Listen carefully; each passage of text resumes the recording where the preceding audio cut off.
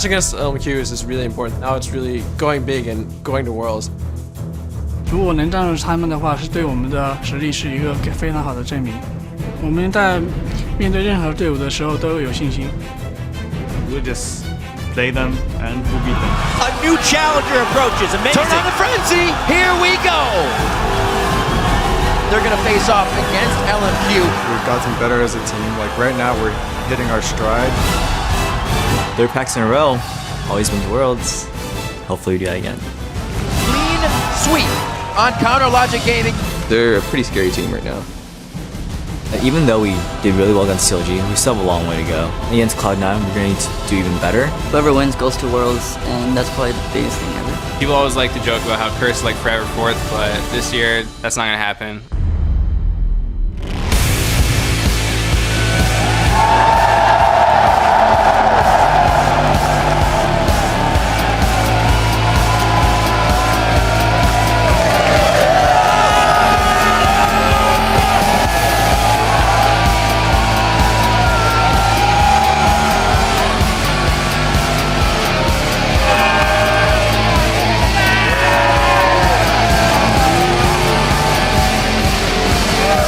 Welcome back to our continuing coverage of the 2014 North American LCS Summer Playoffs.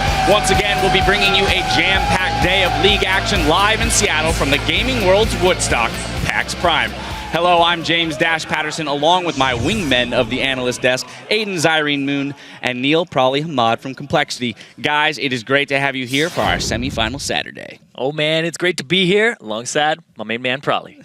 Now, before we get into the North American action, a bit of news coming out of Korea. So for those of you who haven't seen it yet and are planning to, spoiler alert, you might want to mute your speakers and avert your eyes for just a minute. I'll give you a second. All right. In a stunning 3-1 series, Najin White Shield defeated reigning world champions SKT T1K. And guys, the world's curse claims yet another victim. Yeah, I was actually pretty happy in a way just to see, like, oh yeah, they won last time and now they're struggling to get back into Worlds. I kind of like that level of competition is able to step up every year. Yeah, and it's so crazy to think about that when you are the world championship, we've never had a world championship qualify for the next following Worlds consecutively. It kind of makes you want to finish second, doesn't it? No, it doesn't.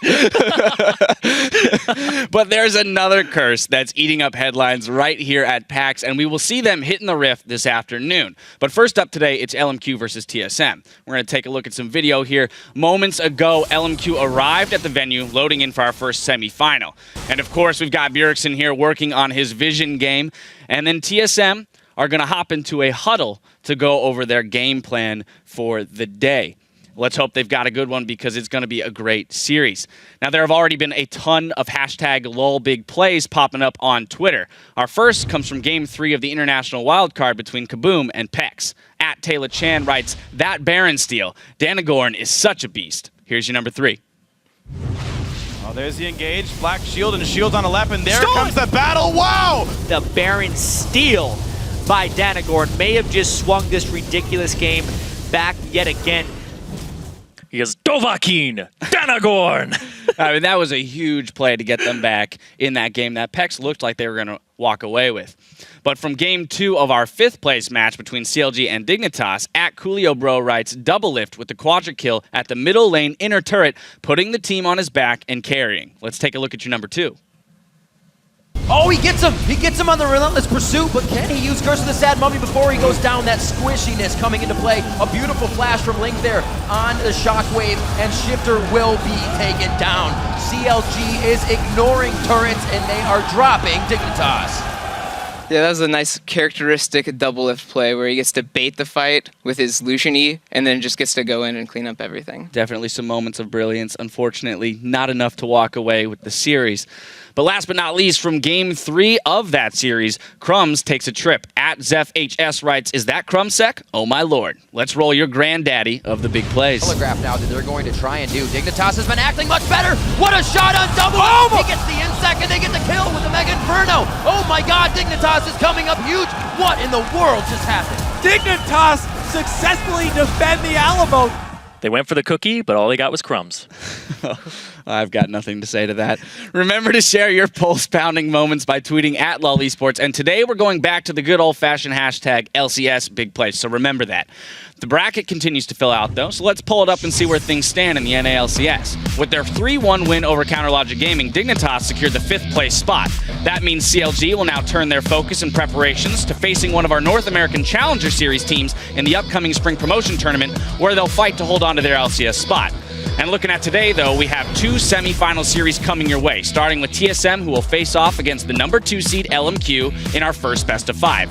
After that, Curse will take on the number 1 seed and defending champions Cloud9. Our winners will advance to the Summer Split Finals, where they will battle it out for the title of champions. They will also lock in a spot to represent North America at the Worlds and compete for the coveted Summoners Cup. Now, without further ado, we're going to send it over to Riv and Jad at the caster desk to get our day started. Thank you very much, Dash. Hello, everyone at PAX Prime. I'm Irving DeBiz III, and with me today is Joshua Jatley. I'm happy to be here, and the fans that are here are definitely dedicated. A lot of them are waiting out in the rain today in Seattle just to get a nice seat here for this series. Absolutely. So, they're ready for the games, so are we. Yeah. And I bet you are too. We're diving right into our first semifinal series of the day. That's LMQ versus Team Solo Mid. Once again, these teams are playing for a shot at the title of the Summer Split Champions and a guaranteed spot in the 2014 World Championship. It's worth playing for. And we've mentioned it before, but TSM, they have made it to Worlds every single year. And when you consider that the 3 champions have never made it back, that's pretty impressive. TSM's on the hunt for a 4th straight trip. In the quarterfinal, they played against Dignitas. They got off to a rough start. They lost the first game, but they kept their cool, and as the series went on, they continued to play better and better. However, with that being said, TSM's actually 0-4 against LMQ in regular season play, and there is kind of a psychological element that can weigh on a team when they face an opponent they haven't been able to beat recently. But if we think back 1 year to last year at PAX, the first game TSM played was against CLG, who they were actually 0-4 with on the regular season, but they 2-0'd them to end up qualifying for Worlds later on. That's right. So anything can happen. They show up at PAX usually. And while LMQ have had TSM's number this split, as we said, they ended the regular season on a down note. The weakest super week they've had at 2-2. They lost their hold on first place on the very last day after an upset by 7th place Evil Geniuses. And the bright side for LMQ is that they've faced losses before, and then they've shown that they're a team that they just don't let defeats get them down, really. I will have to be watching for the fact that LMQ last played competitively on stage about a month ago. Right. And some teams kind of come back after that time off, recharged with a renewed focus, but other teams can kind of find that time off makes them rusty. And, you know, LMQ is a team that really rely on their strong communication and team play. So if they've cooled off, they don't have much time to warm up for this TSM series. That's right. LMQ's aggressive style has worked against TSM so far this split, but Dyrus and company are hoping their new support will help stop LMQ before they can get going. 我觉得打 TSM 我们最大的优势就是在于我们前置滚雪球能力。 They need control early. Like if they get shut down early, they don't know what they have to do. Their weaknesses is basically their strength. They're not afraid to do anything, and sometimes you can capitalize on it. 主要是 TSM 来了一个新辅助，然后我们发现从一开始战胜他们是比较简单的，然后到后来是越来越难，然后 I have met them in Korea. I'm not worried about them. 如果回想到以前，就是在 LCS 就常规赛打他们的时候，就是我们全胜他们。 We have been 0-4 in the regular season, but we had so many issues that had to be sorted out. LMQ really has one play style that's over aggression. If they can't perform that, they will lose the game. 我们要赢得这场比赛，我觉得还是就打出自己的就队伍的就特性吧，就发挥好自己的，我觉得我们能赢。 Really putting a lot of consideration on that bot lane, and with Lustboy in their last matchup, it was the closest game they had against LMQ. I know they still haven't trumped them yet, but honestly, TSM looked very good in that playoff series against Dignitas, and we really do have to see how LMQ looks after that time off. That's right, so let's get right into it with a quick look at the starting lineups. On the blue side, it will be LMQ. That's top lane Ackerman, No Name in the jungle, Xiao Zhao in the mid lane, Vasily at AD, and more right behind him at support. Yeah, the red side, however, will be TSM for this game one. Dyrus in the top lane.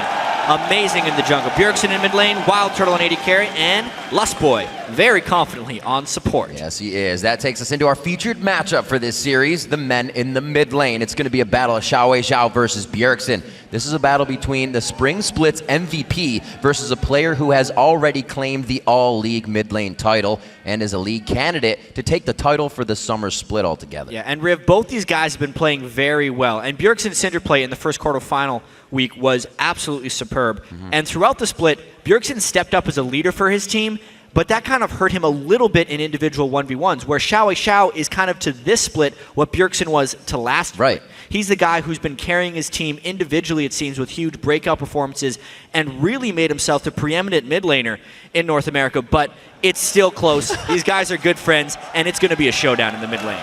They are so ready. It's been so long since they've played, almost 2 patches. We remember we seen the last game, Gragas was still being banned against Ackerman in the top lane. So these guys have had a lot to really clear out and get ready coming into the semifinal. Xiao looking into the camera like he's never seen it before. What is this new plays? Behind those doughy eyes, he's a killer. Like he's top kills in the LCS.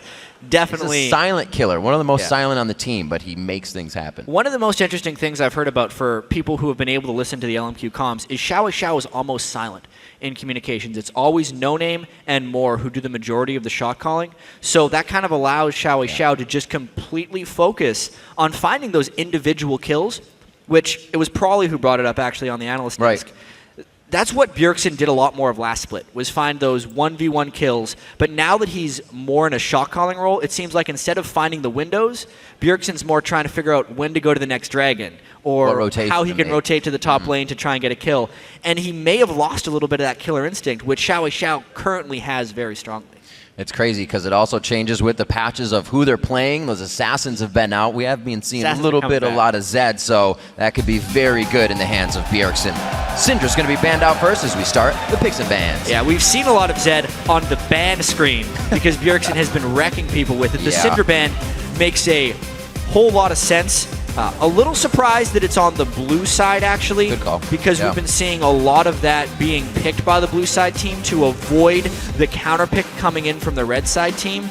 But it really seems like LMQ has their eyes on Bjergsen as far as these bans are concerned. Yeah, throwing it right down. They're not afraid to say what they are thinking. Like I said, one of my favorites is that teams will just kind of put anything out there in the first game. You got 5 games to go, possibly, and really anything can happen. Most of these matches as well between TSM and LNQ throughout the season were above 30 to 40 and 50 minutes, so they could easily go for 50-minute games here. It was a little bit strange watching these guys play during the regular season because LMQ came out with so much fast early aggression. They would get a 3,000 or 4,000 gold lead early on in the game. Yeah. And then TSM would never really try and get it back, and they would just slowly get a larger and larger gold deficit until LMQ would just end up winning the game. So TSM will have to do something a little bit differently, especially in the early game plan, or have to change their mid to late game play style against LMQ here. Very interesting. Maokai was not banned. No. I wonder if we'll see it picked early. Nunu's taken out, especially by LMQ. Amazing has been picking that up recently and increasing his champion pool, something that was criticized much throughout the season. Amazing played a fantastic quarterfinal. Yep.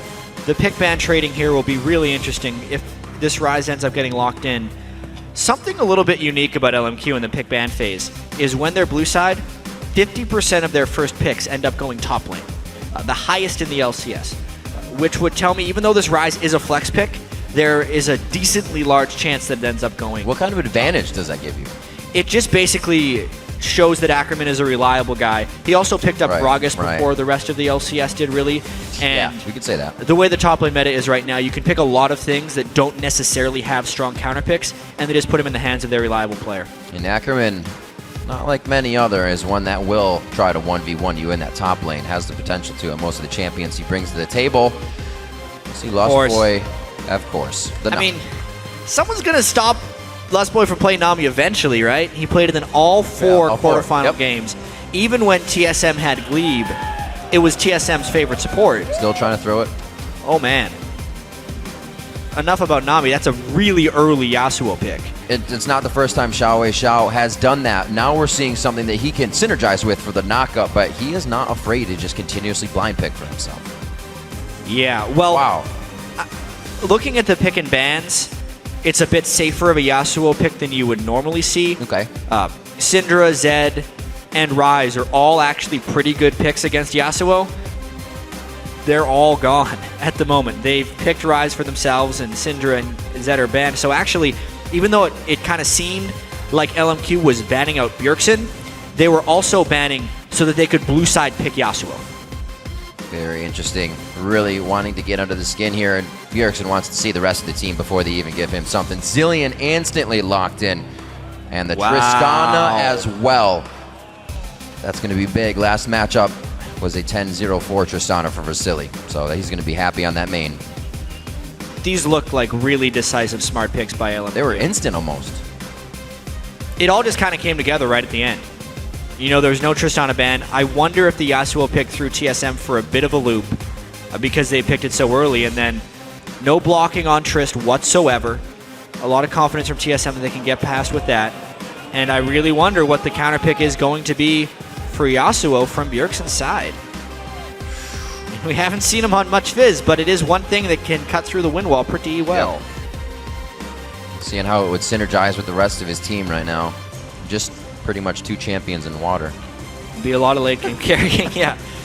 The Nami Fizz synergy under the sea. But yeah, it's kind of a runaround. They have a good fight squad. If they can get Fizz in there with a Mundo. It seems like they're going to be going for it. They must just be adjusting mastery pages at the moment.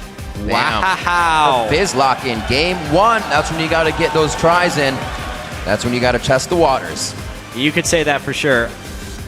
All right, so Fizz is a champion we haven't seen much of in the North American LCS, but it's definitely been gaining a whole bunch of popularity worldwide. European LCS and playoffs and near the end of the regular season, there's many Fizz players that drew a lot of bans. Also in China, it's a permaban against certain teams who have mastered Fizz in the mid lane. So if it's something that Bjergsen has actually been training well, it is absolutely lethal. It's just not something that is common in the North American scene. Be very interested to see how Bjergsen brings this one out. Like we said before, we haven't seen these two teams go at it for quite some time. They've had a lot of time to figure each other out. We'll talk a little bit more about that as the teams load onto the Rift. We're going to see who you guys are saying are going to win this series. Coming up, according to LOLesports.com, 64% of you are calling this one for TSM, so it's still very close. Even with pretty much the home turf, everybody's going to be chanting TSM today. Definitely feels like home turf. PAX is always home turf for TSM. Remember, though, keep sending the picks throughout. Tweet at LOLesports, the hashtag LMQWin or the hashtag TSMWin. We'll be checking back on that throughout the game. I really am excited about this pick and ban phase, actually. Just because... Tell me why. I'm not even sure yet. Right? It's just the way the teams came together. Like, the fact that LMQ stuck to their guns with the first pick of Ryze for the top lane like they usually do. Yeah. They actually banned around a pick for themselves instead of almost banning against an opponent, which is something you do not see very frequently from teams. And then LMQ just put together so many synergies on their team because of that strategy, being able to combo the Trist with the Yasuo and then still getting a Zilean. It's impressive. Very impressive team fight they can be putting together. We'll see if LMQ gets what they want. Like Dyrus said, the thing that they're best at is also their weakness, is kind of not caring and always going in. TSM wants to take advantage of the mistakes when they're always going in. Let's see if they can get that off in the beginning of the game. Yeah, you would think Dyrus wasn't making much sense when he said that, but it actually does. It makes sense. Makes sense for that one. Their craziness, it's good and bad. The Cleaver War. Yeah. Took a little bit more than he I haven't seen this in a while. Gave right there. Yeah, defensive starts here. TSM actually didn't get much 2v2 laning in during their semifinals. Dignitas lane swapped him almost every single game. Even from that red side. Which was actually very interesting, or a curious choice to me, because the TSM duo lane throughout the regular season did not perform well in 2v2s. Wild Turtle was almost always behind his opponent in CS. And Vasily, in this case, is usually ahead of his opponent in CS. Absolutely. Which would make you think that LMQ wants the 2v2. The other wrinkle we have in here is the Zilean versus Nami matchup. It's one of actually the few matchups where Zilean doesn't do well recently. Nami can actually win that one if played just right. So I really want to see how that 2v2 unfolds. And Lustboy, he's on his favorite. He's got that main, like you said. Yep. Now it's going to be 5 games in a row across the board that he's played it. And we're talking about Vasily and more. How much kind of respect that TSM gives them. Throughout the season, they have an 80.6 kill participation from that bottom lane, starting things off and getting quite a few kills and momentum for the team. And you can see a nice little clever move there.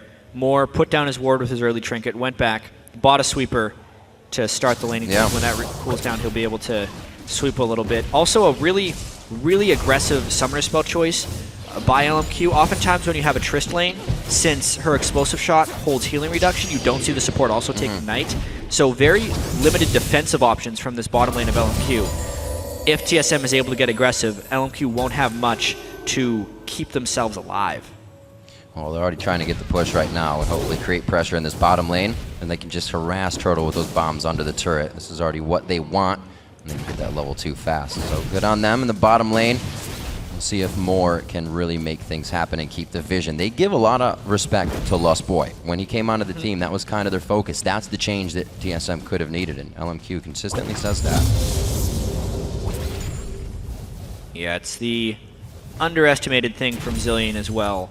The global experience boost that Zilean can grant the team, meaning all the solo lanes can also hit level 2 a little bit sooner than normal. Will give LMQ slight edges in these lanes, but this is the featured matchup we're really going to be looking for.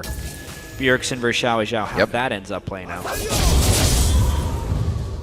So far, not too shabby. Obviously, they're not going to get any pressure at this point, but Xiao Xiao is the guy we said has been going for the 1v1 kills. May not be able to do that with the safety that Fizz can provide for Bjergsen. And we were talking a little bit about his kind of mentality change throughout the season, being able to focus on the mid game, but now he's the strat caller. He's the one that doesn't focus on those kills. See if it actually affects his assassin play here on Fizz. Well, he's definitely been getting back to assassins in scrim play and has drawn multiple assassin bans. And he had some pretty spectacular Cinder games their last set against Dignitas. Absolutely. Slow movement up here. TSM seems to have the gank, but they don't have the vision in the brush. Simple brush control. Wow, coming up with a bomb for first blood. That is absolutely huge. Flash down as well and heal for TSM. Wow, just not the best overall map awareness there by Lustboy. He basically walked straight into the brush, and that was one of those situations where if a jungler's there, you die. If a jungler's not there, you gain a little bit of lane pressure. So as far as risk management goes, it's not a smart brush to check, something that did not happen at all during this quarterfinal match against Dignitas. Lustboy played pretty much flawlessly. Yeah. Makes the first mistake of the series, however. Great control, LMQ knowing where they need to put the first bit of pressure on. And it looks like they're going to be all right. TSM knows they're going to have to play this one very safe now and get that farm up. See where No Name's going to be heading after this. See if he feels that pressure in the bottom lane was significant enough to try and go for a pre-6 Mundo gank in the top lane and get Dyrus shut down as well. Yeah, that would be a pretty bold move. Ackerman seems to be holding his own pretty well against Mundo. That's going to be a farm trading matchup. Both those top laners scale quite generously. The main thing that will have to be tracked still is the mid lane between Fizz and Yasuo here. I want to see really the first item buys, whether Xiao Xiao is willing to just go with the Avarice Blade right off the bat, or if he tries to pick up a Zeal for a bit more combat effectiveness. Depends on whether he wants to get aggressive in the lane or if he's just trying to farm it out. Against Fizz, though, if Fizz starts to get a lead on you, Fizz will completely kind of shut you out because the vast amount of kill pressure that happens there. Although there is a gank approaching. Didn't hear any pings out of that. He actually stayed out of vision. Xiao Xiao keeps himself safe. We get a little bit of roam here from Moore. He's going to try to get some forward wards in and start helping LMQ. Make sure they don't get any counter ganks here from Amazing on the backside. They want to pressure that bottom lane. Already a pink ward in the Tribal. We'll see if LMQ's vision control can start starving out TSM here. This is actually what pretty much led to all of TSM's defeats to LMQ in the regular season. An early game misstep, and then never being able to recover against LMQ. They have to find a way to recover here. Otherwise, the LMQ early game will continue to lead to victories. Another one of those face checks! Whoa, he just walked through the ward. Mord ate that and forced the flash there. A little bit of miscommunication with the vision that they actually had. Great job by Amazing to just keep it going through. They gain a bit of ground back in that lane. They're still down those summoners, though. Super close right there. If Lustboy would have been able to queue up a bubble for that, they would have been able to secure a kill, but luckily the flash got in just at the right time. Look at the damage match. 2 pickaxes by the 80 carries the bottom lane. Oh, more damage. Ardent Blaze just missing as Vasili's forced to jump away. Looks like he's going to go home on this one. See that pickaxe to pickaxe. Yeah. From 80 carries. However, a Lucian pickaxe is much more valuable than a Trist pickaxe early on. Just because Lucian has a lot of AD ratios on his spells, whereas Trist does not. Yeah, that was a really good choice.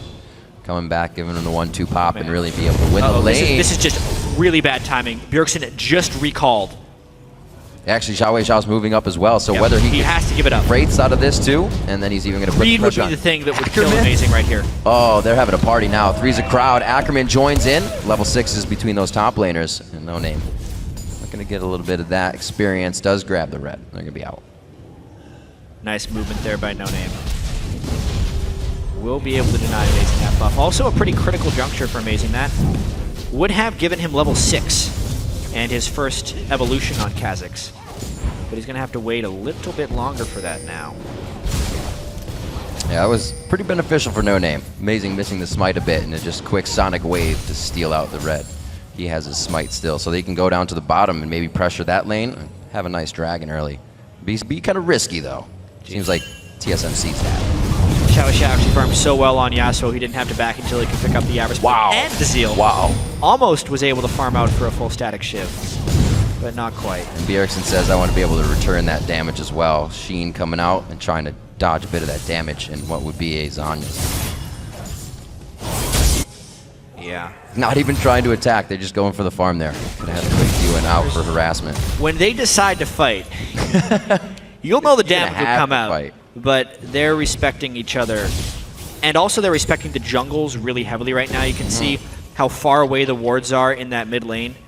Jungle approaches could definitely happen if they engage each other. I think that's the main thing stopping them from fighting each other right now, is the general lack of jungle vision.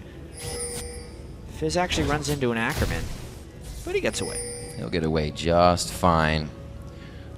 Talking to Crepo earlier, saying Lustboy is a huge provider of vision for the team. Really kind of picked up a different level of that. So once these guys in the bottom lane of TSM can get out, Lustboy can start to provide that.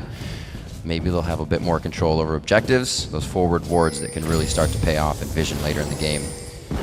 Slow movements toward this dragon though, Jat. They're still somewhat looking at it, and Xiao would be a huge factor to fight in this one with the item threshold. More hitting level 6 here is very key for LMQ. The chrono shift from Zillion is really critical right now. Also, Lustboy just chunked down a mana potion because he's having a little bit of trouble keeping up with the bomb harass damage, but because of the mana potion he was able to sustain up Wild Turtle. I really wonder if we're going to be seeing that dragon shortly. Because of the blue buff steal, Ackerman was able to get his own blue buff, which is really helping him in the top lane against Dyrus. Also going for the tier, getting more damage out of that, but these guys are looking for the late game. They're not afraid to kind of lose pressure in the lanes that are on the outside. Bottom's already got a few kills. No Name has himself going, almost up to his item as well. So very close by the junglers. Amazing's done a good job to keep himself in, even though he's been denied that red. We have not seen him yet, though. He did start to come out big in the previous match. Saw against Dig. TSM had a lot of big plays in that series, but even then, they were saying they just do not play the same on LAN as they do during scrims. And the same may be evident here. They just do not seem to have a huge amount of decisiveness. They want to try and get Xiao, though. He burns his tornado, yet he's able to just walk away. Potentially straight down. Fish goes on. There's the exhaust, but the damage is going to be from Amazing as well. Xiao tries to dash back through. This is crowd control coming in. He throws his own ultimate down. Can Ackerman capitalize on this kill? Yes, he does. Dyrus has also come in. He will not be able to get a kill off of this. but they are able to somehow disengage the fight. Vasily could be getting hit up here. Big moves coming in. Great turnaround. Wild Turtle waiting for the chrono shift to go down. He's trying to focus the damage in the correct way, but No Name gets in his face, and he's going to make it even harder. Dragon's Rage back to the wall, and they are now so split. Lustboy doing what he can on the back line. Dyrus has enough time to come down to the bottom lane now. What an escape right there by LMQ.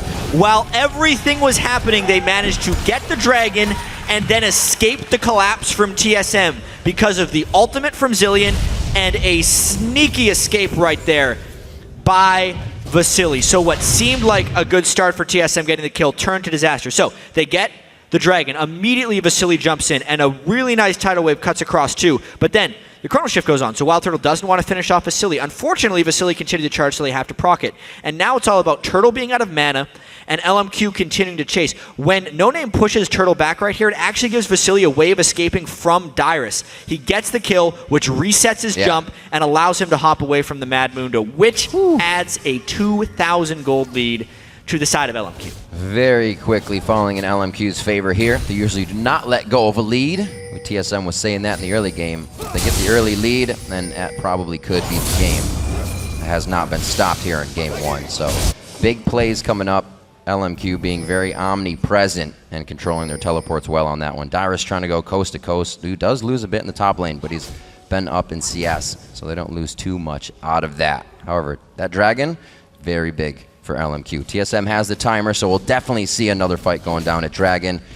And it looks so close. These fights looked like it was going in TSM's favor a lot, but the disengage from LMQ there was great. One of the things that happens with Zilean, he just turns fights around. The teleport from Ackerman as well to get the kill back on Amazing was really key. Potentially losing control of this game a little bit from TSM's side. Has to be playing on their minds. Things that don't go right one after the other like that definitely gets a little tense. Still see Infinity Edge builds coming in from both Wild Turtle and Vasily. That's going to be helping Wild Turtle. They can still fight, but it's the Zilean and the bombs that are really changing that lane.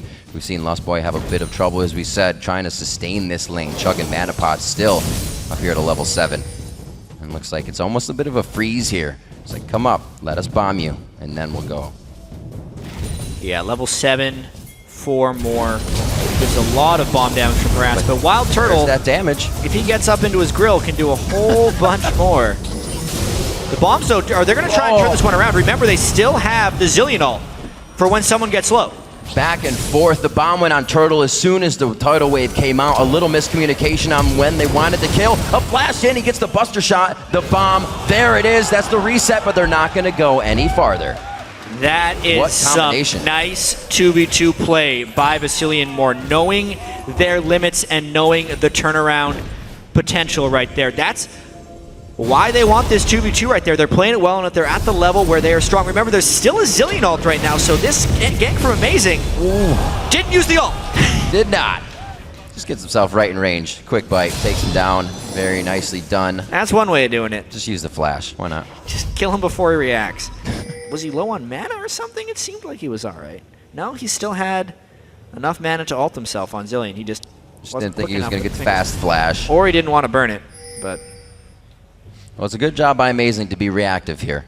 Yeah. Definitely something needs to be done right now with this 2,000 gold deficit. And it will help if he can get big and really participate in these dragon fights and not be as squishy Kazakhs. Xiao 164 to 140, keeping consistent in him versus his opponents. They're usually down in CS by the 10, 15, and 20-minute mark, and that has not changed for Xiao in the mid lane. Such a staple player, and pretty much, for not saying anything, he can lead the team with just his plays. Yeah, his mechanics in the mid lane definitely lead an advantage, which makes shot calling much easier. Yeah. When your mid laner is always ahead, for some reason the game's just really easy to call. It's like there's no pressure anywhere. Yeah. Minute and 30 left on Dragon. That's where TSM's hoping to find that headstrong play from LMQ and really take them by surprise. We already seen Wild Turtle able to put out some good damage. He's focusing more damage as well. He didn't get the critical cloak. He started going for the brutalizer of what would be in his Ghost Blade because it's going to help in the lane. Those bombs continue to chunk. Yep. Little Wild Turtle right here, and they got to be careful that the same thing doesn't happen again. This time there is some junglers waiting to run into each other. Sweeping out the ward may stop this counter gank from happening altogether. A trade of skill shots. Junglers get out, but they both know where each other are, and this is pretty much going to be a millabout in the bottom lane with the next 45 seconds on Dragon. Vasily knows he has enough time to back. It's good to document that. 45 seconds, go back, and he's back to Dragon. Yeah, both teleports up. Dyrus really needs to hit level 11 for a more powerful heal on his ult. TSM wants to get vision control over the Dragon area, but it's very expensive to go and get that at the moment. You can see very limited vision from LMQ, actually. See if they can sneak in there to get some supremacy here. The key thing is LMQ knows they're ahead, so I think they're banking on the fact that they should just be able to group and go if TSM starts the Dragon. But vision would be what TSM needs to try and sneak back in this game. Landing a nice shark from Fizz or a bubble over the wall could very well turn the tides here. You don't say. Oh, it looks like... Whoa, speed up, going straight aggressive. He gets him on the jump. No Name Baby. Oh, he didn't do the right ward jump. He's going to go ahead and get the kick. He knows it can activate the last breath. Busboy's going to be going down, and they are focusing what would be that vision provider for TSM. Or they just rush in, burn 2 ultimates, and get an easy kill before the tidal wave can even be used. I don't think TSM decides to contest this one without a tidal wave or disengage. Such a great game so far for LMQ. More 2, 1, and 2. Great kill participation. They're looking aggressive. How much poke can they actually get down here? Vasily could shut down. Turtle could shut down Vasily with the damage he's got right now. They decided to back off. That teleport comes in. Amazing. He's going to be left going. He gets the Rune Prison, though. That's going to cancel out any of that movement that he gets, and LMQ just goes ahead and walks that one to the home plate. That is just an old bad habit right there by TSM. It seemed like they were not on the same page whatsoever. Half the team wanted to turn, half the team didn't want to go in. You could see that by the dueling teleports from LMQ and TSM. Dyrus canceled his, it looked like. Ackerman completed his. Amazing had not retreated because the communication either came in last minute or wasn't communicated, and it leads to the death of yet another TSM member and a big gold deficit. LMQ's not going to be letting go anytime soon. Dyrus still trying to pressure the top lane here, and he's not gotten much.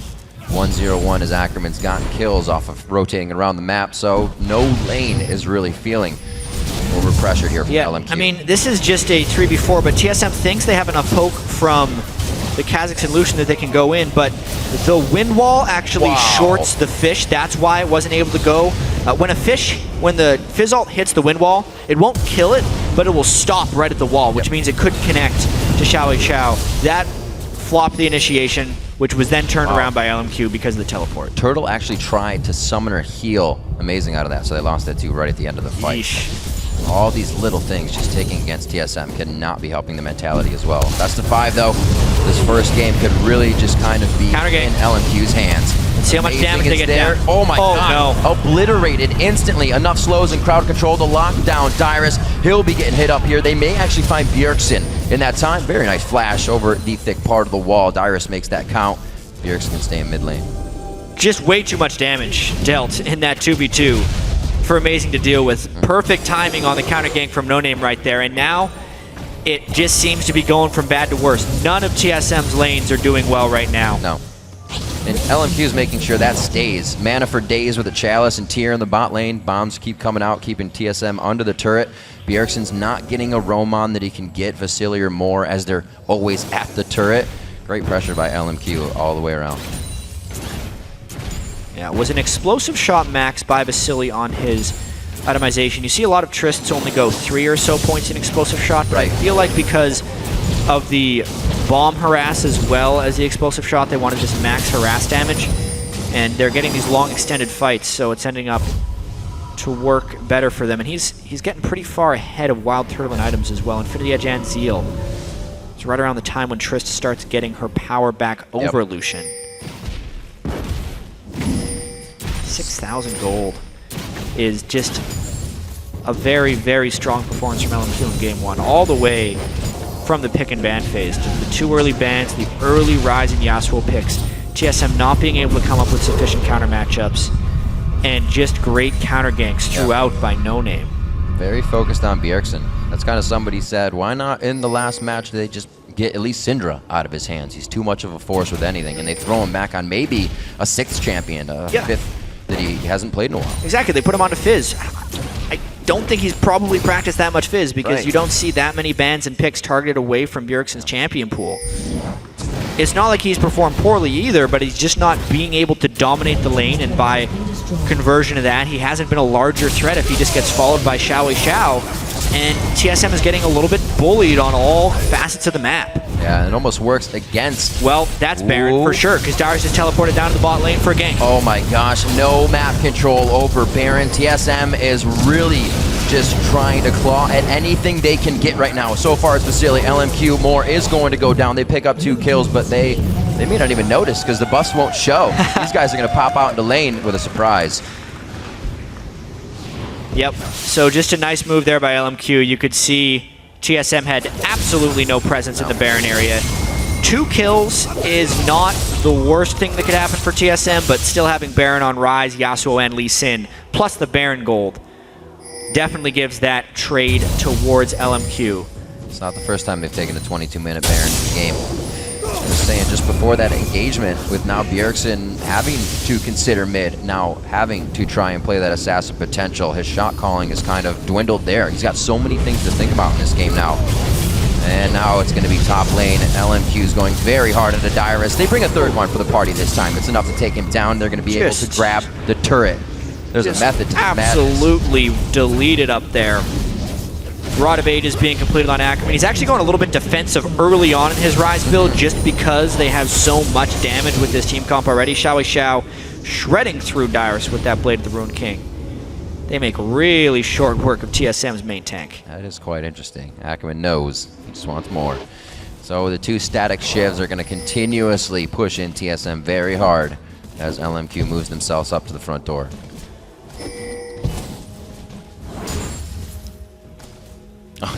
Sorry. Thought you were ready. I was giving it to you. 8-4 here, 23-45. I don't see this one being in TSM's favor. Something's going to have to happen. We had some crazy games yesterday. Definitely mistakes that can be made, but LMQ is really not the team to be doing that. 41.2 to 33.8. Headstrong for the victory here. Might be even under 30 if they can get a really good fight. This Baron's going to keep it strong. It definitely seems like LMQ's going for this sub 30-minute win here. If they can just keep on going, 7,000 gold lead. Yeah. Strong tanks going in. Willingness to initiate. Complete dragon control. Everything kind of on the way. At the moment, it looks like Xiao can be a split pusher if he wants to. No one really on TSM can deal with him right now. It seems like maybe Bjergsen if he lands the right combo because of the Zhonya's to maybe ward off some of that damage, but as far as a straight up 5v5, TSM can't touch LMQ. No, not at all. And like we said, that came from picks and bans. It was a game where LMQ selected whatever they wanted, even though they saw things on the side of TSM. They really weren't giving any care to it. Not giving any care to these middle turrets either, and they're going to be on the inhibitors only 24 or 25 minutes in. TSM set up the last bit of wards that are going to give them safety outside their base. Yet they're still not able to defend these turrets. They're trying to get some split push going down from Dyrus, but this puts them at actually a pretty big risk because they're at the teleport disadvantage right now. Ackerman could teleport in and Dyrus would not be able to match, which could create a 5v4 dive for LMQ if they really decide to get aggressive here. Not the game one TSM was hoping for. No, absolutely not.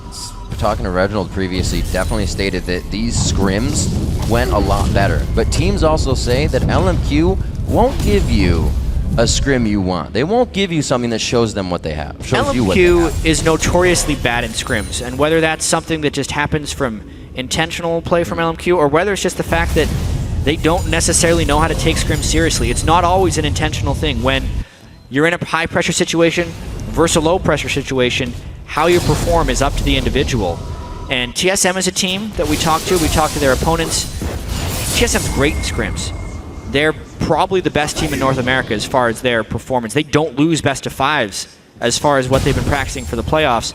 Yet when they played against Dignitas, they were saying they play way worse in that series. Yeah. Far worse. And then coming into today, TSM was saying if they can just play like they do in scrims, win no problem. But they only play like they do in scrims about 30% of the time. Right. Whereas LMQ gets trashed on in scrims. But as soon as it gets to the LCS stage, it's like they're a completely different team. Very interesting way to play the game. Maybe they feel like they just have such an upper hand on their opponents due to that aspect. And it gives them the edge to feel like they can play confident, because that's the style they bring all the time. It's pure confidence. Just set up a wind wall and let me dash in front of your turret. These guys are not afraid to go in. Wild Turtle's going to be hit up. That's a bomb that he can't get away from. Bjergsen throws down the Zanya's. It doesn't even jump the water. This is a great fight for TSM, though. Out the ultimate. Xiao getting hurt. There's the exhaust going down. He's actually able to take down Xiao. Amazing, doing a great job. So, there it is. Ackerman and the team go in a little too hard, and it starts to bite back against them. Wow, so TSM gets a 5-for-1 ace when all is said is done, and they get the kill onto Bjergsen. TSM was down 10,000 gold before that fight, but the dive just went completely pear-shaped. I'm pretty sure we'll have to see that again. Bjergsen hit everyone in that fight because the wind wall was burned early, so there was nothing to stop the Shark, and I think he wrecked them right there. So yes, they do get the catch on to Wild Turtle. No Name jumps in, flashes behind Wild Turtle. They delete him right off the bat, but the question is, what did they burn? The turret's on No Name. Watch for Bjergsen and the Shark. So he basically deletes Vasily before anything happens. And since the ultimate was burned on just a single target of TSM, the damage was actually gone there from LMQ, so not a very well orchestrated turret dive, keeping TSM in this game. Ooh. That was very unexpected. Very unexpected indeed. LMQ going a little too hard. That's their sub 30-minute win they were looking for, Jat. Not something that they executed correctly, so a flaw coming out here finally in the 28-minute game for LMQ. They have to reconsider now how these fights go. And also remember that the Zillion ult pretty much wasn't a factor that fight. The damage came too quickly and it was too chaotic to actually land a priority Zillion ult. Now it's going to be about Baron and Dragon control. TSM doesn't have the greatest vision, and the catch potential from LMQ is still massive. I got to see what happens when Wild Turtle's in that fight. He got canceled out almost immediately. Oh, he brings over the Chum the Water, so what a bait! Gonna be him. What a bait! Indeed, a bait it was. Dyrus is now in the middle of the fight. He's going to be protecting and peeling as Xiao goes in. He gets the backline to Lustboy, but they're all going to have to dash away. Bjergsen tries to go for the solo kills, but they all have too much focus on him from LMQ inside the river. TSM now turns face, and they're going straight for LMQ's top and bottom lane. Almost take out Vasily. And it looks like it's going to be their turnaround once again. Who's going to be the one standing in the end of this one, though? It looks like the TSM bars as they continuously batter down on LMQ. A little bit of a lead is going a long way now. A 4-for-2, a really split up fight right there. You can see the Zillion ult made them kind of forget about Vasily for a while, and he took him down. If they get this Baron, though, they may very well be completely even or even ahead in this game. Chad, it looks like they've just turned the lights out on LMQ, not seeing these engagements come in, a little flustered in the engagements. We'll have to see. Game one definitely proving to be how pretty quick can get this Baron down, though. That Baron quite low right now. It looks like it's... Oh, man, the steal is a real opportunity. Sonic Wave's on, goes in, stolen! Oh, my God, it was actually stolen by Vasily! Look at him, yelling to the team. They know what they just did, and TSM pretty much gives it back on a platter. They just couldn't get that Baron down fast enough without their AD carry or the Fizz there. And just as LMQ's aggression puts them in a hole, it also pulls them back out. The willingness to just fly in and go for that Baron steal in a 2v3 or more. It's LMQ. We got to remember, these are the guys that come back to fights one at a time, but can make it happen. Stopping Barons, taking Barons. It's consistently throughout the season, and they just do it perfect. And now they're just tanking this turret up without minions, getting it quite low. They know Dyrus and Lustboy haven't revived yet. They get the turret this time. Wow. Does TSM try another fight? The inhibitor is getting up. There's the wind wall. Do they go? Wild Turtles keeping They're around the wind wall. That wind wall, Ackerman taking a lot of damage. He doesn't have a whole lot of army. I just had Glacial Shroud up. It is very helpful. You can see Turtle didn't shred right through him. But man, they are considering these moments when they're in there. It is scary. What a roller coaster of events right there. the words from Dyrus before the game where he said LMQ's greatest strength is also their greatest weakness could not be more true than they were just there. The overaggression gives LMQ the lead, takes it away, and then grants it right back. TSM still wants to find a fight, but that tidal wave is still on cooldown. TSM has proven that they can win fights if they get the right spell combos off. Wild Turtle is definitely up in items, so if he can get those shots out, he will be dropping people. The wall's up, he is the man to clear, and they're not going to have any trouble with that top inhibitor turret. LMQ is playing the waiting game. So many ridiculously close encounters happened on the lead up to that Baron. It was nearly a clean ace from TSM, but they just lost Bjergsen and Wild Turtle from slivers of health. Yeah. And it ends up just at the end of the day giving LMQ the Baron buff. It's so crazy. I think TSM just brought that back. LMQ already back on the doorstep, peppering another inhibitor turret here, keeping it to a practically 10,000 gold lead. Yeah, this is tricky. Dyrus has gotten very low from the harass. Plus, if Vasily just tanks him with an explosive shard or more throws an ignite at him, he wouldn't be much of a tank at this point. But he pops the ultimate to push them off the turret for now. They don't have much longer, though. I mean, the move speed is now gone from Mundo. They have to use this culling for wave clear. Really good timing, clearing one more wave, allowing the super minions to be cleared at the base.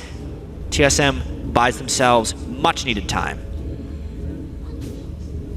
Very intense. I'm expecting a tidal wave anytime from Lust Boys to go in here, wait for that wind wall to be down so it just doesn't get countered. But it's because LMQ is going to want to just go under this turret if they don't get it right away. It's a little easier to work around a wind wall than it is a Braum shield. Yeah. So the tidal wave should actually be able to land. They're using it right now, trying to get the turret down. If they can navigate around this, they're going to go. So close to bubble, just missing acumen. Nice sidestep. They lose the turret, and you can see that's the time a team tries to re-engage when the other team is not in position. You've been standing still, firing at a turret, but LMQ is already in the right positioning. Notice a little bit more caution from LMQ this time around, but it's slowly working for them. Right now, Kazak's back in base. Dyrus ultimate still barely on cooldown. Second inhibitor may break the back of TSM. They're going to want to fight this before it goes down. Yet, one of TSM's Achilles heels against LMQ is the unwillingness to go in when it's not 100% fight. Maybe if that wind wall's down there. Here they go, baby! Watching Moore's ultimate. There is the tidal wave. That's what they wanted. Xiao in by himself, and he gets deleted. This gives TSM time to focus. 1 and 2. That's going to be No Name going down. The focus now into Ackerman. Beautiful job on the backside for him to get a kill over himself. And Bjergsen's going to stay alive here. One more bomb could definitely be bad news bears for him, but it looks like they're going to be able to get that one down. Bubble Trouble is the name for that kill. And is on the base. Look, see what was happening during the fight. You can see TSM waited until the last possible moment to get that fight. And a bit of a misplay there by Xiao, extending beyond the range of more Zillion ultimate, eventually led to another one team fight for TSM. But boy, do they ever have their backs against the wall. They have to wait for their inhibitors to respawn before they can pretty much do anything, because their base is wide open. And you can even know if Ackerman can solo this dragon. Maybe. It hits pretty hard. I'm going to give him a thumbs up and hope we can do it. We definitely saw that LMQ almost, they liked what happened there, but there was a bit of head shaking. There was kind of a small facepalm coming in as well. That could have been cleaner, and they know it. Watch this. Xiao lands the tornado, and he's like, I guess he has to go, but it's only onto a Mundo. He gets eaten by an exhaust, and then Moore is down as well. And here, the ultimate gets used onto himself as he's getting jumped on, which just opens the door for Vasily to get pretty much obliterated right there. The debuff from Bjergsen is able to dot him out right at the end. So a really nice set of plays there by Bjergsen, charging in at just the right time. And he's turning himself into quite a threat. If he finishes that death cap onto Fizz, he'll be able to one-shot a lot of people despite this 10,000 gold disadvantage by TSM. Get back to those team fights. Bjergsen really thrives, and he's the one to start to pull the team and put him on his back. Doing a great job right now. You can see the kind of vision that TSM has, just cleavering Xiao as he comes through the brush. TSM's gaining a lot of good ground here, but it's still 10,000 gold lead. And Vasily's on the other side. A rapid-fire Tristana is going to drop that Nexus after Bjergsen wants to flank. If he can start on anyone, great ward by Moore to stop that flank in its tracks. Got that sixth sense. It's all about the initiation right here. LMQ went a little bit too deep on their last several initiations. Just waiting, seeing Amazing on the outside. He wants to try and add the pressure. But he knows he can't just dive straight in. There's way too much focus and distance from Team Solo Mid on their own side of the map. Ackerman is so strong right now. You can see him just running around with that zillion speed boost. It's like a monster that no one wants to get close to. So big. Charged up on his rod. Saracen brace for him as well. Very consistent play from Ackerman in the top lane all season from LMQ as they try their hand one more time. Jat here. Could be the final one. I love the positioning from TSM here, though, how they're keeping their assassin threats around the side to prevent a front line from bullying through. But if Amazing gets caught like that, that's bad news. He's forced to jump ultimate back. Down. They lose a bit of that coordination they have in the positioning. They know it's just one on the outside now, and they're able to run through the base, oh, no. forcing TSM to leave and try and back. This has to be the fight. Mundo is behind them with Fizz. They're collapsing. Here comes Dyrus onto the backside. He's got 4 members focused on him. Vasily can't do much. He gets hit right into the wall as well. It's going to be amazing. Very low as he jumps out of the fight. What a spread out fight. So much focus to try and be used here. TSM coming out on top once again in their own base. Vasily very low with that red buff on. Whoa, Amazing goes for Brew. He gets taken down by No Name, but it will be traded right back to Lustboy. The retribution kills are everywhere. Look at the stress on TSM's faces right now. They are holding on by a thread. What is it with these game ones of these best of fives? They're always delivering the strongest games. Vasily lives. He is getting stronger and stronger as this game goes, and TSM's base is getting weaker and weaker. Both inhibitors down. No defending Nexus turrets. The Baron is up. Oh no. Single plays. Oh, Vasily! The plays! You gotta be kidding me. He's gonna go for the Nexus. He's got these turret waves. He could go for the Nexus. He doesn't even really, he doesn't need though. He's like, wait, there's turrets. No, there's no turrets. I don't need minions. I'm going right for the Nexus. Dyrus is not gonna be able to do anything here. Wait a minute. He's considering it. Just jump by him. Turn on the rapid fire. Brandwidth to slow him down. Oh my gosh, he's actually gonna take him down. Oh my god, this game. Hesitates and considers. Dyrus comes out with the upper hand and TSM stays alive. The damage of Mundo. He wants more. He's going to have to be a little bit careful. I mean, there's no defense for TSM's base right now. Vasily nearly single-handedly won the game there for LMQ. Now the Baron is up. This is an indefensible Baron for TSM. They have to be on wave duty. And they're going to have to win yet another fight at their base if they want to keep this game alive. Wow. This is getting crazy right now. Coming up on 40 minutes, LMQ uncontested on their 3rd Baron of the game. Somehow TSM rather, still keeping themselves alive. The last inhibitor turret in the bottom, I don't even think is in the eyes here of LMQ unless they're saying, we want to force a fight and you're going to have to defend this. As long as the inhibitors are down for TSM, it is absolutely the right call for LMQ to run to the bottom lane. TSM is able to win 5v5s, as you can see with this team comp. As long as the Fizz is getting the right spells off, and boy has Bjergsen been performing fantastically in team fights. See this again. We're going to take a look at this little Fog of War assassination. Just jumps and flashes to finish off Turtle. And then a red buff Tristana is no match for Nami. Just completely probably scaring the crap out of Wild Turtle right there. You win a fight 4-1, you're like, all right, why would a Tristana stick around as the only member of his team? Well, it also shows how long TSM has been in their own base. It's completely dark, even right outside their wall. They've got a few pink wards down by the dragon, but that's only because they're trying to get a little bit back without losing the entire team. Yeah, that is a great point. You can see LMQ just decides to leave the pink ward there for some reason. I was going to say, delete all the wards that TSM has outside their base. This is real trouble for TSM. They have to fight immediately, and even then the super minions would probably kill their Nexus. They need a miracle. Yeah, Vasily's getting the speed up for the in and out. Dyrus on the home guards gets himself a little bit of Talisman of Ascension, and that's been stopped. LMQ is doing the right thing. As long as they just run away, they know that TSM can't chase for long because there are no turrets or inhibitors to defend the monstrous minions coming into their base. There goes the final outer turret. Oh, he's speeding up Vasily, making sure the Trist is safe. They're able to dodge the wave. No Name gets a bit of a ride there, but Dyrus is the focus. He's got grievous wounds, it wears off. HP's coming back from the ultimate. This is Bjergsen coming out of the Zanyas. Where's the damage? Vasily gets chrono shift, whether he goes down or not. He puts himself closer. I like the idea. He's going to be ready to start taking down even more. Game 1, without a doubt. Back and forth through the middle, but LMQ finally puts their fall man inhibitor. Both inhibitors respawn. They're going to have to get this one. There's too many to be stopped, though. Turtle and Dyrus can only do so much. What a game. 41 minutes in, 22-21. LMQ finds the victory. Game ones in these series, all throughout the North American LCS playoffs, have been fantastic. This one, no exception.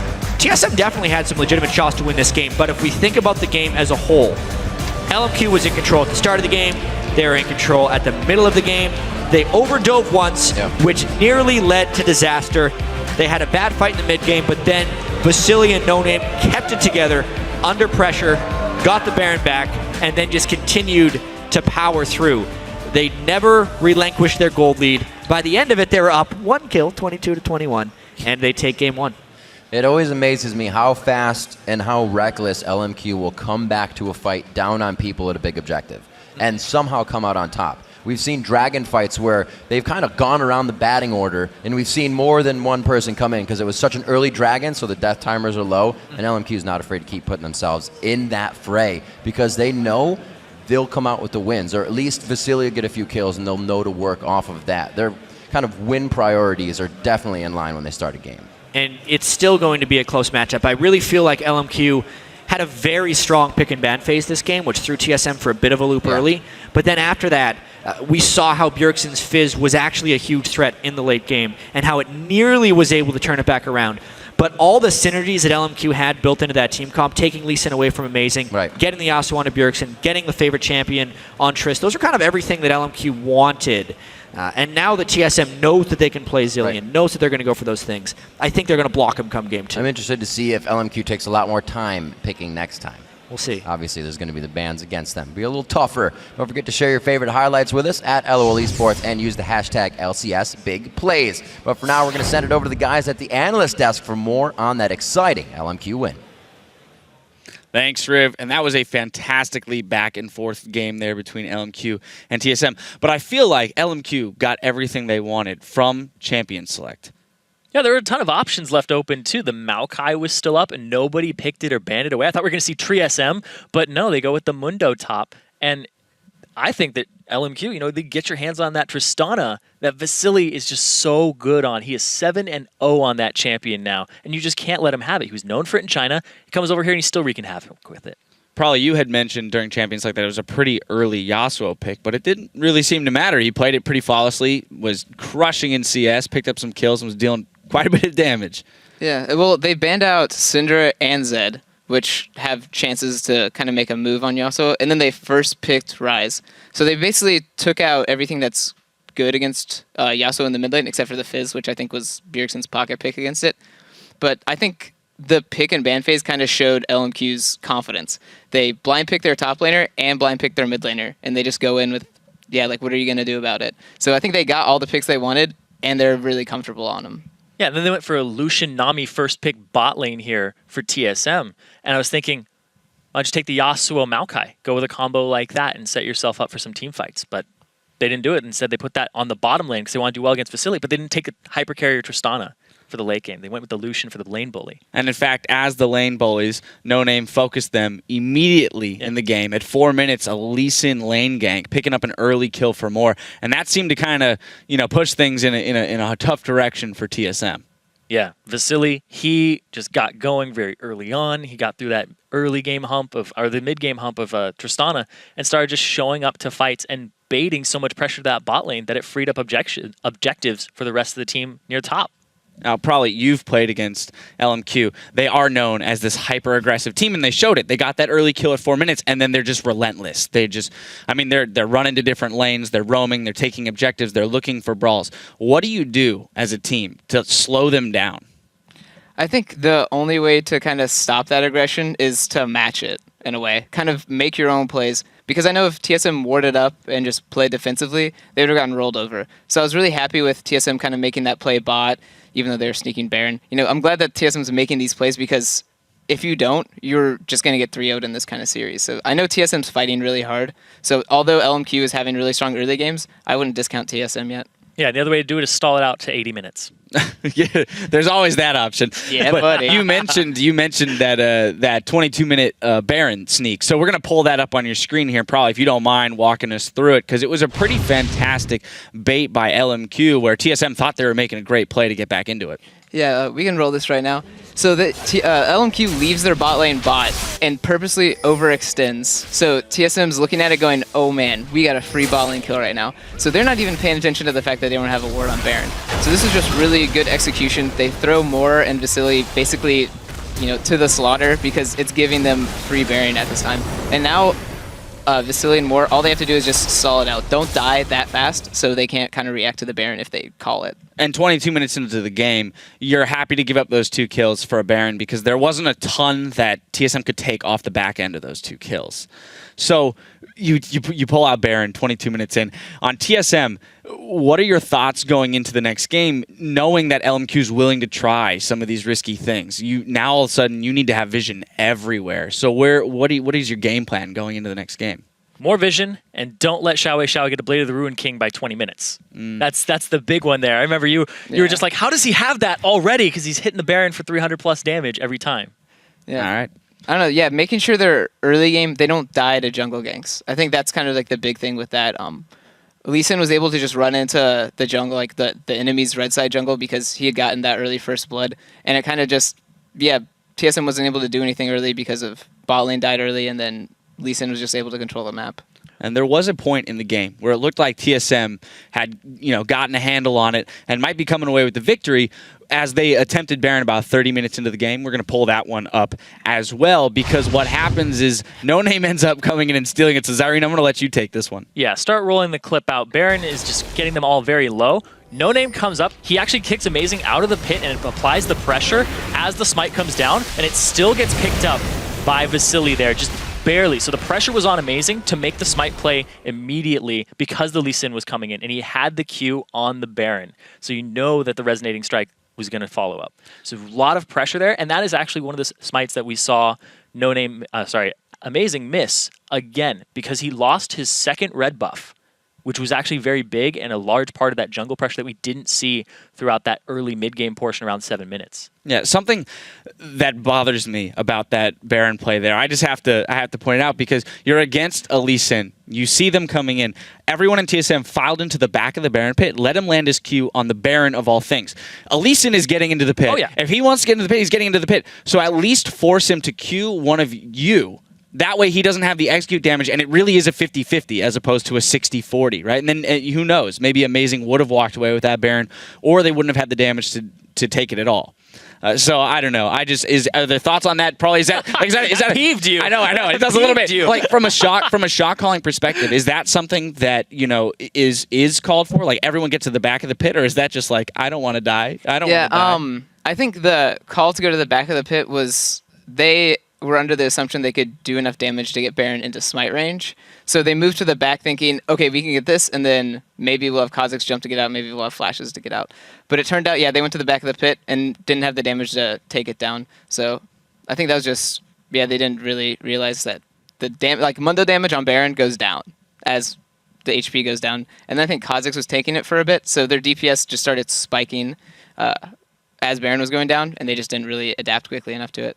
Well, LMQ walked away with that Baron, but there was still a lot of back and forth following that. We saw TSM take a lot of fights.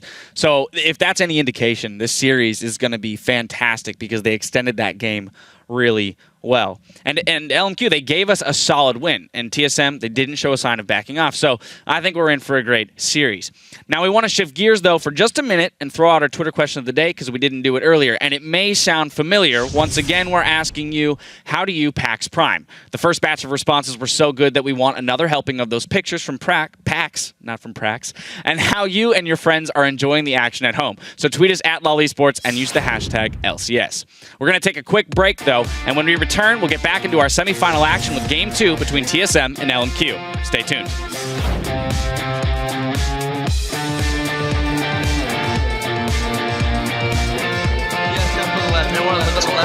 Okay. Count of 3, okay? Guys? 1, 2, 3. That's the other left.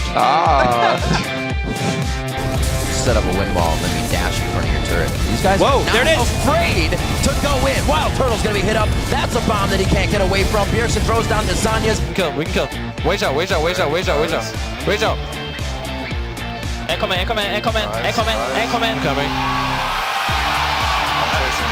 Ah, good job!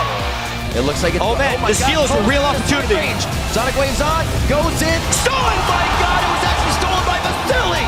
He's going to be ready to start taking down even more. Game 1, without a doubt. Back and forth.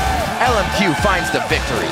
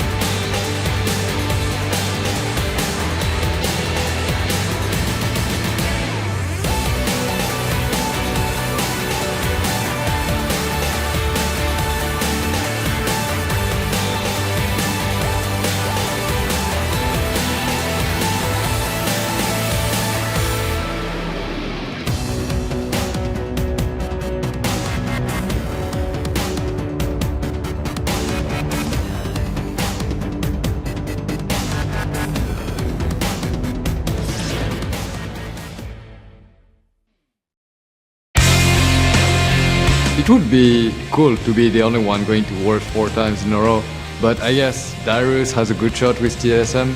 It's the same for X-Special. I like seeing all those old players staying at the top, and I think it's a lot of dedication.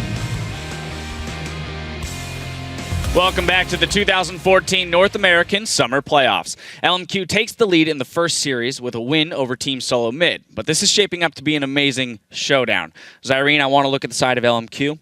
What do they do to snowball that momentum, utilize their early aggression, but not get overly aggressive to take this series? I don't know if you can count on LMQ to not be overly aggressive, but I think what we have to look at is Xiaowei Xiao in the mid lane. He got himself Yasuo there, and then I went back to the picks and bans, I thought about it, and the reason that TSM didn't pick up Yasuo is because Ryze was first picked. And they could have thrown that onto Xiaowei Xiao. So they basically guaranteed him either a counter matchup if they took Yasuo or a comfortable champion for him because they had banned out the counters to it. So I think he just needs to do more of the same and not get Wild Turtle to just E out of his ultimate there, which was very unfortunate and cost him a team fight later on. But I think that he's the key to victory.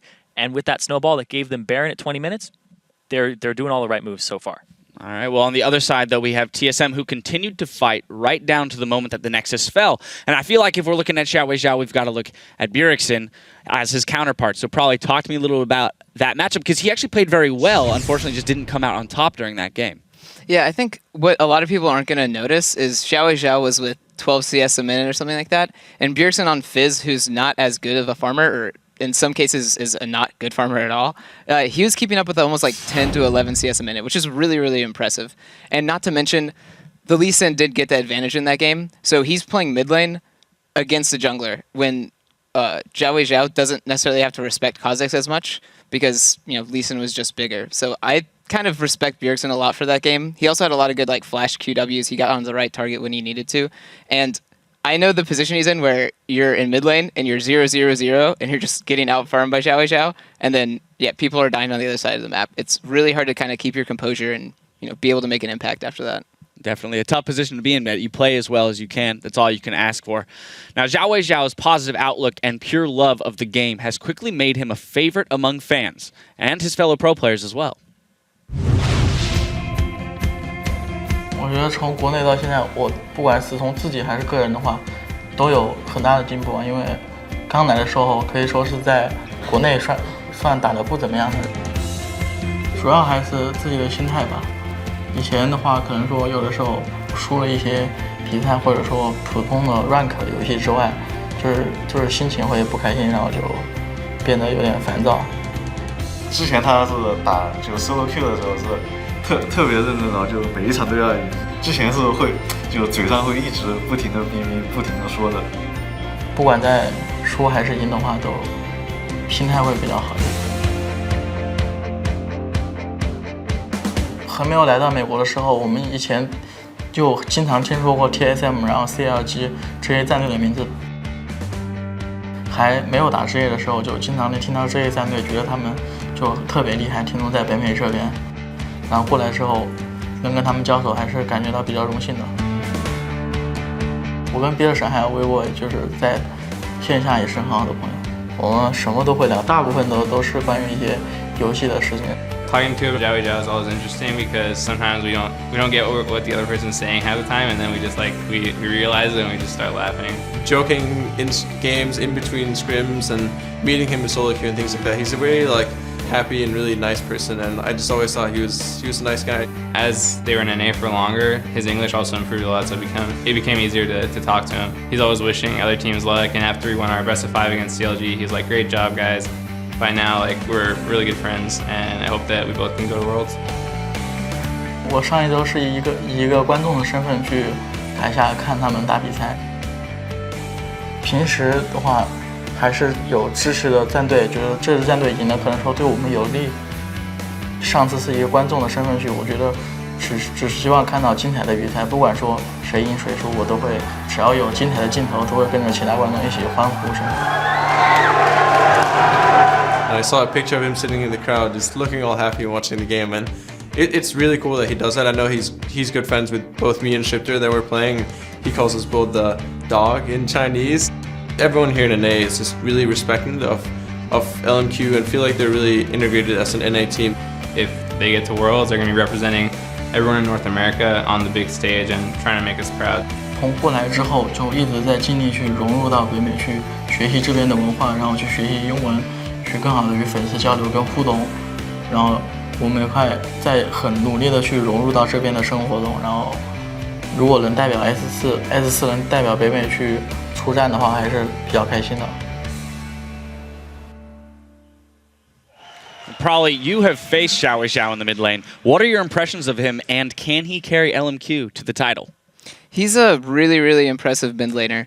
When you kind of watch him in Spectator and LCS, he's always getting 10 CS a minute, 12 CS a minute. So that's something he just can do when he wants. And a lot of people don't know because they don't get to see him in scrims. But in scrims, he's insane. He go all in like level 2, and he's just trying to farm you in lane basically.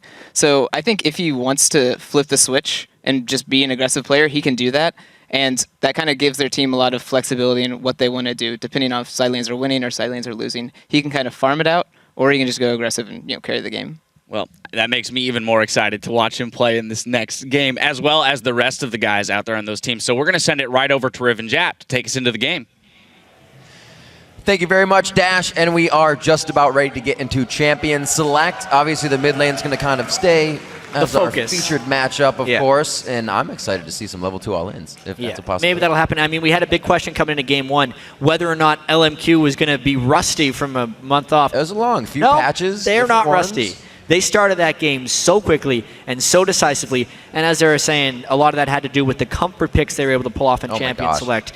When you're on the other side of the map, red side, that's generally the counter pick side of the map. They just blindly picked Ryze and Yasuo and said, bring it. So I wonder if they'll switch that up, or if they're just going to pick their 2 soul lanes with their first 2 picks on that side. Definitely throwing a stick in the spokes with all the mid bans for Bjergsen to throw him onto Fizz. Definitely not something he enjoyed, but Bjergsen's fight prowess always comes out in the late game, and he was 5-1-5 at one point and kept just going for the team.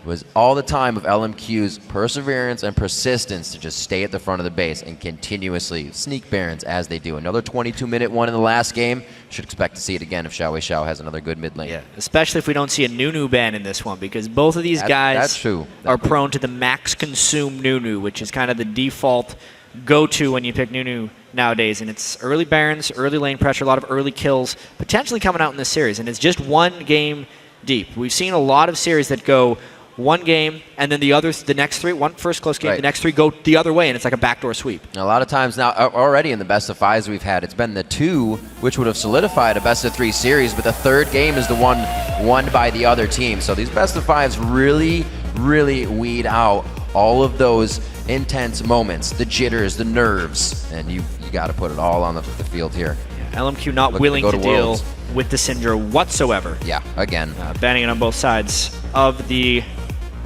rift, as you could say. Darius doesn't want to deal with Nidalee on either side, so I feel like those 2 bans will remain static throughout the series. It was amazing on your screen. Okay. Zillion goes out. They waited till the very end of that ban timer. I thought maybe they didn't ban, but yeah, interesting actually how they just decided to ban the Zillion instead of going for it themselves. One thing Loco Doco said in his vlog after the quarterfinals was Lustboy was just able to play Nami the entire time, but he had another support train that is even better, is what he said. Right. A lot of people just thought that was Alistair, who has been consistently banned, but there's a chance he has something else. Fairly similar bans this game, it only changes the Maokai. First Ryze. They say, how do you like this? Look familiar? Picking up the Ryze. May just be a Lucian. What support do they want? We had a Thresh banned out by Team Solo Mid last time here. So maybe actually picked up by Lustboy. Or I'm sorry, by LMQ. We sure the teams switch sides? These are the same blue side, red side picks as the last game. First pick Ryze. In similar shoes, TSM picked Lucian Nami with their first red side picks here. They have hovered the Lucian, but Nunu is available. That's a big one. So what LMQ did in some of the first week of the LCS was bring out this Nunu, and then he just lived in your jungle. And he probably will. Amazing's not going to have a fun time. A lot of it is just about soaking damage. Something Nunu does better than almost any jungler here. Lee Sin is up, though, if Amazing wants to break that guy out. I mean, if TSM really wanted to, they have the ability to just go Lee Sin Yasuo, just like LMQ did in the last match, and they would still be pretty comfortable with Bjergsen's Yasuo playing Amazing's Lee Sin. Yeah. Amazing was able to get those kicks so well known for, and he actually will go ahead and lock that in. Bjergsen's still waiting. It looks like they are just going to be able to get the Nami, obviously leaving that up to see what LMQ can put into their fight prowess. Right now they just have a lot of control over objectives. Yeah, 6 playoff games in a row they've gone with that Nami. And this is a blind Yasuo pick. They don't know if they're going against a Ryze or if they're going against whatever else Bjergsen decides to pick against it. Just showing Xiao is willing to do that whenever, wherever. I think that's such a good strategy in a best-of-5 series that if you can, and you're very confident, just pick it. You're not revealing anything else. If they do lose this, maybe it'll be next game, but he played an amazing farm game, an amazing mid lane game. If it's not broke, don't fix it. Exactly. Would be the old saying. Yeah, that's true. Good way to put it, Jab. gonna be stealing out the Trist. That'll definitely not help, actually. You know, Lucian had already already picked. in first pick. Kog'Maw is just kind of sitting by the wayside. They need a little bit more mobility against the Yasuo. I wonder if they go for those locks. To thresh Nunu as well, coming out from LMQ. Talk a little bit about that, getting the deep wards in, Lantern out for safety towards that mid game when you're trying to gain more control. LMQ would run the risk of not having enough damage here unless they pick a very heavily damaging top laner. Thresh and Nunu are usually right at the bottom of the champion damage charts. So there would be a little bit of a threat here, especially with Ryze already being taken away. There is a chance LMQ doesn't do damage here. They might have to win this one early based on this team comp. It would be a good early game, or more of a mid-game team comp for LMQ if they can get the Mundo really tanky and then run through TSM. Just kind of the safe top laner to mimic the matchup that was played in the last match, just with different players demanding the same champions. Hoping Dyrus can hold steady in that top lane against the Ryze. We've heard them tell him multiple times, don't worry about getting the first pick to perform, play consistent, keep your head in the game. Don't think you have to do anything crazy because you're getting that pick. Obviously the Ryze, easy one for a first flex pick, and they keep it on to Dyrus. Been playing quite well, has definitely not had the best time in their 4 matches against Ackerman, but a 4-0 is going to present those type of stats. Absolutely.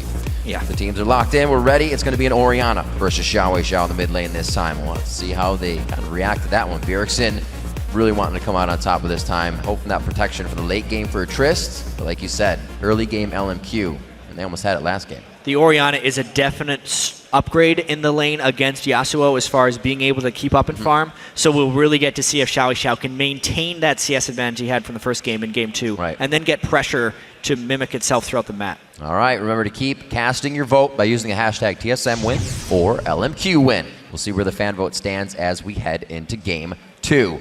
And it's going to be an amazing one as well. We see more here on the end with Vasily getting himself prepared. More in their 4 games versus Team Solo Mid, has 48 in the regular season of their 67 kills against Team Solo Mid. He's everywhere participating. Like I said, that bottom lane has such good kill participation, and we saw No Name wanted to get that off the bat last game instantly. One of the big focuses, even though we were focused on the mid lane last game, was the bottom lane. How, at least in the laning phase, Vasily and Moore were destroying a little bit. They were aided by that early gank from No Name, but they continued that through later on, picking up a 2v2 kill, and we saw what a monster Vasily was at the end of the game because of that laning phase. So here we go, back on to the Rift for game 2. TSM now going to try their hand out of the blue side. Sweeper ward Nunu for No Name, as usual, making sure he can start and shut down some early vision. We have Blue Crystal coming in for Dyrus, a little bit more damage in the lane, and easy, safe healing for Ackerman. So pretty much generic around the board. Nothing too crazy. Let's see how they try to work these early wards from No Name. The big thing that No Name wants to do in this matchup is not so much gank as just prevent Amazing from having an impact. Nunu wants to be as big of an annoyance as possible, and then just be a damage soak later on in the game. Kind of make you so mad at Nunu that you try and kill him, because max consume Nunu doesn't really do anything as far as damage. He becomes really tanky, he farms really quickly, and he denies you a lot of experience, but you can't really push him out of where he wants to go. So he gains advantages through vision and through objective control. LMQ loves doing that. Early game control for them means early game objectives. And they are no stranger to 20-minute Barons, as we have seen before. So far, setting up towards the bottom side. They know Ackerman's down here, though, so they're going to be privy to a possible swap. But this is going to be a big, big invade. Oh, man. Yeah. They're all stacked up on top of each other here. Xiao in the flank. I mean, Bjergsen could skill up his Q and throw it in, but he actually skilled the shield first. He spotted him. And he definitely spotted more than just a few. And that knowledge is given, and it looks like they're going to maybe try to push the lane. There were pings down towards the bottom side. Those came from TSM. Let's see if they try to freeze and push that one for Wild Turtle and Lost Boy. not having to work against a zillion bombs this time, they might have a little better time with that sustained being really able to stick onto Wild Turtle. Yeah, forcing TSM into the swap in the jungle as well. Making a little bit of a delayed start by Amazing, which will secure No Name being a little bit ahead of Lee Sin for now, which as far as the general annoyance goes is a win for Nunu.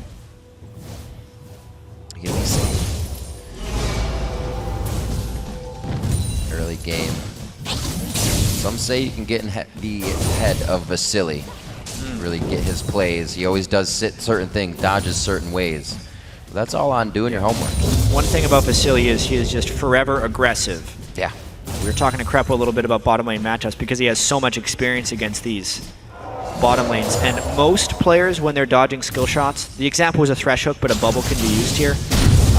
They will either juke sideways or backwards, just to avoid the jukes. But Vasily, more often than not, will juke towards you, meaning if you miss, he can trade very aggressively, but if you hit him, it basically just kills him. So it's a very risky style that often pays off for Vasily, and it's something you have to adjust to when playing against Vasily as opposed to a different AD carry. Let's see if they take advantage of any of this. Already trying to be up in the face of TSM under the turret. Nice little light bindings to get Sparm and harass in onto Wild Turtle. Amazing. Trying to give Xiao a little bit of harass, or at least something else to think about. Oh no. Hard to get. Oh dear, Dyrus in the top lane still has his flash, but he's too far away. He's already super slowed on this one, and he had to waltz around the minions. Good focus, top lane. Dyrus goes down, first blood. So a lot of people will look at that gank and say, what is Dyrus doing? How could he be pushed up in 3 minutes and 30 seconds without a ward? And how the top lane gank in 3.5 minutes is like the most common thing in solo queue. Right. But it was actually really unexpected for No Name to be there. If we think about where they started in the jungle, No Name took the 2 buffs from the complete opposite side of the map. Right. It was such an inefficient gank for No Name to run all the way through that river, somehow evade wards and make it in there, but he did it, and he caught Dyrus completely by surprise for that first blood. We were not expecting that to be coming in anytime soon, but again, LMQ gives themselves a little snowball to roll down the hill. Let's see if they can keep it. Xiao feeling a bit of pressure here, maybe a little bit from Bjergsen. He wants to dodge that damage out, and he is using those clockwork wind-up passive auto attacks to get that HP down. Definitely a better pick for the Orianna in mid lane here. Yeah, keeping up in CS just fine. The Xiao. However, the No Name jungle could become a pretty big problem. The fact that he was able to get that first blood gave him a 4.5 minute sight stone. So he can litter the map with wards now. Right. And the second someone gets a little bit aggressive, they'll go. He's actually maxing his Ice Blast as well, so he's a little bit more about lane presence. Just saying, here I am. Yeah. Or that. Or he's just gonna farm. Very interesting. This is a lane tax if I've ever seen one. This is a paycheck. Yeah. They're just trying to shove Bjergsen in. I think Xiao wants to shop, but he didn't want to lose a wave. Wow. That's one of those times where the mid laner calls the jungle over and says, let's shove it. And look at now he's level 5. Still stayed up in the majority of CS, 5-4 here. It's going to be a slow, gets that Sonic Wave, the Resonating Strike to keep it, but he cannot keep up with the Blood Boil this early in the game. So a little back and forth. Junglers know where each other are. It's going to relieve a bit of pressure, but a little mid-game games. And I was mistaken on the Nunu skill order, actually. No Name has decided to go with Max Ice Blast Nunu this game, which is the classic Nunu build. The Max Consume is something that has become a trend lately. This gives No Name a lower amount of objective control, but better dueling capabilities. Maybe it's because he's ahead, or it's just the way he plays. Dexter also does Max Ice Blast Nunu. So it's not like it's a wrong choice, it's just a different choice. He's been pretty omnipresent so far. He's been everywhere. Let's see, he tries to get in the face of Amazing once again. He is keeping complete tabs right now. Great wards going down. Amazing filtering through that one. And it's going to be known. Reginald trying to play the mental mind games with his own team. Bam. You're like, actually, guys, playoffs was canceled today, but we got some scrims lined up with LMQ. That doesn't mean you can give up first blood, though. You gotta play fast and loose. Still gotta play strong. Ooh! Dyrus getting some good damage there in the top lane. traded back almost by a cleaver that just misses. So he's going to have a little bit of fun for himself, coming back with that tier, give him a bit of an upper hand. Ackerman will be back. Teleport to use there. Pings in the bottom lane. A little insecure about what's going on down there in the city. We don't see mid. We also don't have that correct ward. It was pink cleared, so be careful. See, everybody's got eyes on the map for bot lane of LMQ. No name with really good vision control early. This will be the silent battle that goes on in this game. Who has the vision and how that affects the lanes, because we'll see the CS numbers, but a lot of it will have to do based on the work of No Name and Amazing. Amazing trying to get Spirit of the Elder Lizard as quickly as possible, whereas No Name has just rushed that Sightstone straight off the bat. And he's not afraid to show himself every time either. He's all about the ward clears. If they see him, so what? His ganks have actually worked every time he's been into lane or really pushed for LMQ's favor. Ackerman trying to get some deep wards as well. They are on the ball with these. And look, they have pinks all across their side, so TSM is not getting in for any forward wards of their own. It's very difficult, if not impossible, for TSM to make aggressive moves right now. Just because there are 5, if you count them, normal wards within TSM's jungle territory. Everywhere they decide to go will be knowledge into LMQ. So LMQ actually has the ability to set up all of their plays and avoid the TSM plays right now. So unless TSM is making 1v1 plays in lanes that do not require vision advantage, they can't do anything right now. Well, Bjergsen's doing a lot better against Xiao in the mid lane here, and on probably a higher main champion that he usually plays on the solo queue or even professional play. So no Fizz this time for him. He's doing quite well on a tier stack, actually, with the rest of the team for that late game. Interesting. So a lot of times when Oriannas play against an AD mid, they will go tier into Seekers and then maybe even a Morellonomicon for a different type of power spike instead of a straight team's death cap. It's just so if he does get caught up in a Yasuo combo, he doesn't die once he gets the Seekers. Right. It would be a perfect build as well for the Mundo. Being able to shut down Ackerman's health regen with the Morellonomicon would be super good towards that late game. Serves 2 purposes right there. Just a 600 gold lead here. Might even be on these wards. A little bit of that is true. I mean, if we look at combat effectiveness, the Sightstone isn't giving No Name very much of that. If they were to collide for a team fight right now, it would be very close. If TSM could somehow get a Dragon despite the vision control of LMQ, it would be a huge win. Dyrus has walked down, and they know they have the teleport advantage. They're actually going to be able to get this. Very nice rotation. This one coming from most likely Bjergsen in mid lane, as he's feeling a lot better in this matchup, and they are able to just do this right in front of LMQ. No contest there. TSM comes out a lot stronger here in game 1. That Dragon helps from that first blood. That was legitimately a brilliant move by TSM, considering everything LMQ had invested was into vision control. To actually get Dyrus down there without being spotted, knowing that Ackerman had burned his teleport, gives them such an edge. Everything LMQ invested in vision control is for nothing at that point. That's because so true. The major objective is gone. All those wards, all the movement No Name has been doing, just kind of walk through. They'll still be able to use them, but that was good on TSM. They did not try to fight. That's what we said they could do. They could try to make moves. But as a team, yeah, they could do something. They had to make plays that did not rely on vision. Exactly. And just walking your entire team down to Dragon and taking it doesn't necessarily need vision control, as long as the other team can't match you. All right, so power and numbers here for Team Solo Mid, and the Morellonomicon finished up 10 minutes here. Nice little spike as he keeps getting the mana he requires to be in lane. Hasn't even gone for the Seekers. No, that's true. Well, Xiao as well, Avarice on his side, money. So he'll be getting some attack crits in, but not as much. Really going for the farm game himself. Whoa, flashes the Shockwave. That'll be a win on cooldowns. Yeah. It's actually rather interesting having the discussion yesterday. Shockwave is the spell that you always wish you would have flashed later. You see it coming, and you think, maybe I can just take this one. I'm going to save my flash. And then half the time, then you're slowed, and then there's a jungler there, and then they kill you. So Xiao erring on the side of caution. Yeah. Despite having fairly good ward control, and should have known that Lee Sin wasn't necessarily there, keeping his farm-based strategy, he actually gained about 250 gold from that Avarice Blade before upgrading, which, because of the Dragon that was taken by TSM, kept him even with Bjergsen.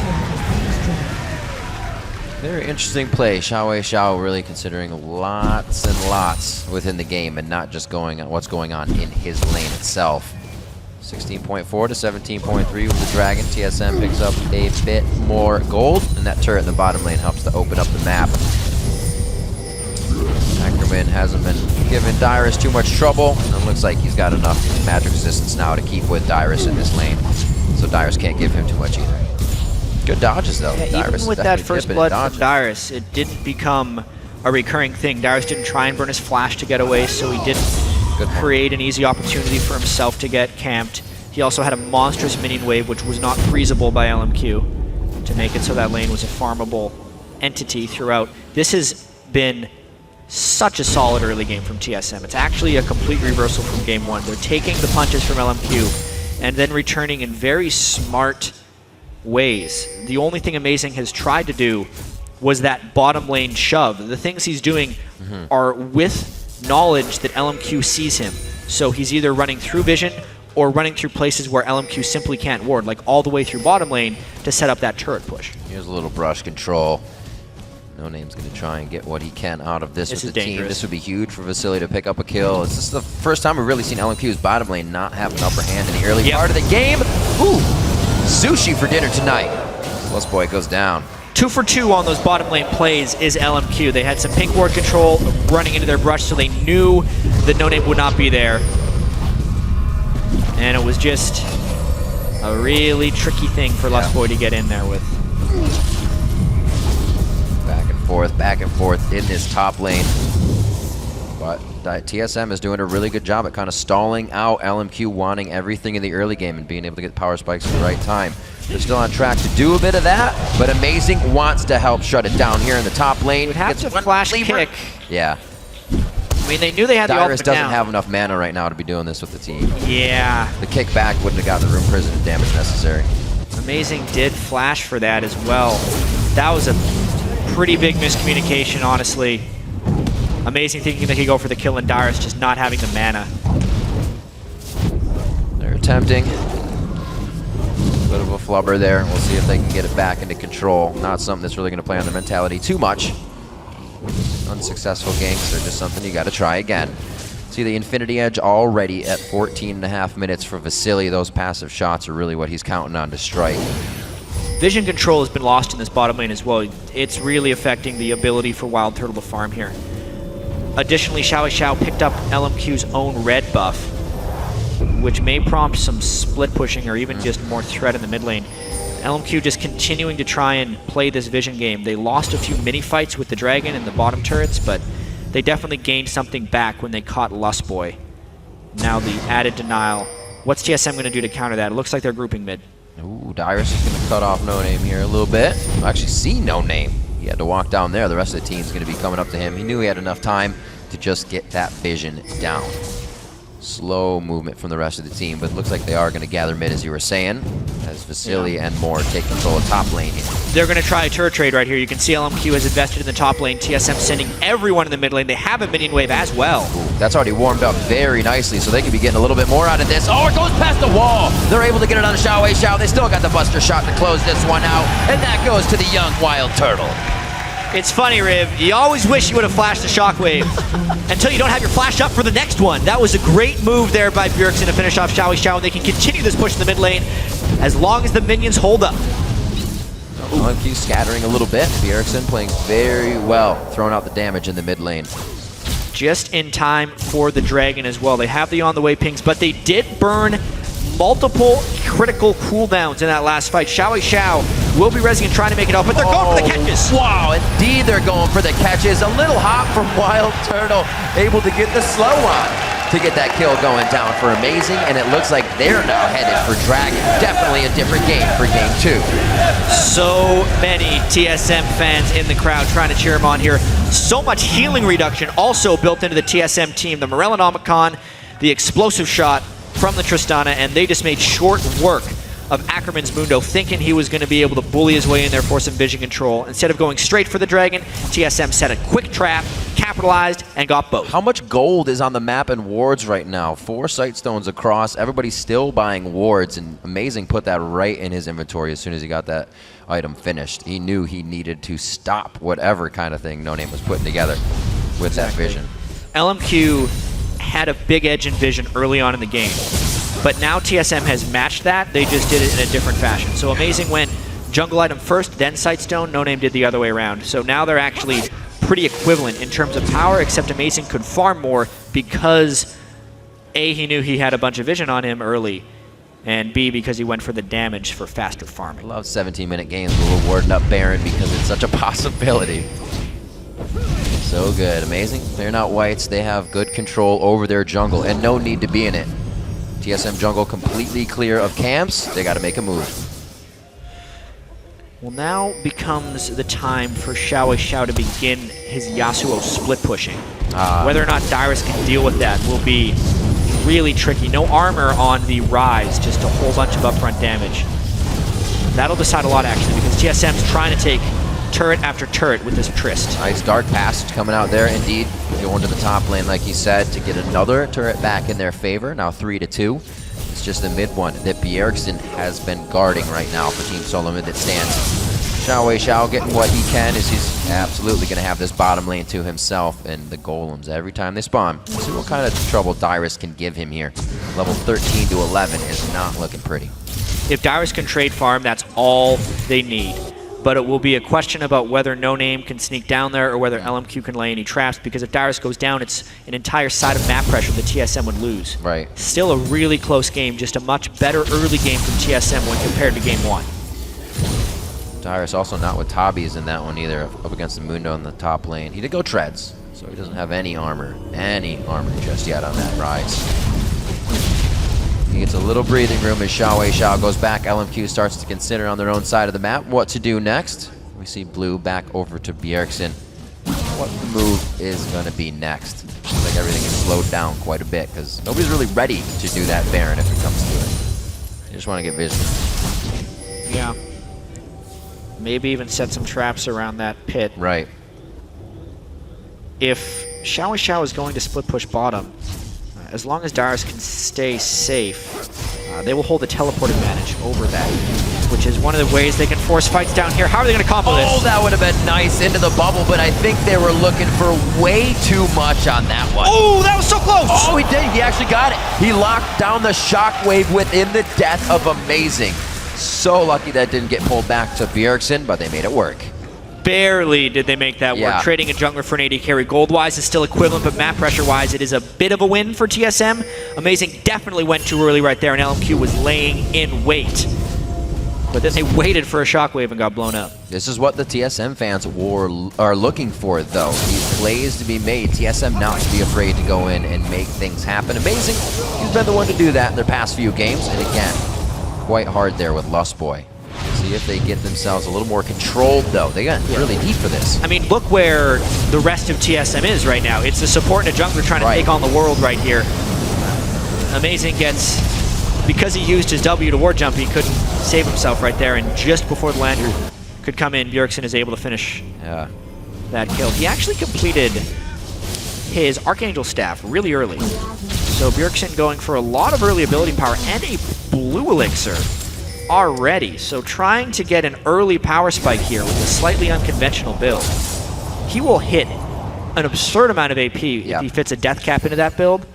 But the problem with that build is actually the inaccessibility of Void Staff. He's built 2 non-conventional items. Normally the Ori build would be death cap, Athenes, into Void Staff. But he already has the Archangels and the Rellenomicon, plus a component of Zanya's. So if he wants to go Death Cap Void, it just takes forever for him to complete that. It basically means he either forgoes Void Staff or forgoes Death Cap, and either one of those choices will result in a slightly lower max damage. At 4 items, he has to wait for 6 items to actually reach a real height of damage if the other team builds MR. And you can see the game for Bjergsen a little bit better this time. Slower for Xiao. 1 minute ago, he had a Blade coming into this matchup, so it's definitely been a different game for LMQ across the board. The pressure from No Name only lasted so long in the early game. Still, Xiao is going to get his split push on. He has put himself in a strong enough position to continue this. Dyrus looks to be kind of milling about getting everything he needs in base. He'll be walking down to the bottom lane, though. He's got the ping. Dyrus successfully held off Xiao. Yeah. How much of a success that is hard to say. Ryze farm versus Yasuo farm, they both scale very well. But considering Dyrus was behind at the time, it is a success for TSM. Yeah, he didn't have armor. The question is, since they've traded an under-farm person for an over-farm person, how is LMQ holding out 4v4? Because they've actually been holding off very well, and the gold is staying close. The calling definitely proving useful in that aspect. Dragon in 8 seconds, so they want to make sure they get this vision down. Jat. Look at Bjergsen. He does it on Syndra, now doing it on Orianna. He can be the single man to zone out an entire team while TSM gets an objective. Looks like they're going to go ahead and kind of save face on this one. They don't like all the vision that they have, but now they do. They got another ward down that says it's clear. This will be so huge. Whether or not Moore can land a death sentence on the right target, or whether or not they can get some catches, and they've got a catch for 2. Moore goes down. That's not even. Yes, it was a shockwave actually that locked them in, but they're going to be able to follow up. Another dissonant slow coming in. Beautiful move by Bjergsen to pull in the command protect and then throw out the kill. LMQ actually thought about going for Dragon while TSM was rushing that, but Baron is the new name of the game. Still all of the damage dealers / carries alive for LMQ, just lacking in utility. It was a risky Baron last time. No smite. How fast can they get this? How quickly can they peel? Well, they've definitely got themselves in the den, so it's going to be a pinch in here from LMQ. And this is what we talk about LMQ. They're not afraid with any amount of members. They'll just run into fight. Oh, Xiao very low. He's kind of pulled the pressure to himself, but he's also pulled death as well for the team. This is going to be shots still on the Baron. They're trying to keep it, and it's the smite coming in from Amazing. Beautiful job there by Team Solomid. LMQ doing what they can to try and stop it out. TSM takes complete control of the game with that catch into Baron. They also get 2 kills out of the follow-up fight, and now they can just rotate down the way to Dragon because they have the Baron regen and the buff to push LMQ off of Dragon. TSM coming out much stronger here in Game 2 with their own 5,000 gold lead. LMQ was able to stretch that to 10K. We'll see if TSM can give them the same medicine. LMQ is not a team to just keel over and let this happen. Expect a comeback from both sides here. It's still going to be a tight game. We're only 25 minutes in. Wow, No Name taking a risky little white right there. And yeah, you're right. LMQ is definitely not a team to go down without a fight. See that again. Shockwave. Yeah, catching 2 right there, right into the tidal wave. Leading safety for Wild Turtle to jump in, as well as the nice bubble catches from Lustboy. You could see they had the vision control up towards that funnel, whereas LMQ didn't actually have the right type of coverage there. And the blue elixir pays off there for Bjergsen. It's the Zanyus too, Jet. Looks like it could be the Void Staff that goes right after that. We see the ability tome. I mean, he's sitting at 504 AP without a death cap at the moment. Baron buff gives good AP as well as the Elixir of Brilliance. He's actually went back and bought another one, it looks like. Xiao has not had time to build damage, so one of the highest damage forces of DPS coming out of them. He goes down instantly by just a dissonance and whatever. Shockwave will probably take him out with a ball move. So that's something they don't have to worry about, as well as Vasily. LMQ is going to have to come into these fights. I don't know, definitely spread out. Too much focus on one spot is just going to be Bjergsen command shockwaving everyone in. We haven't seen No Name even really get an absolute 0 because they haven't been in position to execute the fights themselves. You're right about that. The distraction of Nunu hasn't really been that big of a distraction this game. Yeah. Just have worked around him very nicely. Wild Turtle, because the gold lead has reached a point of some pretty heavy damage. This could be a threat though. Dyrus has got to run. Can he dodge the tornado is the big question. Uh-oh. Uses the Blade of the Rune King right away to get that initial damage down. Dyrus gonna go for the TP. Oh, another one. Get the 3rd slash out. Dyrus goes down. TSM's on the top side though. That's gonna have to be a back from both No Name and Xiao. You can see how cautious Ryze has to be in that split push matchup. They're back in base right now. TSM has to respect that. They do. They start to back off. They also don't have too many wards just behind them, so you're going to see them plopping some down as they make their way out, so they know if LMQ is on the chase, they can get out accordingly. A Blood Boil team is going to be coming at you, but TSM stays for the party. Ackerman gets shockwaved in, but they're going to have to reset one more time. See Turtle and the team stepping back, and LMQ still wants into the fight. Whether they're slowed or not, they're trying everything, and they're trying their damnedest. Now they know they need to turn around. The bubble on the Xiao, the finisher from Bjergsen. You can see Vasily's damage is still something to be reckoned with, but they shut it down too early. 4 kills coming up for Team Solomid. The damage from Bjergsen is just so ridiculously high 26 minutes into this game right now. They turned that around 4v5, much to the chagrin of LMQ right there. Just not the way they wanted that one to turn out. 5-0-6 Bjergsen, 3-0-6 Turtle. The carries have the gold. TSM definitely taking the early game right now, or even mid-game. They're keeping it pretty early here to LMQ. They have not had a chance to even bring their composition out and show what it's about. TSM's already taken down the inhibitors. They have an 11,000 gold lead this game. They're going to give LMQ a little bit of their own medicine. This is pretty much a complete reversal of the first game. LMQ was looking for a 30-minute win, and then they almost lost the game on a turnaround here, and now TSM may actually get the 30-minute win with another fight. Oh, Xiao going down. A very nicely used exhaust coming from Lustboy. Ackerman's on the front side. You got Wild Turtle with grievous wounds, as well as the Morello Namakan. Mundo's not healing. The inhibitor's going to go down, and teams solo mid. 14-4 at 28 minutes. Already know they have the top side open. They're going to go in on the Nexus turrets. Hey, maybe TSM has won their first scrim on LAN against LMQ right here, because they have dominated LMQ. 15,000 gold lead, 28-minute win. Beautiful job. Team Solo Mid takes game 2.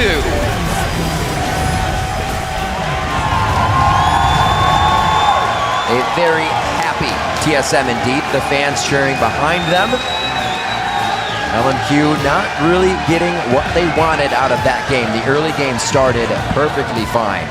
But TSM didn't allow them to get the kills they needed. They didn't allow the pressure of the wards to get under their skin. They just laid out just as many wards. A few critical adjustments were made by TSM in between games right there. An answer to the Yasuo. Yeah, absolutely. Do we see an Orianna again? That was punishing. And it's safe in the mid lane. He can get to that point again without having too much trouble. Or he's got escapes. She's got ins, she's got engages. Yeah, they also found an answer to Ackerman in general, the early pick by Darius. Despite him dying early on in the game, he held on to have a nice presence. They took away the Trist from Vasily as well. Just a lot of really intricate adjustments, and these series have been so crazy. How many of them have we seen? First game, super crazy. Did the series just break at this point? Right. TSM really dominated that game. They didn't have the slip-up that LMQ had in game 1 that almost cost them into losing the game. We're in for one hell of a series because it's now basically eliminated into a best-of-3. So how well have they prepped against each other? LMQ, probably one of the most difficult teams to prepare for. I would have to say, even after this entire split of the LCS, they're the team that people still have no real idea of what they're going to do next. Yep. Sometimes they play passively. Sometimes they lose their mind and just go crazy aggressive, and they'll always surprise you with something. Well, we got a best-of-5 for a lot of surprises. And I can see why they picked Lucian, and I kind of don't, right? It's going to be better in that mid game where they wanted their power spike. Trist is going to be late game. But it added on to your Yasuo. You could blood boil the Trist. It's something that Vasily loves, and they let that go to the wayside with the Yasuo pick still in. I don't think in this series we're going to see Lucian picked before Trist again. Just with the way that Wild Turtle performed with it versus the way Vasily performed with it, because they played the matchups both ways. Maybe we'll see some Nami, but that's too much about the champ select. A lot of it just has to do with the way they played in-game. Vision control didn't work for LMQ that time. Right. TSM made very macro-focused moves that weren't necessarily counterable by LMQ, which is the most reliable way to win League. It's not like they won with these really sneaky ganks or crazy moves or huge mechanics. They won with strategy that game and then executed in team fights. Absolutely. We saw a bunch of times when they didn't have the vision, they needed to do a 5-pack. They needed to run in as a team and just take out the dragons. Those little leads for TSM were really what they needed. I guess the thought of a scrim actually paid off there. Big help from the coach Reginald as or manager Reginald as they came in for the win. If they could somehow, change their mind and think, these 3,000 fans here, they're just here to watch our scrim. Normally we don't let people watch our scrim because we want to keep it on the down low, but they were able to pull it out. So now into a best-of-3 for these guys, and it is going to be absolutely ridiculous. For another pro's perspective, let's go ahead and throw it down to Kobe. All right, thank you, Riv. I'm here with Crepo, who has made his way out to Seattle to check out the playoff experience. Now, Crepo, the crowd loves you. How have you been enjoying your PAX experience so far? It's really fun to be at big conventions like Gamescom and like PAX, because the crowd just goes absolutely bonkers whenever something happens. And it's really fun to be a spectator one time now, because I'm not going to lose any games in the playoffs for once. But yeah, it's really fun to be here. Crowd's always good. A lot of nice people, meet a lot of fans, and watch some good games. Oh yeah, speaking of those good games, I really have been enjoying this TSM LMQ matchup so far. One thing that stood out to me was side bush control has been really important in the duo lanes, where you spend a lot of time. What do you think about these supports? We've seen a new trend where some of them rush mobility boots and don't get the sight zone for a lot longer, so it's harder to control that vision in the side bushes. I think it's good. I picked it up like a couple of weeks ago as well, because the time it takes for me to run from base to bot lane, you can, if you buy Moby Boots, you can run to the enemy wolf camp, place a ward, and come back to bot lane in roughly the same time. And then you have really deep vision. The only thing you need to watch out for is like, you have slightly fewer wards, but you can play around that. You don't have to face check that. I mean, it's quality, not quantity. Exactly. All right, so for the rest of this series, it's now evened up 1-1. What are your predictions moving forward here? How do you think TSM and LMQ are shaping up? I think LMQ always brings a lot of action, so I love watching them. But I really feel the switch from Kha'Zix on Amazing back to Lee Sin, another Sidestone jungler, really helps them with their vision control. Because Lost Boy, he puts like the first piece, and vision is like a chain reaction. So once somebody puts a few wards, that allows you to get more wards even deeper. And I really feel the double Sidestone is so fundamental to TSM's success, because if you ask any team they scrim, they constantly talk about how good their vision control is. But when Amazing plays Kha'Zix, he can't build Sidestone, and that kind of crumbles. And you saw this game, they made so many picks, they had such good control again. And on top of that, banning out the Zillion was really smart, I think, because it just allows Vasily to jump in and die twice instead of just once. That's a good point. We have seen, especially with Dignitas also, having a jungler ward with you makes it so much safer, easier on the support. You don't have to die going for those dangerous wards. All right, well, thank you very much, Crepo, for your input. Now we're going to send it back over to the guys at the analyst desk. Thanks, Kobe. A very decisive game there by TSM. So a bit of a turnaround from the first game. Something I want to look at immediately, though, is the number of contested picks we have in Champion Select. We're seeing Ryze being a huge priority. You know, now we have the Tristana between the two AD carries. So do we expect to see bans on those high priorities and force people onto, you know, more uncomfortable champions in the future games? I think that they're going to be banned. They're going to be red side banned, but you don't want to sacrifice any of the bans that you're currently throwing out here if you're TSM or LMQ. Ryze has been first pick both times. It was actually kind of to dissuade the Yasuo. I think when LMQ picked it up, saying that we'll get Yasuo ourselves if you guys don't pick it, but if you pick it, we have a counter pick in team fights. And then you saw there, Dyrus, he did get 1v1'd by Xiao later on that Ryze, but the fact that he had that Ryze in team fights really just shut him down. There was a Baron fight, there was that last fight of the game where the Rune Prison just really makes Yasuo a non-factor.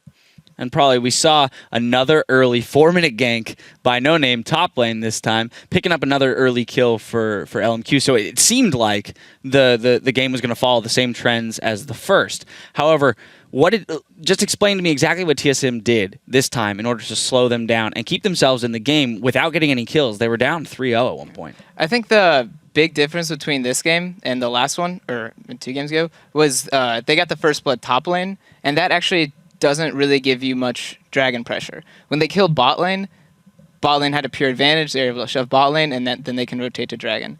And in this case, they were able to get a kill on Ryze, and then Dyrus actually was able to stay in lane long enough to get a TP advantage, and then just walk straight down to dragon. And at that point, LMQ just had to give it up. And that kind of not even offset the first blood, but gave them an advantage over the first blood. Now, at the beginning of the game, Reginald sent out a tweet saying that the pep talk he gave to his team, and we actually showed the tweet in the middle of the match, but the pep talk he gave was, "Hey guys, this is no longer a best of 5 playoff series; it's a scrim." Is that the kind of mindset that TSM needs to be in? Especially you, probably you've played them in scrims. How differently do they play when they're on stage versus when they're in a scrim? I think it's pretty similar to all teams. Everyone has kind of the luxury to play more aggressive, more of the style they want to, because they're not playing for the team necessarily in a scrim. They're kind of wanting to improve the team and improve themselves. So yeah, TSM in scrims is similar to LMQ. They play way more aggressive. So yeah, if they want to treat it like a scrim, I'd say they definitely have a better chance of winning that way. Let's take a look at some of their aggression, as we saw Tristana jump in at about 23 minutes into the game. They get a pick in the mid lane. We're going to pull up this replay. Zyrene, go ahead and walk me through this, because it's a pretty big change in terms of the flow of the game. All right, well, we'll start rolling the clip out now. You can see that TSM, they're at the Dragon, but this is actually when they get the Shockwave pick on, and then this leads up to a Baron eventually. We do see the Tristana jumping in, and they have that reset there, but he just closes the distance. They get No Name. The jungler's off the field. You lost your control around the Baron, and LMQ, they aren't even set up to counter this at all. They aren't set up to walk in there. So they go in this blind. They have to get a vision ward in there. They put the stealth ward up. And then Bjergsen, he pulls off as if he's out of position, and Xiao tries to section him off, and there's the Rise Rune Prison to shut down Yasuo's gap closer, to shut down his damage, and he completely gets zoned out of the fight and destroyed immediately. I love that Bjergsen feinted out of the pit to pull Xiao and his aggression towards him, because it baited him completely. Yeah, very decisive calling here. This time on the side of TSM, netted them 2 more kills there than the 2 they had already gotten in the mid lane. So a pretty huge gold swing. Now from there, the game kind of exploded in terms of speed. TSM roamed around the map. We saw the usual kind of team play style, their aggression, and they matched LMQ's aggression. So now, in the first game, I had asked you guys what you do against LMQ's aggression. Probably you said match it with more aggression. That's exactly what they did. So what's the adjustment that LMQ makes now? As they've seen, TSM's not afraid to bring it to them. Yeah, I think LMQ needs to make sure they're getting that Rise top lane, because Ackerman definitely seems a lot more comfortable on Rise than on Mundo. He can make more plays and kind of thing like that. I do think they're doing well with the Yasuo pick. I don't think they should change that really. And then bot lane, I'd say they just need to kind of pick for lane and kind of try to crush Blessed Boy and Wild Turtle. I think they should go for the Tristana if it's open, because they first round rotation that Lucian. And I thought that Vasily on Tristana was just so convincing. Why would you give that up? He's undefeated on it currently in the NALCS. Why? Like, that's a big question for me, is why would you do that? He went to try and go beat the lane. He did by about 30 CS, but it's still Tristana. Tristana in the meta currently, in the way she is, she will get all of these resets. She will scale into the late game and just shred through a team. I don't know why he did that. And this time, TSM had the tools to protect that Tristana. Yeah. Ori with the shields, Nami with the the healing and the disengage, as well as Rise with the Rune Prison. So there was a lot of safety there built in for the Tristana. So yeah, it will be very interesting to see if they can test that pick in the next game. I do want to jump into one more replay before we get out of this game. 26 minutes in, we see a nice 4-for-0 by TSM up in the red side jungle of LMQ. It's a pretty good example of their shot calling and the way that they can turn a fight. We're going to pull that up on your screen right now. Probably, I'm going to let you take this one. So this fight actually looks really good for LMQ just because it's a 5v4 right now. Dyrus is still dead, so he doesn't have TP. So the fight initiates where they're trying to pick off more, and they end up hoping the Orianna ult will hit more. And at this point, it's a 4v4, and they don't have Ori ult. So LMQ is still feeling really good about this fight. They have Yasuo ult, so they start going back in. And TSM does a great job spacing and then immediately re-engaging when Ackerman gets too far out. And then boom, Blessed Boy gets his bubble because he doesn't miss that kind of thing. And then they just clean up the fight, and it's beautiful. Now, it seemed like at that point in the game that it was unwinnable for LMQ, given the fact that they were against Tristana and Rise. And we did see TSM close it out pretty soon after that, but LMQ stayed very aggressive. Is that a misstep? Should they have tried to stall it out, or is it really just, you know what, we have to put up a last stand somewhere and see if we can take a fight? If you're going to take a 5v4, I think that's where you do it. You take it at that point. And I think that the fact that LMQ never plays like they're behind, they're always contesting things. I think that the Baron was a little too over-aggressive from them when they went in, and they didn't have vision control of it. They didn't have a jungler. Xiao was just looking for Bjergsen. I think that was too aggressive of a play, and they shouldn't have done that. But that play right there, I think it could have worked out for them if they had positioned and actually had Yasuo ultimate up for that fight and had landed it. But Blessed Boy was right on top of it, and it also was on cooldown from the Dyrus gank bottom. All right, well, here's hoping that both of these teams stay hungry and stay aggressive, because we've got more of this adrenaline-packed semifinal coming up with Game 3 between LMQ versus TSM. The NALCS continues right after this.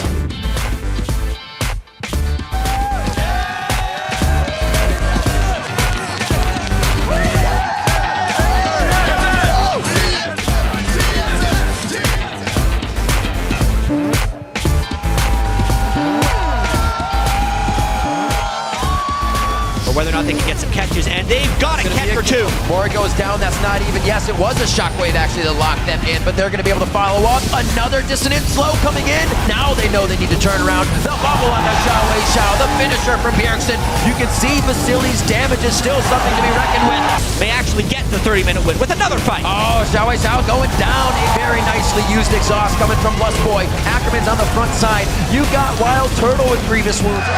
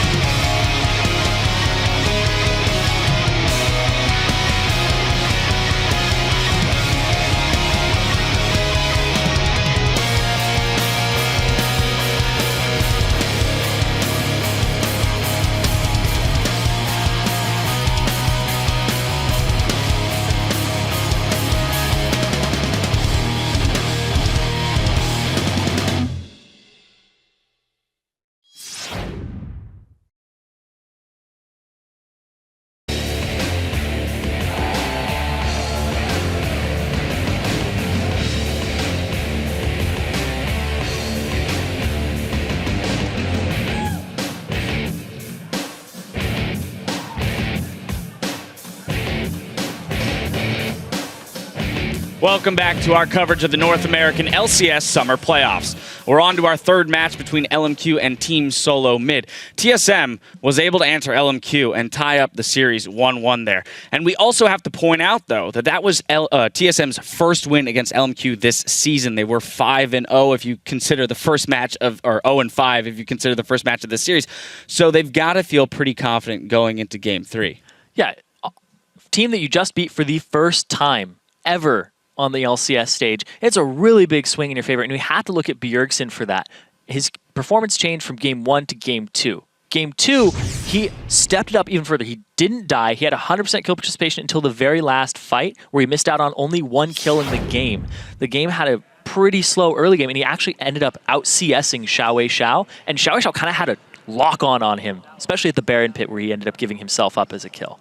I think Bjergsen's going to just have more of the same here. And look at him. He's just laughing so much right now. He's having fun up there because he just took down his biggest rival. He's feeling good, and you got to feel good after a performance like that. So we'll see if he can continue that into Game 3. Now to jump over to the side of LMQ, though. That was a pretty decisive loss there for them. So what are the key factors that we're looking at for LMQ to turn this around? I think the big points are Ryze and Tristana. At this point, there are contested picks for both teams. But LMQ is first pick this game. So they get a choice. If they want Ryze, they can take it. If they want Trist, they can take it. Or they can kind of pull a fast one and ban one of them and hope TSM doesn't catch on and ban the other. And potentially just win away with a winning draft phase. So this will be an exciting draft phase, to say the least, because there is so much up in the air that both teams want to get for themselves. So without further ado, we're going to throw it right over to Riv and Jap for the call of the game. Thank you very much, Dash. And gentlemen on the analyst desk providing all the beautiful insight in between games. And we are on to our next one, game number 3 in this best of 5s. We break it down to pretty much a best of 3 now. And people have won the first game. Usually don't have good luck in these best of 5 series. It feels like it, only for this playoff, obviously. Right. We look at the game that TSM had against Dignitas. They lost the first one in crazy fashion, won the next 3. Look at the game yesterday between CLG and Dignitas. Maybe it's a Dignitas thing. CLG won the first game and then lost the next 3. And here, TSM looked really strong in Game 2 after losing the first. Kind of crazy game. Right. A lot of times, especially with these teams that don't have as much experience on best of 5s, recovering after a team has kind of figured you out is really difficult. And it does kind of feel like TSM figured out something about LMQ in that last one. There was a huge adaptation right in the middle of the game. As soon as Lustboy and Amazing picked up their sight stones, we saw the map. It looked like a damn light bright right off the bat, and everybody could see everything. And that's when TSM said, well, if everybody can really see everything, then let's do it. Because if we're going to be the first ones there, we're going to get the advantage. The advantage now goes to the first pick. That's blue side LMQ. We're going to see what the bans are coming out. Syndra as well. The mid lane, it should get some focus. Yeah, we said Syndra and Italy probably banned this entire series just because Xiao doesn't want to deal with Syndra, and Dyrus does not want to deal with Nidalee. The Zed as well has been banned the entire series along with Alistar, so there doesn't seem to be much mix-up in the bans. I would expect LMQ to just control first pick again with the Ryze. It's been first pick in both games this series, unless TSM decides to leave Alistar up. That would be quite interesting. I think we'll see a Nami for Lustboy. You don't say. I'm just saying. I mean, it might. Wow, Maokai gets banned out this one. They feel like a threat. And the change-up of what TSM could bring into Game 3 would be from a Maokai in the top lane. That also could help get that Ryze in there, leaving it up for themselves. Yeah, Maokai is pretty good against Ryze, and now they've kind of telegraphed where they're going with that one. Shouldn't be too many changes needed here. The Blue Man group locked in right away. Now this is where the differences will arise. Do we see a Nunu for TSM? Do we see Tristana picked early? Or do we see Lucian thrown in again from these early picks above all other AD carries? Amazing. The new nuisance of this game he wants to be. He may just get it. They're really. I agree with the Nunu for sure, but Lucian over Trist again. This is mimicking the picks from last game once again with the teams swapped. It hasn't worked out for these early pick Lucian teams this series. We did see that when Wild Turtle was just kind of throwing damage on, they still had the upper hand in the lane, but they were never able to finalize the kill. So maybe he feels like he does still have that over Trist with building damage in lane. before finishing that full item. Could absolutely be the case, and they don't have to deal with the Zillion this time in lane. That's true. That's a good point. It's the Nami hover. I mean, it's an opportunity to take it away from Lustboy and push him onto something else. His bubbles were out of control last game, and finally, Yeah, like it. we're going to have to see Lustboy on a different support. First time all playoffs. Yeah, if you are not going to push Bjergsen off, let's push another person that is well respected and controlling the game for the team off of their main. There's still much for him to play. Not many were hit in the support region in the bans for this game, and it might just be purple for the two Braum. picks, a Braum and a Mundo. Big, big people on TSM's team right now. Mundo, Nunu, Braum, pretty low damage. So it's putting a big emphasis on Bjergsen to carry. And these picks from LMQ were just taking, they're just taking TSM's team comp. That composition is TSM's team comp from last game. Yep, absolutely. All 5 picks. Very nicely done. We could see the Xerath coming in. Maybe it has to be some. Bjergsen locks in here. He doesn't have too much else to be playing at this point. He's got to be able to have some range on that play against the Orianna in mid lane. Another pick and ban phase that went very quick for LMQ, knowing exactly what they wanted, this time thwarting out the Nami pick for Lustboy. Bjergsen tries to round out the composition with something he can help from and deal damage from the outside, as they have a good majority of poke with their team at this point. There is some good poke just with the Mundo, Xerath, and Lucian, but I really have to commend LMQ here as far as picks and bans go. The saying often goes in best of series, you just ban what beats you. LMQ took it one step farther and just said, just pick exactly what beats you.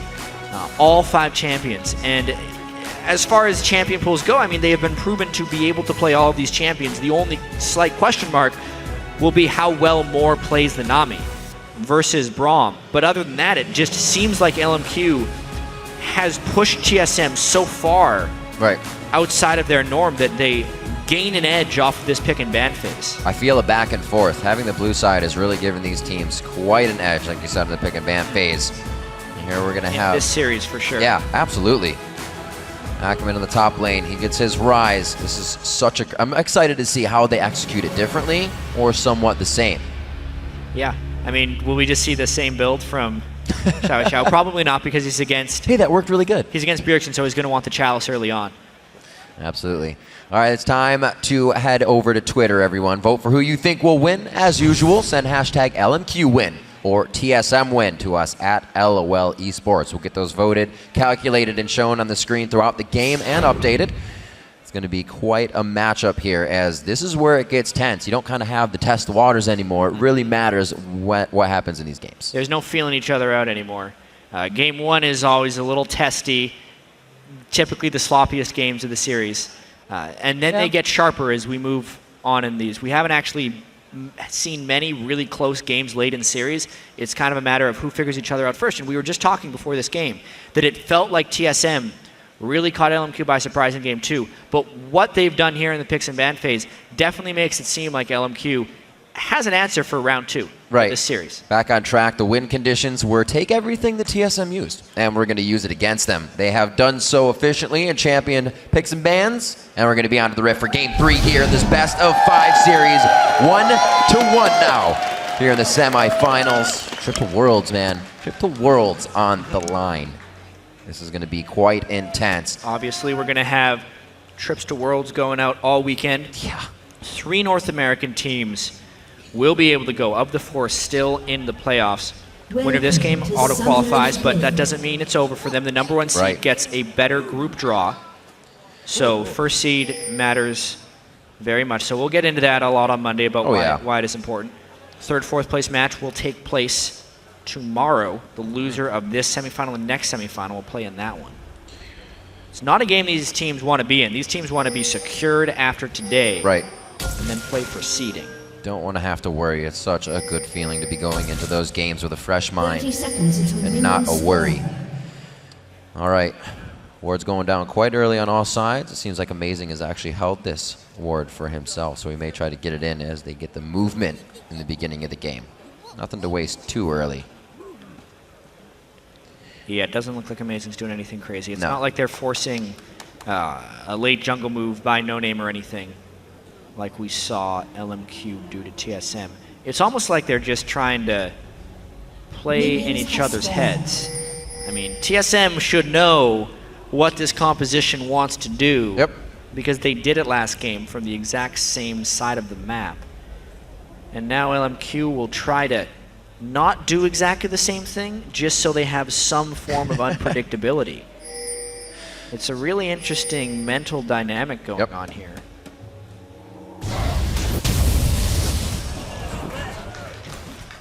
That hurt. Yeah, the TSM fans W quite does happy. more damage as it hops in right at the start. Oh man, Lucian Braum gets an early stun. That's the concussive blows off of Winter's Bite. Lustboy right in the face of Vasily. Very nice start. You got more. You're gonna get the keels out. But that was a great start to kind of put their foot down here. Big damage to Wild Turtle as well. That sustain's not gonna come back as fast.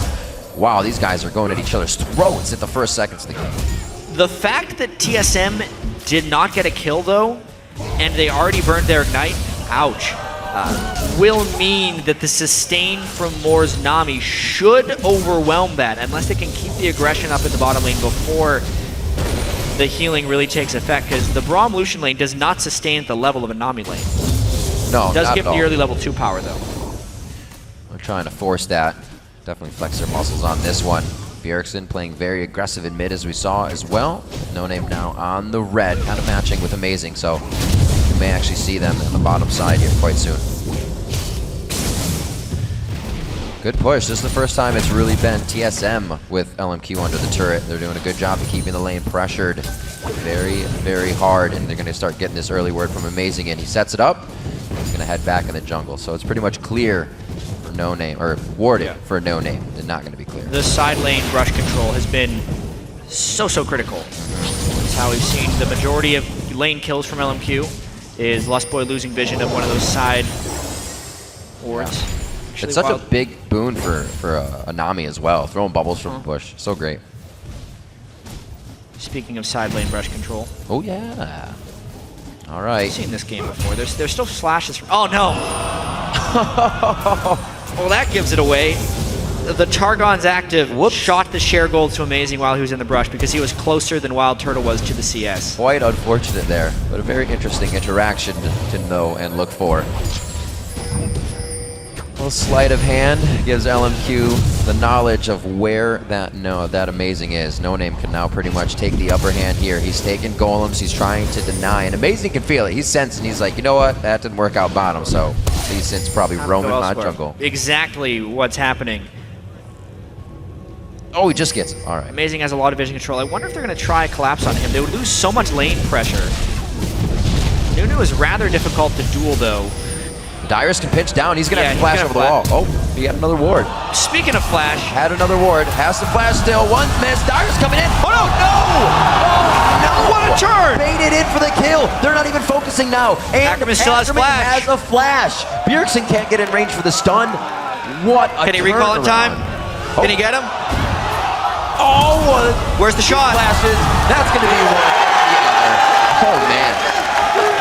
What crazy games. Bjergsen knew had a spidey sense of where No Name was going to be, so. Dyrus teleported back into lane to try and not lose too much, but the mid lane, we'll see if that kill works out for Bjergsen. He's going for a little bit more. No flash or ghost. No, so he had flash. He'd be all over that. The stun! Max range stun. It's going to last for quite a long time, and red buff he slow. Forces a flash. Here comes Amazing. The blood boil's only on him, so he's got to wait for that cooldown. Oh my gosh, Bjergsen comes up with a solo kill.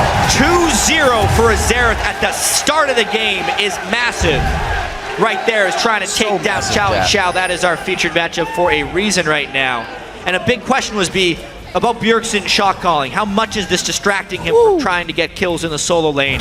Well, that time he collapsed down with the team strat, then used the red buff to secure the kill on a Xiao and Xiao. Some fantastic play there by Bjergsen. But because the first blood went to LMQ, and because Rise got the first kill, LMQ gets just as many advantages off of this. They were pretty much just trading here. Already intense here in game 3. We're going to have to see if this can be held by Team Solo Mid. LMQ adapts just as fast when these instances happen. Dyrus is going to try to get some forward wards in here that'll pay off later, but for right now, he wants to stay safe before that 6. It feels like this would be that time to get pressured, just at 5. Only 7 minutes in. We have 3 kills in this one.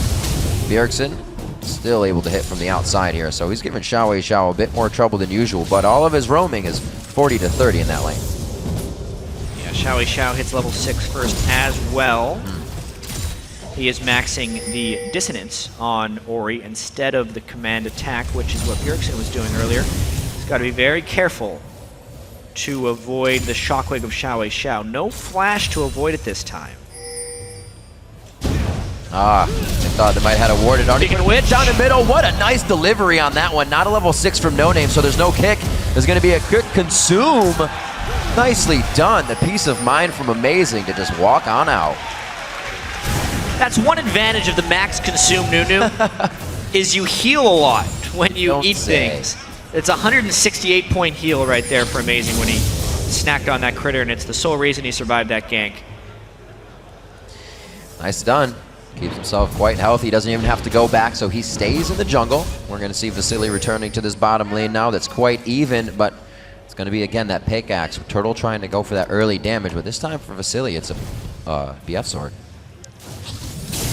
Still not going to act just as much, but if more puts that extra damage on him, Vasily can definitely start putting out the hurt. Tries to get a shot in there, but it's a little bit of a misstep.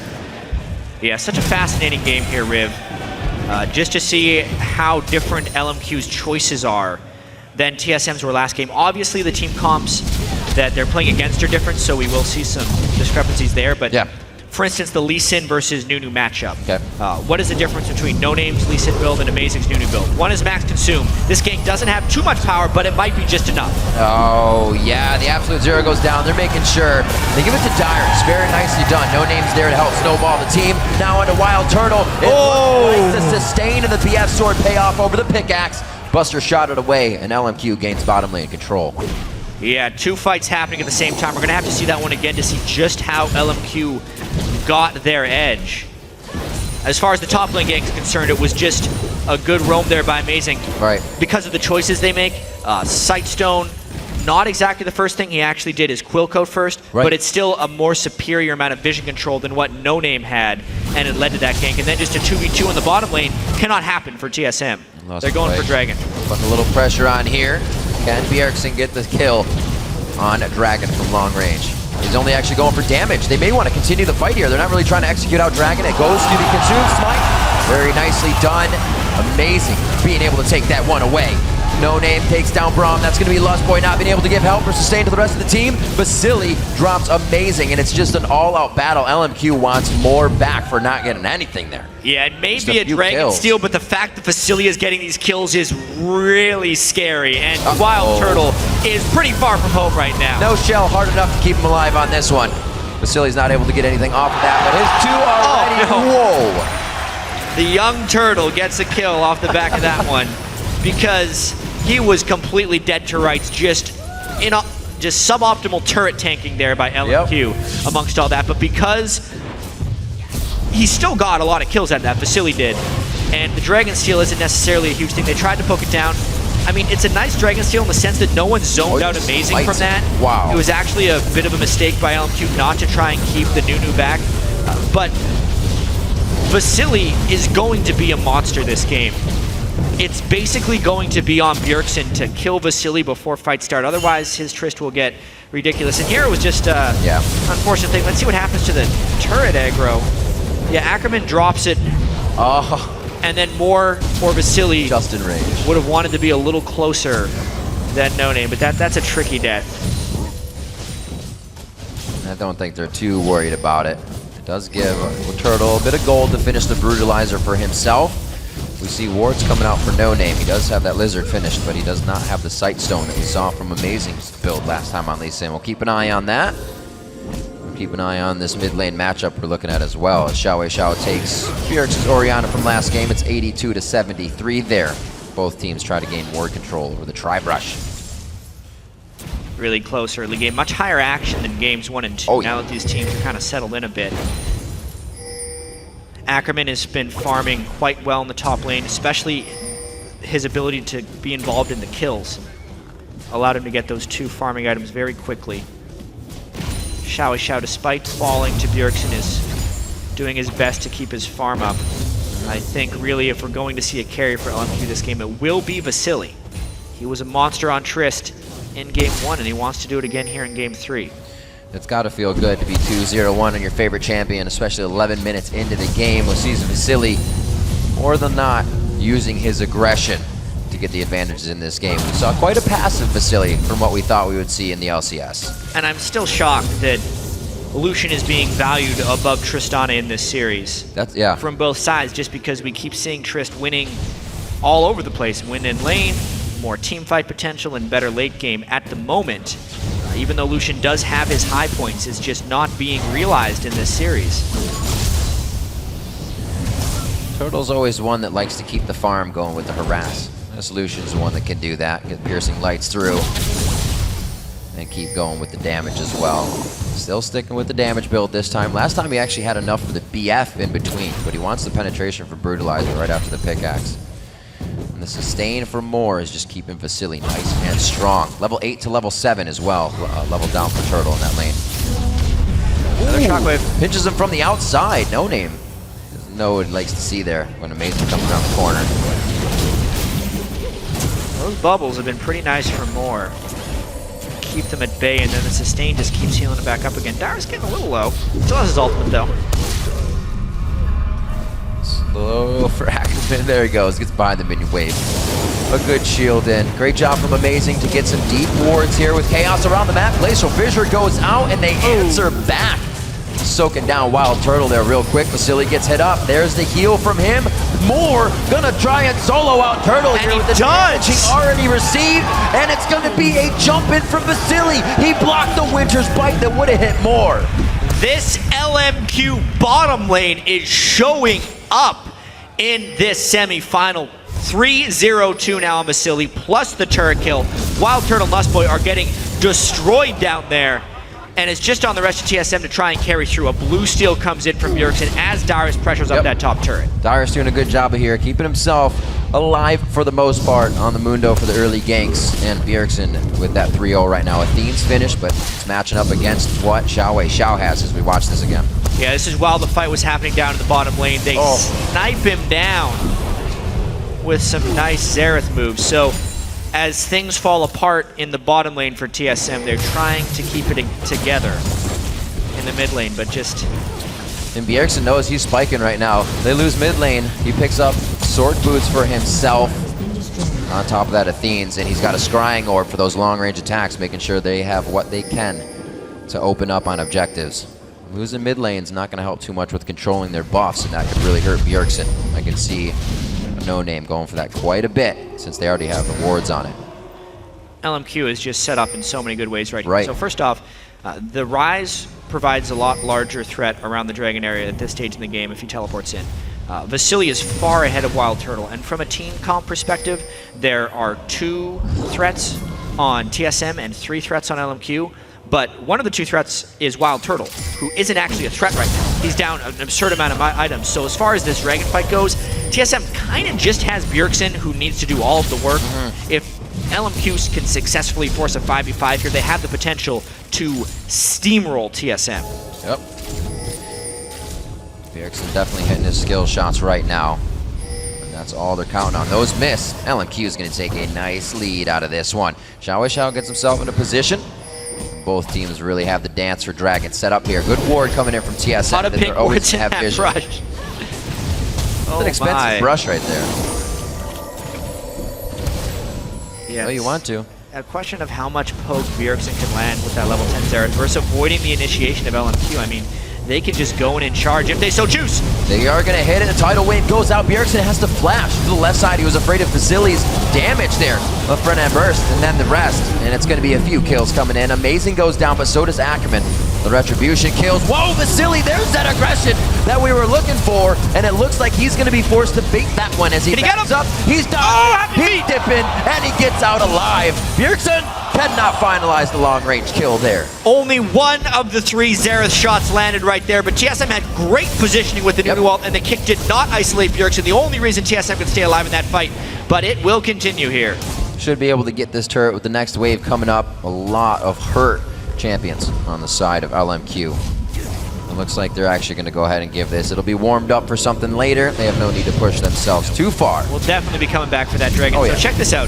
Bjergsen gets kicked over the wall and then still flashes. Yeah. He didn't necessarily need to flash there. The shockwave hits 3, but the Nunu ultimate looked like it was going to be a good zone of control. Beautiful bubble there. Would have completely destroyed LMQ otherwise. Vasily goes a little bit crazy and then barely stays alive thanks to the shielding. It's just such a back and forth fight right there. You can see how close these teams are, and somehow LMQ beats them back to the Dragon Pit. It doesn't appear like No Name shocked.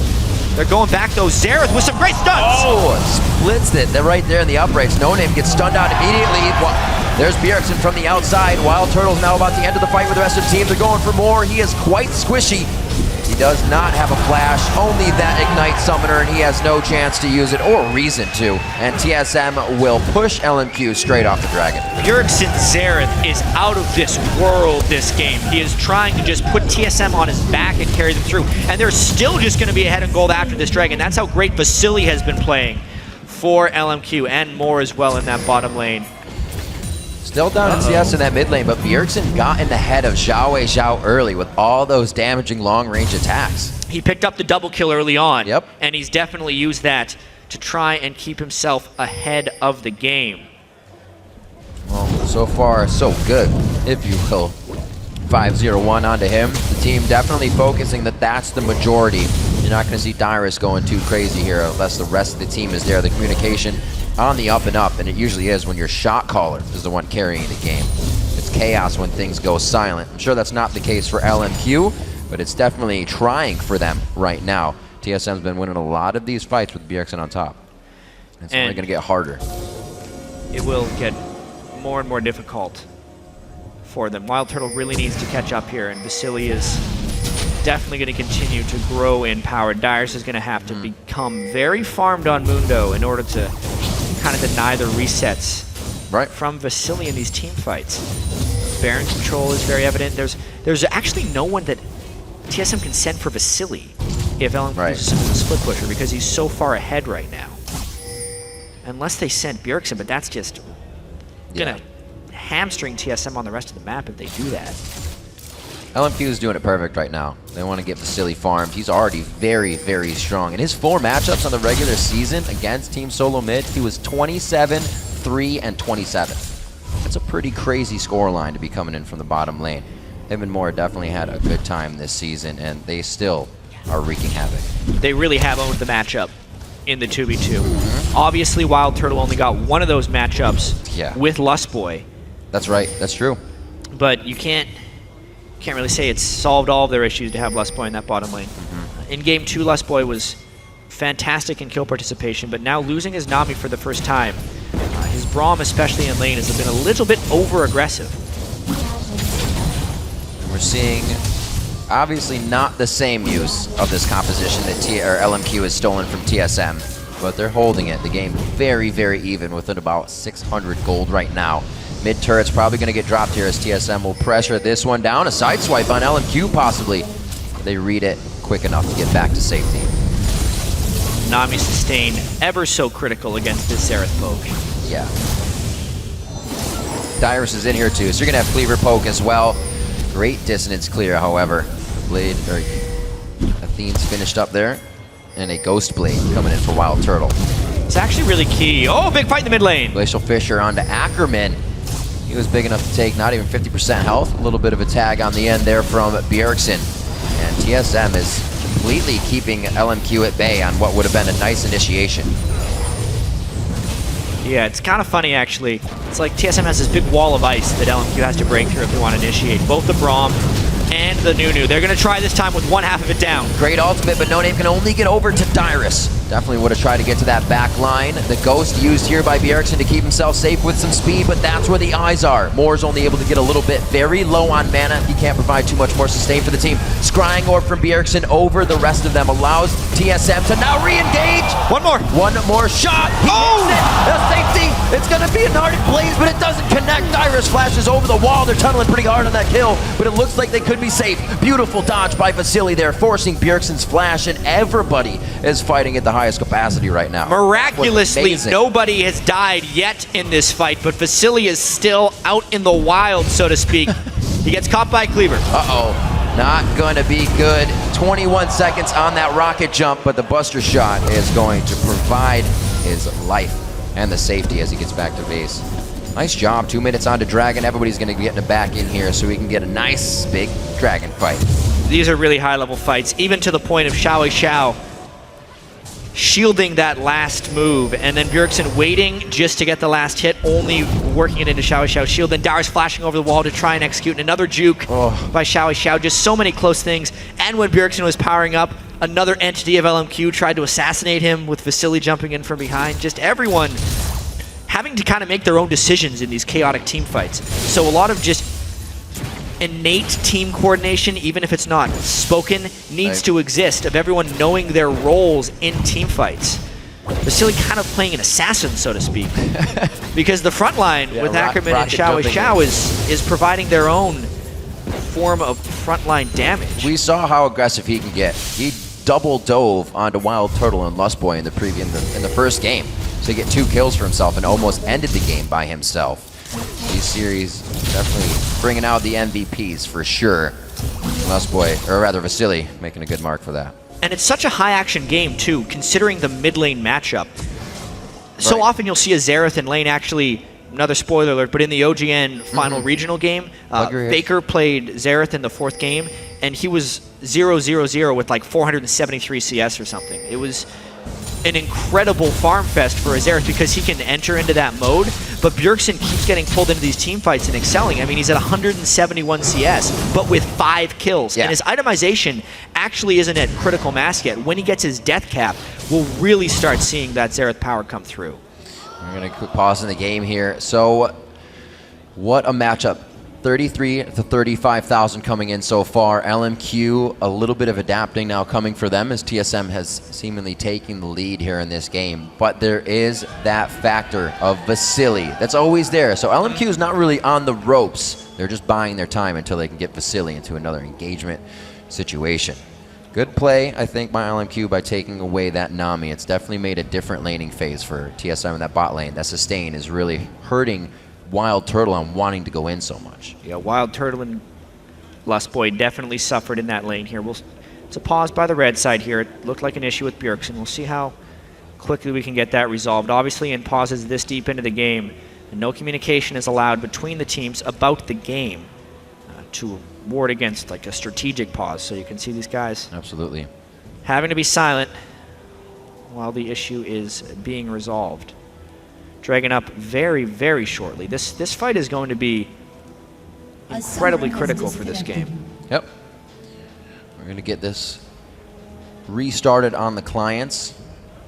Bjergsen making sure that nobody talks on the team, providing that leadership, kind of giving the no. Do not talk. That will be a penalty. You'd lose a ban in the next game if they were to communicate in between pauses, and if it's a subsequent offense, the penalties would worsen. And his calls must just be on point right now, calling the rotations that they need. They've been there every time. And even if he can't get there, he's got the scrying orb to help out. So he really can help the team out across the map. Great play coming in from the start. Xiao 203, always up on that CS, can always be a factor in the game as well. Still waiting for some shockwaves delivered by No Name. We've already seen one of them. It was on Nunu, but it's going to happen over and over. With Vasily jumping in 4-0-1, there's probably going to be an instantly dead person, and LMQ is going to be able to refocus. And what I like about this is we got this sweet pause screen. We can see the gold. You get to see the power in the teams kind of breaking down here. Bjergsen so far ahead of Xiao here, 8,500 to 7,200. Yet for how far ahead Vasily is, as far as gold, because of some of the objectives that Wild Turtle's been able to pick up, he's only 400 gold behind, right? So unless this gets really late game and Vasily can hit 4 or 5 items, it seems like TSM can keep up just because of that ridiculous dragon fight we saw that they were able to come out on top. Because before that, Vasily was starting to take over the game. Definitely not. Yeah. The 4-0-8 from Wild Turtle last game on Trist, I think just made Vasily want to play it even harder this game. He said, you know what, you're going to do that. I'm going to try to come out even harder. The 4th game they played, as I mentioned, Vasily had a 10-0-4 game. So it's just that comfort that he has right now. We already saw him jump in once on a fight. He didn't have a shockwave or anything, just a shield to protect him, and he had to flash out because it almost became a wrong decision. These guys are going pedal to the metal, as they always have. That's how they came out of the Chinese scene. It's kind of that blurred turret image where you're just like, this is how LMQ sees the game. These turrets aren't actually here. They did that in game 1. I think if they could just start doing that again, it's really going to take TSM off guard, because once you get in the face of Bjergsen, what's he going to do? Yeah, that is one of the things about the Xerath pick right here. It's so great in siege scenarios, but if you can close the distance, as No Name has tried to do on multiple occasions, it's going to be difficult. Just kind of talking about this series at large, I mean, what is really going into this series? Because LMQ, pretty much first place the entire split. TSM had a much different story this split. They were, for once, kind of always sitting below the top teams. They were in 4th, 5th, 3rd, so and so. Very consistent, though. They beat almost all of the teams at the bottom of the standings and would lose to the teams at the top. Yeah. So it's a difficult transition for them to make to actually win in the playoffs. It's not something that was expected by many of their harshest critics. And it kind of just all comes down to this, you know? They win this series, they go to Worlds. Nothing else matters if they win this series. Right.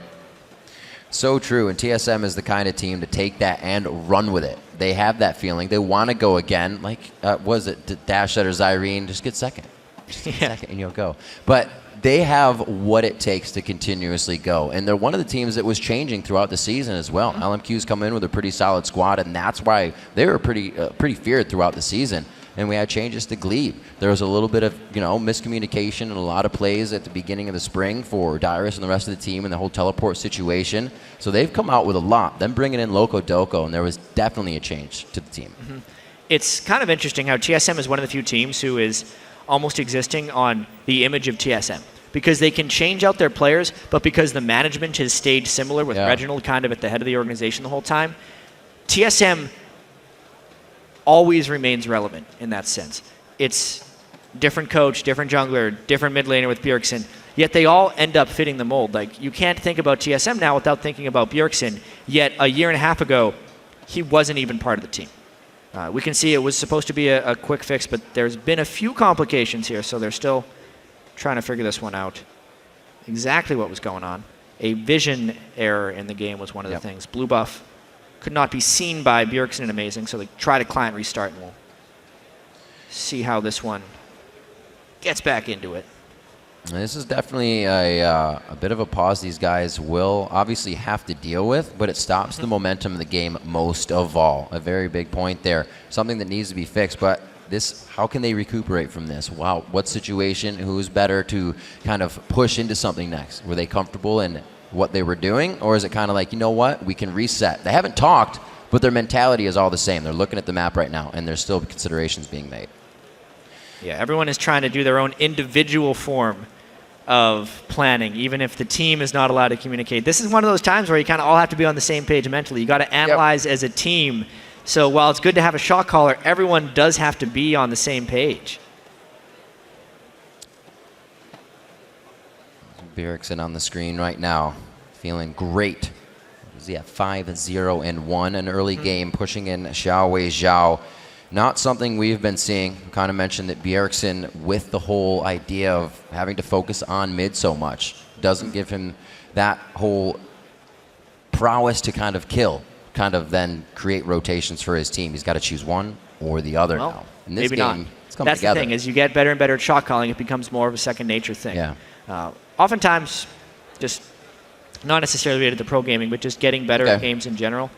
One of the biggest keys I do is you focus on one thing per game, and you only focus on that. You get really good at it, and then you do it enough that it becomes second nature. Then you can start focusing on another thing. Is that a personal win condition or an overall win condition for the team type of thing? It's not even a win condition. It's just saying, today I'm going to focus on CSing. I want to get every CS in lane. But when you do that, you're obviously going to be much more vulnerable to ganks. But for that game, you're only mastering your CS skills. So once you can do that, then you can start worrying about ganks. The next 10 games later, you say, I'm only going to worry about keeping this brush warded and not getting ganked from this angle. Right? And then eventually you get all those things going into a complex state where you play thousands and thousands of games. And eventually, if you're an ideal player, you can make shot calls as well as still trying to see your kills, because it just begins to come naturally. And maybe Bjergsen's starting to reach that point. Absolutely. We see those kind of things happen with, Lee Sin players as well, kind of an inkling that so much is going on. You're like, oh, he's not going to get out of this. But he's been in that instance so many times before. They've practiced that. That's what he's focused on. And then they just jump over a wall and you're like, oh, never mind. So while we sort things out here on the Rift, we're going to go ahead and throw it over to the guys at our analyst desk. Thanks, Riv. Now, guys, we've already seen some big exchanges between these teams in this game. So I want to talk a little bit about that because it's, again, another very back-and-forth game. We had a dominating game from TSM last game, even up in kills right now. It's very explosive. Who do you see coming out on top, given the knowledge that we have so far of this game? The knowledge that we have so far is that they're kind of even, and that gold's on Bjergsen and gold's on Vasily. Both people have the capacity to carry this game. I can't pick somebody that I think would just win this game straight out because the comps, they look good. You have Tristana on Vasily. You have a poke Siege champion that they were playing to the win conditions of earlier on TSM.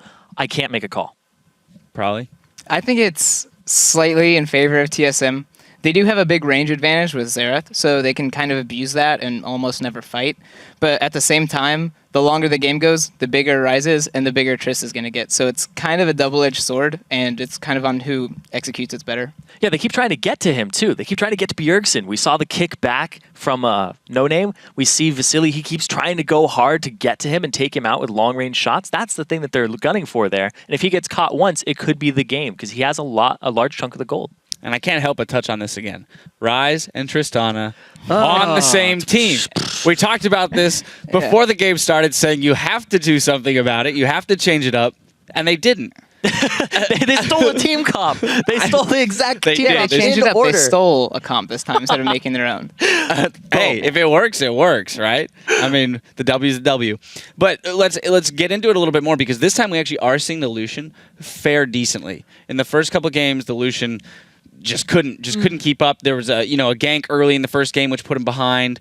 In this game though, although the Trist is I believe 4-0-2 at the moment, so definitely still pretty far ahead and in the position to carry. Lucian's performing decently here. Well, Lucian performed decently in both games. They favored the Lucian on LMQ last game, and he had a 40 CS lead. This game, the Tristana 3-0-2, 20 CS lead at 13 minutes at that point before the Dragon fight, before Vasily went a little too hard and then had to back out. But he was able to make that play because he had IE to, I think, Brutalizer Pickaxe when that started later on. There's just a lot of things there that I think this Tristana is just a better pick first round, which I think you should be locking in because it just blows my mind that you go Lucian, Nunu in the same first round of red side. If you're going to get Nunu, pair it with a Kog'Maw. Pair it with something else. I know you don't agree 100% on this because you love Lucian's mobility, but Tristana, I think that should have been the pick there for me. What do you think, Prawley? If they were definitely not going to pick Tristana, obviously they're taking that Lucian, I think what they could have done is secure another priority pick. Instead of taking Lucian Nunu, they take something else Nunu. Because at the same time, it's like, okay, if they take Lucian, you still get Trist. But you know that LMQ is going to take Trist. And then you can just take Lucian on another rotation. And I think that probably would have been a better kind of draft phase.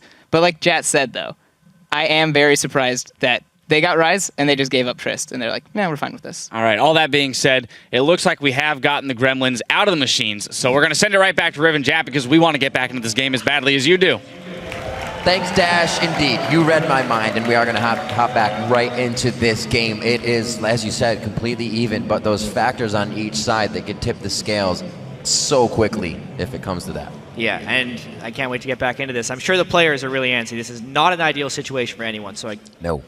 Fix the issue. It's just a matter of getting everyone ready to go on both sides, and we can get back into this one. Lock it back in. So it's Bjergsen. He's over grabbing his blue buff. We have that the knowledge of. We know. So they're setting up for Dragon fight things. was seconds away, so it's going to be right back into the action. It's about the vision control on both sides. Darius does have his teleport, but they do not want to get caught unawares. LMQ just starts the Dragon. They're daring TSM to come in, and Bjergsen is way out of position. Locked and loaded for the objective fight. They're going to make their way in, calling in the backside, but it doesn't do that much damage. Trying to spread out the shots from Bjergsen. The orb has not been used, so they can really get vision behind it. They're not even going to need vision behind Dragon Pit. They're just going to steal it. Pretty much uncontested with their poke game. The objective control from the Mac Consume Nunu there as well. They just killed that Dragon so quickly while Bjergsen was harassing them with the ultimate. LMQ was all worried about dip diving and dodging around those Xerath shots. Trying to. And Turtle and Amazing just took the Dragon. So, back into the game. Back into the game indeed. You see all 5 members of both teams on the screen right now. Seem pretty calm, pretty relaxed after the bit of a break. And we're back onto the Rift. That blue buff over to Xiaowei Xiao. Just ticking down on him, as you see. So 5 in his Q, 5 in a W as usual. Don't know which one he rushed. Would probably be to answer back on Bjergsen's damage for the lane that he was Dissonance. Doesn't matter now. He's going to be trying to keep that farm up as usual. Highest in the game as it stays. Looks like he'll try to go back here, possibly going for just a Rabidons. Get that damage. Well, Bjergsen actually, instead of completing his death cap, bypassed it for the Void Stab as well. So, but he's not even poor this time. He's not. A lot of people just do that right. so they can cut through whoever. There's already a little bit of magic resist being built here and there. A lot of Mercury Tread choices, the Athenes already. And he's doing enough base damage at the moment, and he'll be able to get to his death cap. I think it's just a matter of which you can complete. Dyrus doesn't get the knowledge as more and No Name sit in the backside of this brush. Yeah, they do have an Ignite if they want to. Misses another Cleaver. He suspects something is up, but it has not been confirmed. I feel like Dyrus is going to play conservatively here. Dyrus doesn't try to bite for anything, not putting any damage down, so it's not what LMQ want to act on. This gives TSM time in the mid lane, though. Yeah, Dyrus is going a little bit too far from home, but if they commit onto Dyrus, it will give TSM the complete go-ahead right here. And now they're going to Dyrus in the top lane. He went too far. Dyrus throwing himself into the fire. Actually gets kicked right away. He's going to be able to nicely get from this one. Ackerman just lost his movement speed, and Dyrus pulls himself out of the fire cleanly. Very nicely done, and they're able to put the mid pressure on. Wow, so all that time waiting in the top lane. TSM didn't really accomplish much in the meanwhile, but now they can push down the mid lane with a lot of people from LMQ just cut off. This should be the middle turret just going down. Great adapting to what was happening all over the map. LMQ spreads himself a bit thin with 3 in the top lane. TSM takes advantage of a middle turret. The inhibitor is now, or inhibitor turret rather, is now exposed. But it's that poke game. They got to make sure they avoid the fights, just like they did there. Dyrus can be the one getting in all he wants. The team's grabbing things around the map. LMQ, again, right back in the face of TSM. Jeez, you can see Xerath just that was big, destroying people. But then the sustain does help bring them back up a little bit. Xiaowei Xiao even using Dissonance to make sure he dodges that. Oh my gosh, the poke already down to half health just with 2 shots coming in from Bjergsen. He's loaded one up already, and he almost gets that one to hit. Xiaowei Xiao gets the heal for more. Is it going to be enough? Forcing the flash. There go the shots from Bjergsen's ultimate, almost hitting and locking down on this one. But even if they don't hit, it creates so much pressure. LMQ has to go all the way back to the stairs. And a flash burn from 2 members of LMQ during that retreat. TSM didn't really have to burn much for that, other than a couple low cooldown ultimates on Xerath and Lucian. So they're really trying to dictate this match right now, using their poke advantage to set up siege. That generally means that LMQ needs to set up some type of flank attack, but they just do not have the vision control or the ability to get in position for it right now. TSM just going to continue to siege like this until LMQ plans a flank, or they just run straight up the middle. I was going to say, it'll be very hard. Nice job. Bjergsen gets himself towards the back line. He's hurt, though. He's not even faced and focusing the fight. Ackerman and the rest of the team throwing out the DPS, and it's going to be the kill going in for Xiaowei Xiao. Basili, headstrong into the fight. He says, "King me," goes for another jump, and it's going to be the shots onto Dyrus. The ultimate keeping him somewhat alive as No Name takes a ride, keeps himself alive as the team stopping TSM from backing here. They may get a big objective out of this. Yeah, there's a lot of low health people on TSM. Trying to take Baron against Xerath is rather dangerous, but they know they have him so low, and now this could be Baron for LMQ. Just going right up the gut at TSM. So unexpected, but that's exactly what LMQ tries on. They teleport back in, full health rise. This Baron is ridiculously hard to stop. All the time, the pedal to the metal for LMQ. The shots coming in again for Bjergsen on the outside. There's not going to be enough to heal more or keep him alive. Ackerman's forced to run out of this one. Now TSM has the upper hand as they come into the Baron pit, but still. All right, I may have overstated how ridiculously hard to stop that Baron was. Bjergsen is rather fed right there, and that ultimate really chunked it down. Dyrus, though, gets kicked back. Ooh, right back. Oh, man, Dyrus has gotten out a lot of sticky situations in this one, but only so many that you can really get yourself out of, Houdini. How much can he get? What? He missed it. Turtle's going crazy. The young turtle trying to go hard, and he has to flash out of that one. Actually gets a face of the mountain as he goes in. The very, damage very scary. he took right off the bat from Rise was immense. Oh man, Turtle going off this game. Everybody's just getting, I don't know, they got a bug in him or something. Yeah, so check this out. It was the Ackerman into the bubble, into the shockwave, nearly catching Bjergsen out. We talked about if you close on a Xerath, you neutralize a lot of his threat. Right. Because they couldn't instantly kill him, it wasn't just a completely one fight. He was trying to shoot poke back at LMQ this entire time. LMQ very nearly took the game completely back into their control here with some nice chasing. The speed from Ori, the speed from Nami is really good chase potential. We're setting ourselves up for another Dragon fight. TSM not quite in position with Turtle in that mid lane. It's only about 1,000 gold difference, chat, so it means practically nothing. That could be 0 right now. It's going to be a great fight. Good poke from the outside. Amazing. Will not be in range for this one, but I'm sure they're not too worried about just losing the Dragon. He tries to get himself in for what could have been an absolute 0, but he takes way too much free damage as he just walks along the outside. So LMQ picks up a Dragon, even up that gold altogether now at 30 minutes into the game. What a game. They are getting later. They're getting that scaling that they want. And what a series. I'm just seeing the Aegis of the Legion being completed onto more. Them getting that extra magic resist to deal with the siege of Bjergsen is really critical. Very big. To their overall success this game, because Wild Turtle has not shown to be a threat. Vasily has his last whisper. He can start slicing through Dyrus much more easily. And this game may have just turned a corner for LMQ. They have the diversified threat. They're getting their late game items. And they do kind of just have to deal with Bjergsen right now. Well, the whole team was not too afraid to just get in there. That last initiation was Ackerman putting himself on the front line, one of the tankiest members who could have taken a front round burst of damage.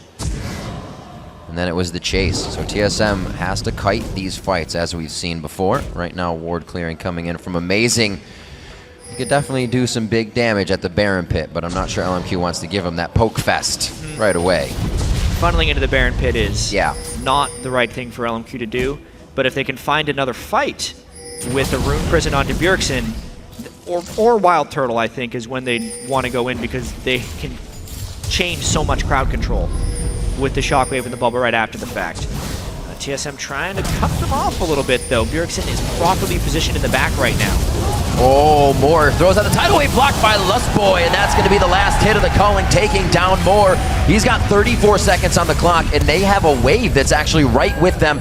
A siege that's almost dead. Right there. Great job. To catch Moore out of position. This turret going down really fast. Vasily doing what he can. They have to respect that Tristana damage. He's done well for himself this game, so they are going to start backing off with more poke. There's too many words in this. There's too many player names in this game that double as good words to use, like Amazing and more. Not doing this intentionally, I swear to God. Anyway, TSM pretty low after this one, trying to get some wave clear coming out, but with Moore being revived, they got to be a little bit careful not to get caught by the same initiations. Both teams honestly have to be careful with how much damage potential is on Bjergsen right now. These hits coming in, always giving them something to think about. Cleaver's on one side, Bjergsen on the other. You also have Turtle trying to flash in and go crazy. He's got a red buff on as well, so they're going to want to stick to these fights very, very close, but with enough range to keep Bjergsen alive. He's got the orb up, so if they need to see what's going on behind LMQ, they can do so. They have 3 nice wards right now that are prepping that. 4 nice wards, actually, that are prepping that, so they know exactly what LMQ is ready to do. And they say, that's just about nothing. We're going to go ahead and back. Don't want to give Vasily any crazy kills if they do try to engage us. This really has the makings of a great series because both teams have been able to adjust to each other, and we may just end up getting a bunch of close games from here on out, because game 1 was LMQ jumping out to an advantage, and if not for that mistake, they would have just completely crushed them. And they still were able to walk away with the victory, so absolutely. I want to consider that one, you know, first blood for LMQ, basically. TSM, though, in game 2, came back with a really nice team comp. The Orion in the mid lane was a great adaptation to the Yasuo pick, and they crushed LMQ in game 2. And then a good series doesn't really start until both teams have lost a game. Right. And now the fact that their adjustments to each other have just resulted in the closest game of the series is fantastic. The way this game breaks will be so critical because the next 2 games would have to be won in a row, and in a series this close is highly unlikely. Well, with TSM's inventory, a slot has been saved for 5 pink wards. They're not able to lay down the pink wards, though. If you get in the face of TSM, they shut down Bjergsen, they shut down Lustboy for any disengage, and LMQ is on a rampage to the base now of TSM. One missed step, and LMQ will crush you. In that case, again, Ackerman, Flash Room Prison, comboed on a Bjergsen, the only real threat on this TSM team. Easy inhibitor after the fact for LMQ. One side to the other, they lose an inhibitor turret, and they take down TSM's inhibitor. Very nicely played by LMQ. They're going to go ahead and get all the ward control they can here onto the Baron, and you know what? They may actually get this Baron. With no Zeros to poke them off of this one, it seems like a very easy one to secure. TSM feels like walking in to check this one, but oh baby, is this dangerous. That's definitely a party crowd in there. 2,000 health, amazing, not in smite range. They just gotta run away. There it is. 35-minute Baron going over to LMQ. Maybe TSM can save face with this Dragon in a few, but they're going to have to be worried about a push in the top lane that's going to be coming from this Static Shift Trist and the rest of LMQ. They actually go with everyone. They don't want to give up the pressure just yet. That Baron's ready to be used. Yeah, all of TSM's eggs being in one basket is making the team fights very simplistic for LMQ. Right. If they can catch Bjergsen, they win. If they can't, they just run away, and they have enough move speed to do so. They figured this game out, it feels like. It was almost a ticking time bomb there. LMQ was just waiting for the moment when they could jump fearlessly in the face of Team Solo Mid. Once again, fearlessly behind the turret. No Name gets in, but he gets locked down, and he's going down. They try to give some crowd control and zoning with Amazing's ultimate, but it looks like the turret's too warmed up. Vasili's got good focus. They do lose one, but they take down the turret. Already taken down Dyrus with the engage. Lustboy is going to go down now. Vasili 6-0-5 on the game, and LMQ starting to make some good moves. All those early kills in the bottom lane really paying off for LMQ. Now you can see so many different threats. Even if Xiao is low, Ackerman and Vasili can still deal damage. That turret going down fast. Moore's healing, Baron's healing as well. The sustain is fantastic. Bjergsen's up. Definitely have to consider the danger. Oh, Xiao with the dissonance dodging, and he gets himself out alive with a nice command protect. Vasili says, let's go deep, and he goes for the kill. He gets out. Oh, the little jump doesn't keep him alive, actually, and he goes down with a quick snowball from Amazing, but LMQ is still riding high in TSM's base. And this is all off of that first catch onto Bjergsen. Dyrus, though, trying to keep this one going. He wants the Baron buff off of these LMQ guys. Home guard Durmundo, here he comes. He's going to be trying to get LMQ more. They may go for that kill, but they say that's not the priority target. Lustboy will come in to help with that one. Dyrus still on the chase, does not want to let LMQ get the backs. TSM going to be coming out of their base. May be able to clean up some of these minions, but definitely want to get some vision down for further gameage. Yeah. Woo! What a back. Catch our breath. Back and forth. The fourth now coming from LMQ. Wow. We've kind of seen this song and dance before when it's 2 inhibitors down for TSM, especially when they have a fairly tanky lineup. Amazing, though. Solo pushes 2 people off the Dragon. Hey, man, you don't want to make the Yeti angry. Keeping the gold a little bit close. All right. 4 out of 5 Dragons this game for TSM. Let's see this fiasco again. Yeah, this was just great dodging by Xiao. So good. Sometimes it seems like the best way to dodge Xerath is to just dance back and forth really fast. You run back into the other alt, because who shoots in the same spot? Yeah. Who would shoot the same That's a spot risky thing, but sometimes it works. Xiao did there. It was a nice jump onto Bjergsen as well when Vasili saw he was out of mana. However, he used his auto attack to get a bunch of mana back and nearly bursted down Vasili once he jumped back onto him. Xiao getting some kills and assists for himself now as well. 4-1-6 and a 6-1-6 Vasili.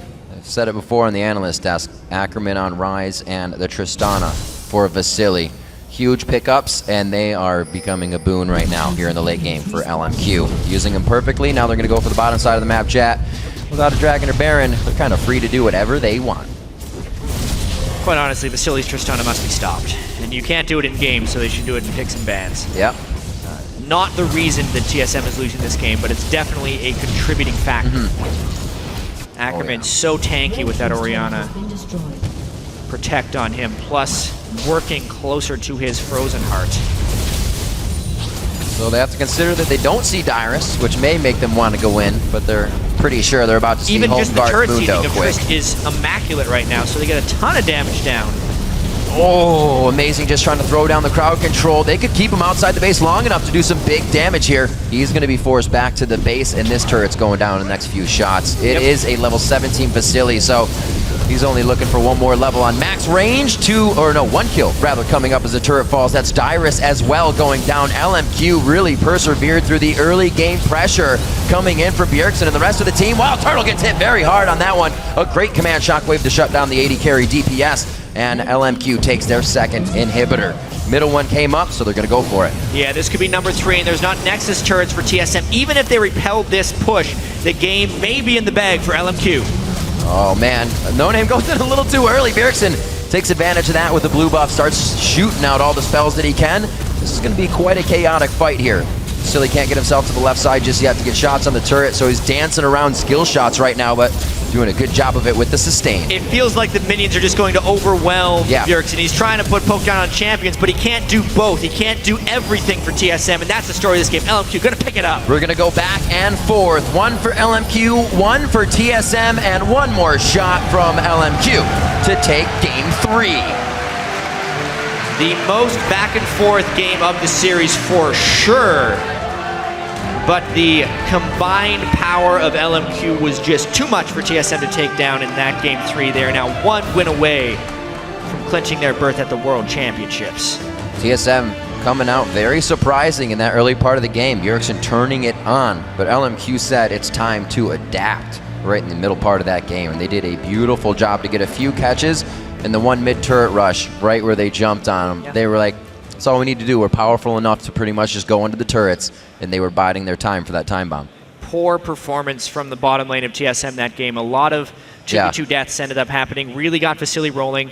A lot to build on for both teams in that game. A lot of adjustments to be made once again for game 4. I mean, this has been an incredibly close series. I feel like it's the type of series to go 5 games, but LMQ is going to have a lot of momentum there. Turtle didn't look very pleased with his performance that game, as he should not, but the question will be whether he can mentally recover, avoid tilt, and play well in the next game to avoid a game to avoid a 3rd, 4th place match. No, absolutely. Game 5. TSM coming into that one really looked like they had the upper hand, and then we saw with LMQ in the mid lane, they said, no, this poke is just destroying us. Xiaowei Xiao almost went down to level 2, as we were saying. Bjergsen wants to be focusing on that. But with all the play and the perseverance, LMQ said, let's just go for the objectives. We're better at fighting, and that's what we do. Every time they came back to the objective, they were able to push off TSM. We could see it in the team compositions. Much more diversified threat. Simplistic team fights for LMQ. They were all on the same page, and they pulled it off. And one thing that gets me is there's the mental thing of we took your team and beat you with it, play on TSM now. It's only a little thing, but there's always those mind games to be played. Right now, let's hand it over to Dash and the guys at our analyst desk to walk us through this wild back and forth series.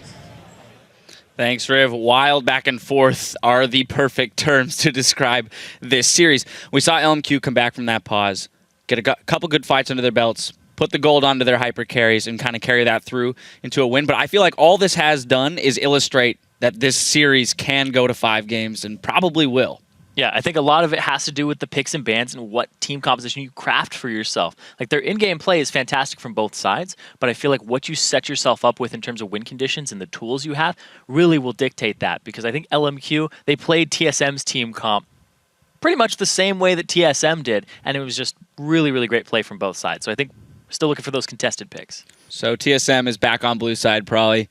Are they just going to take that same composition, steal it back from LMQ? It's ours. We came up with it first. I definitely think there's going to be a Ryze first pick. I'd be really surprised if they give Ackerman Ryze again. I think it's going to be something where LMQ can't get all 3 playmakers. Because that game, they had Ryze on Ackerman, which is very comfortable champion for him, and he made a lot of plays. They had Orianna on Xiaowei Xiao, which is another really comfortable champion he makes plays on. And then they had Vasily with Trist, who's just flashing in to kill Xerath and stuff. So they need to take some kind of champion away from their playmakers so they have less options to win the game. Yeah, I think, like you said, first pick Ryze is going to happen again for the 4th game in a row. You know, doesn't take a crystal ball to think of that one. But then I think that Tristana is going to be picked up first round on red side this game. That's my prediction here. Is I think that's going to go down because we've been seeing Lucian filling that role. But I think that's the incorrect pick here for what you're handling in terms of playstyle of the 2 AD carries. I'd like to see things shaken up a little bit. Probably I want to jump to a little bit more of a microcosm, the mid lane, because we saw Xerath versus Orianna, and I feel like you had some interesting points during the game about how that matchup goes and like skill orders and things like that. Yeah, I thought it was really interesting. So Xiao started Q on Orianna, which is normally non-traditional. You start E, the shield, just to protect yourself. So we started Q, which for me tells me he's going to try to be aggressive and try to make Xerath back early. But at the same time, Xerath started W, which is a disengage skill. It offers a huge slow and it's a huge range. And it's unlike Q, it doesn't slow you down. So what happened was Orianna's trying to get in range to shoot her Q, and Xerath is able to back up and uses W and outrange her. And then she takes huge poke. She no longer has a shield. And you saw the level 1 play with Orianna. She was like half HP from 2 Xerath Ws. So it was almost like he like Xiao wanted to be aggressive, and Bjergsen matched that aggression and was just able to counter it really well. And Bjergsen was making some pretty big plays there on Xerath. He got a fair amount of kills under his belt, but he is playing a fairly immobile champion. So is that something he can go back to, or does he need to be on something more like Fizz that allows him to, you know, get in, get those kills, but also have a little bit more ability and safety for himself? I do think like the Fizz and, I mean, like even Syndra fits his playstyle a lot more because you can 100 to 0 people, you know, on a high frequency. When Xerath, you know, he has to do EWQ and then RRR, so he can't just kill someone before people can react. But after watching that game, I definitely think Bjergsen's put in a lot of time and effort to learn Xerath, and it's kind of showing. So I think if he wants to play that kind of champion, he can go back to it, and as long as the rest of this team is following up on it and protecting him, they can carry with it. Yeah, LMQ are throwing a lot of bans at Syndra and Zed this series, trying to keep him off of that type of champion. And I think, you know, it really is just dictated, once again, by picks. I don't think you pick a blind Fizz or anything like that. But I do think that, you know, Ziggs is always open here. You can go for a wave clear champion. You can go for the poke champion. Just whatever suits your comp. I don't think it's just a definitive style point there for Bjergsen, because he can play pretty much everything. Well, and after picking up those kills on Xerath, being one of the bigger threats, we saw LMQ put a lot of focus on trying to catch him out and, you know, take him out early in the fights. We're actually going to pull up a replay about 15 minutes into the game. Is a fight in the mid lane where No Name goes for a kick to displace Xerath. Probably I'm going to let you take this one away. So this one was really interesting. They don't even start the dragon because they just want to immediately go into a fight. So this is where they need an opening on Bjergsen, and they already used Rune Prison, so now the only opening they have is with the Lee Sin kick. So Lee Sin's going to follow this kick onto Dyrus, which is really smart, and then kick Bjergsen slightly over the wall. If he was able to keep him in that line bush, Ackerman was there to follow up with the Rune Prison. So at this point, it's just TSM having to kite back. Orianna pulls off a good shockwave, which kind of keeps them in the fight and gets them their first kill. And at this point, it's just everyone tries to kite over Xerath right now. I feel like this fight was pretty indicative of the expertise of both teams, as we only saw a 1-for-1 trade here, so it wasn't like a huge swing in either team's favor. We saw a lot of fights, actually, as Vasily with the happy feet dances away from the Xerath ults. But we saw a lot of fights that ended in either 1-for-1s, 2-for-2s, or none-for-nones even. So that speaks to the skill level of both of these teams and the shot calling and their comfortability in these team fights. Yeah, and Vasily went really hard there. Speaking of comfort in a team fight, he had a huge item advantage there over Wild Turtle. He's like, oh, I have double buffs. Jump straight in, try to get a kill for himself. It was great to watch. You know, if he wasn't that far ahead, he wouldn't have been able to pull that off in terms of surviving at the end.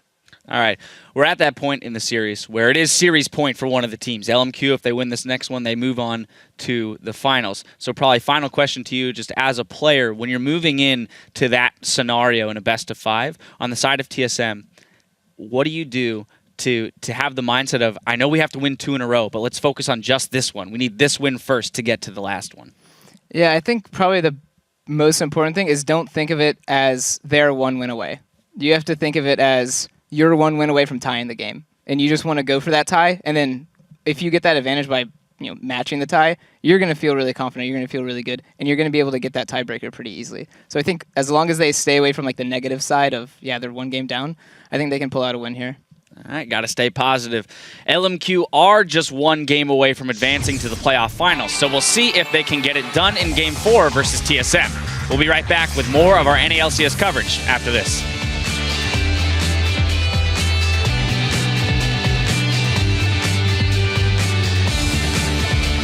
It's good. You know what it's raining? It's raining men. It's raining men. There's the heal from him. Moore gonna try and solo out Turtle here with the damage he already received, and it's gonna be a jump in from Vasily. Inventory, a slot has been saved for 5 pink wards. They're not able to lay down the pink wards though. fearlessly in the face of Team Solo Mid. Once again, fearlessly behind the turret. No Name gets in, but he gets locked down, and he's going down.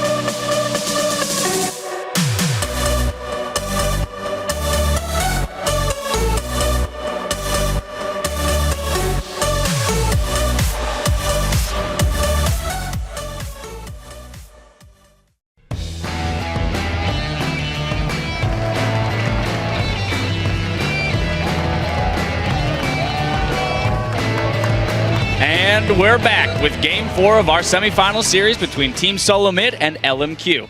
Now, LMQ are now within arm's reach of locking up that spot in the summer finals and securing a berth to Worlds.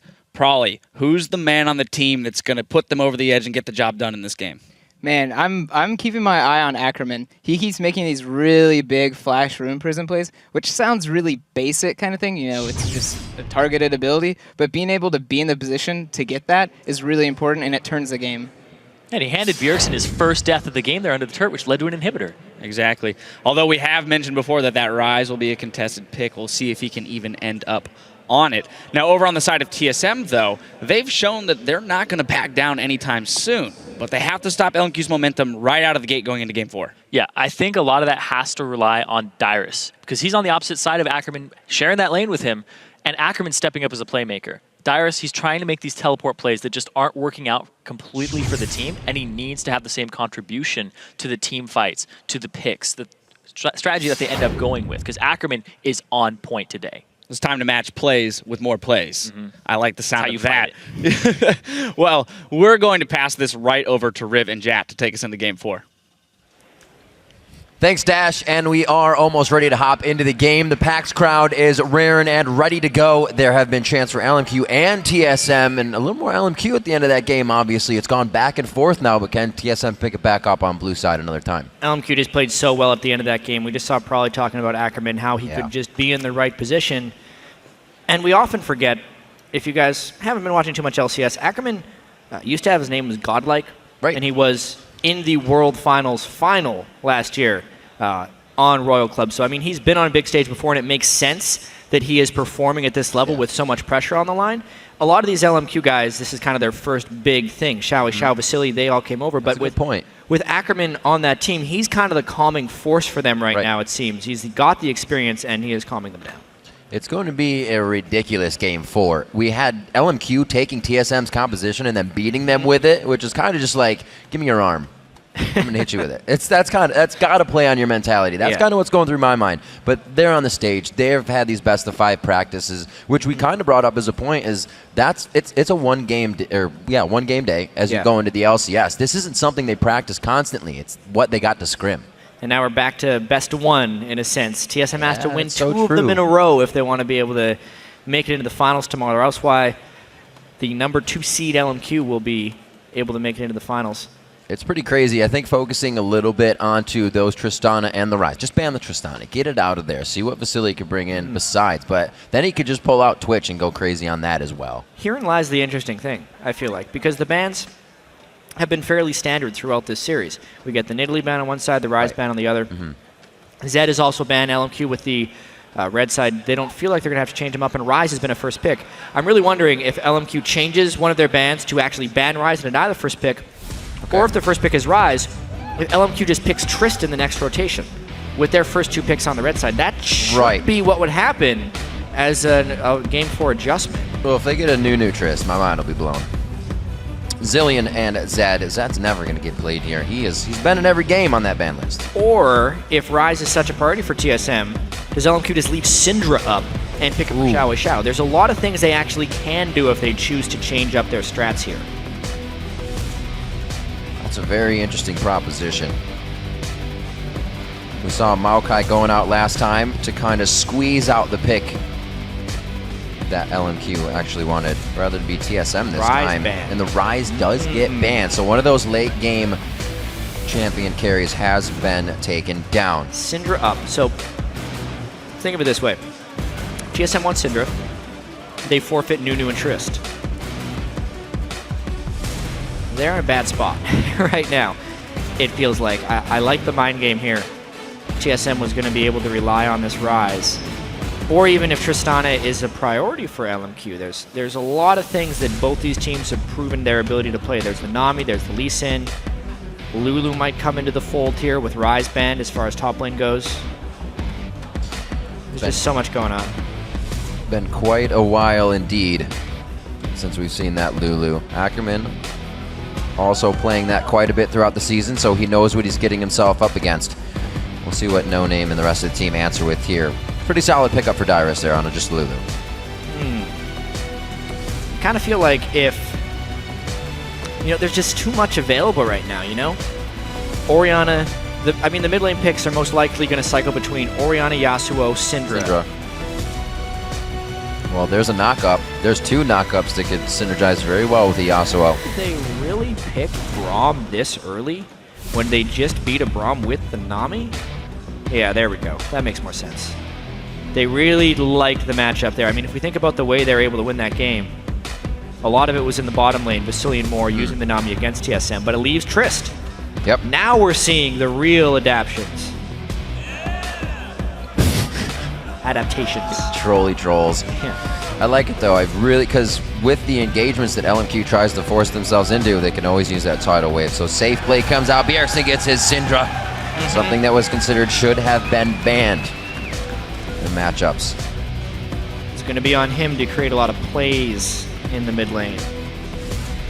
While Xerath can do a bunch of damage, he doesn't create the picks. You can play Yasuo into Syndra. Oof, yep. Got to be really good at Yasuo. Oh man. Get the right wind walls and you shut down. This is going to be good. That Syndra with no escape. This is going to be very good. More control, more champions that can be in the fight and create chaos. This is where LMQ thrives. And the sustain on the backside already coming from Nami. Be rounding out here with the AD carry, something different for LMQ if they pick this Mundo. So they go with the Corki. Would they actually? I mean, Lucian hasn't been working for them. Maybe they want a little bit of magic damage to come out of their AD carry position. Yeah. Absolutely. Let's throw in the Corki.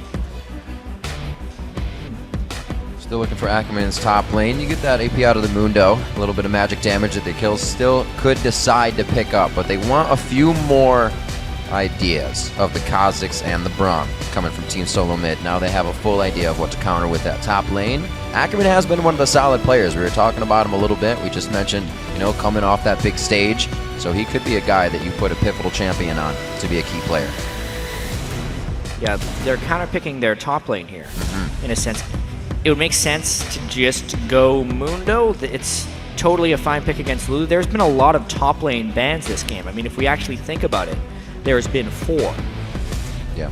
Nidalee, Maokai, Alistar. Even though Alistar can be a support, it's a top lane ban a lot of the time. And yeah, the Mundo is just kind of the generic safe pick here. There's not much else he could go for unless he tried something really out of the box.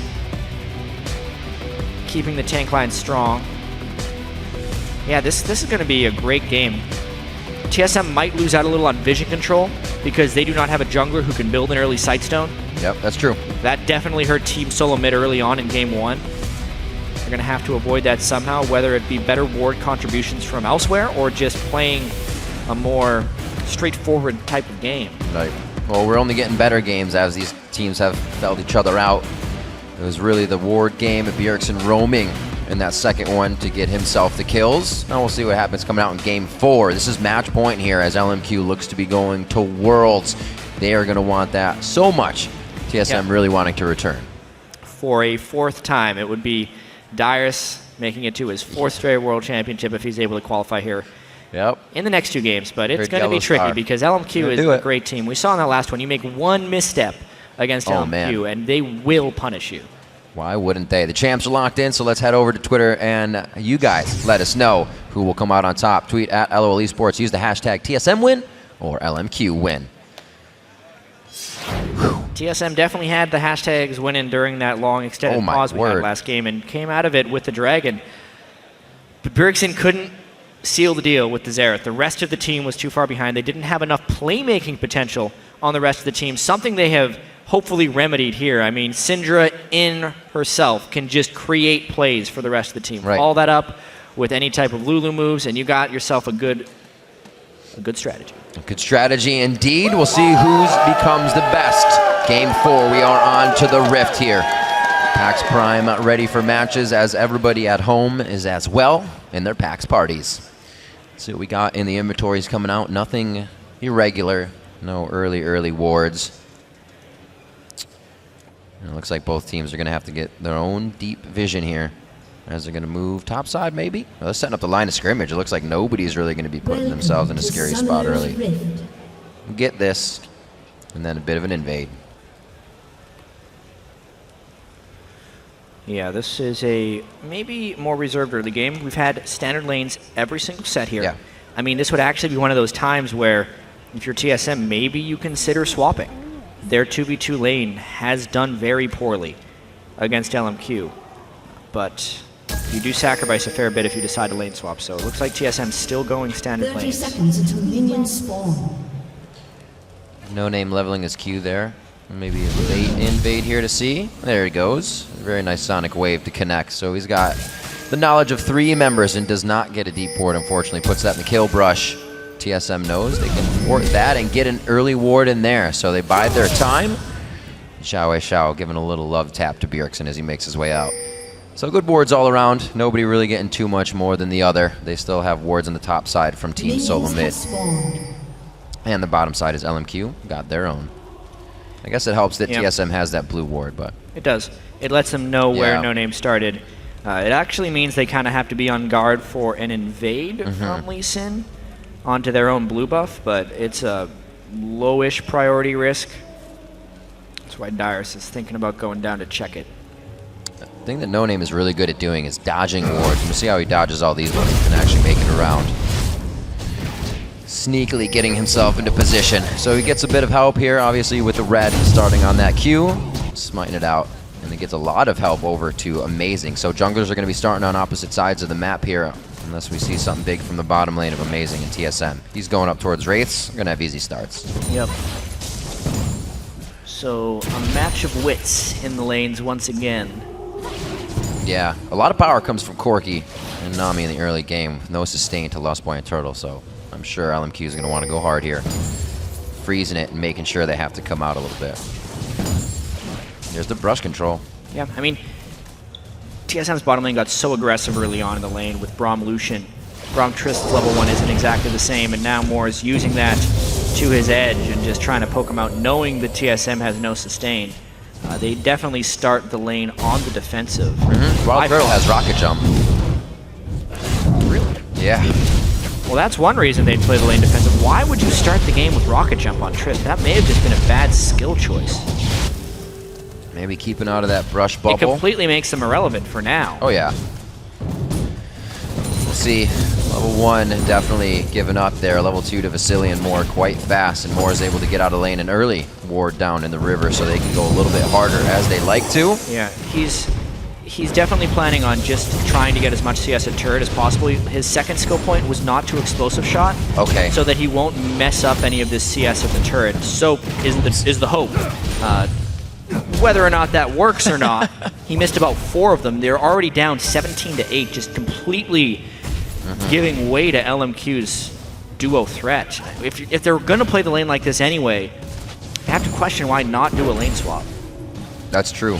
You're going to be going up against sustain, so everything you take is going to stick, and they'll be able to just keep pressuring harder. Level 3 is there to Turtle, so he keeps himself on par, but the CS is going to be big. Vasily's been able to control the lane. He's usually able to carry that into the late game. A movement from No Name. Oh, wow. He just gets under the edge of that. Low mana here for Bjergsen. Talked about that hard no escape there for a Syndra, but he's able to get himself in position for the waltz out. No flash necessary. Yeah, may force an early back, or wanted to force an early back.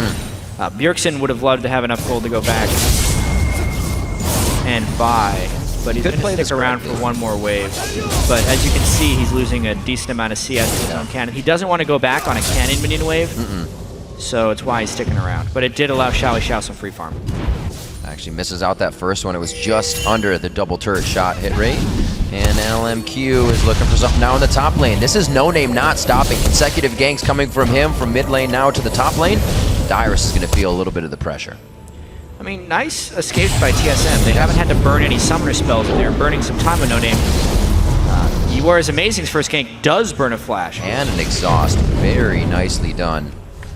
Great job there. Bjergsen not pulling out of lane because he wants to back there, and he was pretty low on mana. So single-handedly there by Amazing, getting some great pressure onto Xiao. Dyrus will be low from the first one. He's got to keep enough for Whimsy. He uses everything right away. Those are going to stick. Ackerman throws it out quite early, and the blue suede shoes pay off for Dyrus. He gets out clean. Flash for flash. Yep. However, the lane is not in the greatest place for Dyrus. He is at risk of being a little bit camped, but for now, he's going to be A-okay. See the boots pot starts here for Xiao. Didn't realize that in lane. He got himself dodging the spheres. A lot of people start boots against Syndra. It makes it easier to dodge the Q as well. You want the extra health potions as well. If you do get harassed down a little bit early, you don't want to be in a situation in lane where you're low on health around the time Syndra hits level 6. Goodbye. Which happens frequently. Oh, this pressure. Getting a few of the shots on. Oh, ebb and flow. And some Tidecaller's Blessing to make everything just right. 4 to 4s are the levels of this lane, but the CS is not matching up. A Trist versus Corki matchup, especially Nami versus Braum, should go on the side of Corki. It's just a matter of to what magnitude. Xiao level 6. Fog of War Syndra play here onto Xiao. It looks like Amazing's just going to start to deny the jungle, though. That ward that they have over near the Wolves kind of gave him that idea. So it may not be nice if we want to do the dive. We'll steal jungle and deny. Nice dodges by Bjergsen as well to keep himself safe in lane. But you can see the boots giving him the speed to move away from the last dart. Big time counter jungler going down from Amazing, though. Really trying to keep No Name back, punishing him. This is Amazing doing a good job of punishing No Name for all of his lane pressure. Amazing's lane paid a little bit. Dyrus having to burn his flash and not get a big edge. Yet now they're going to know where he was.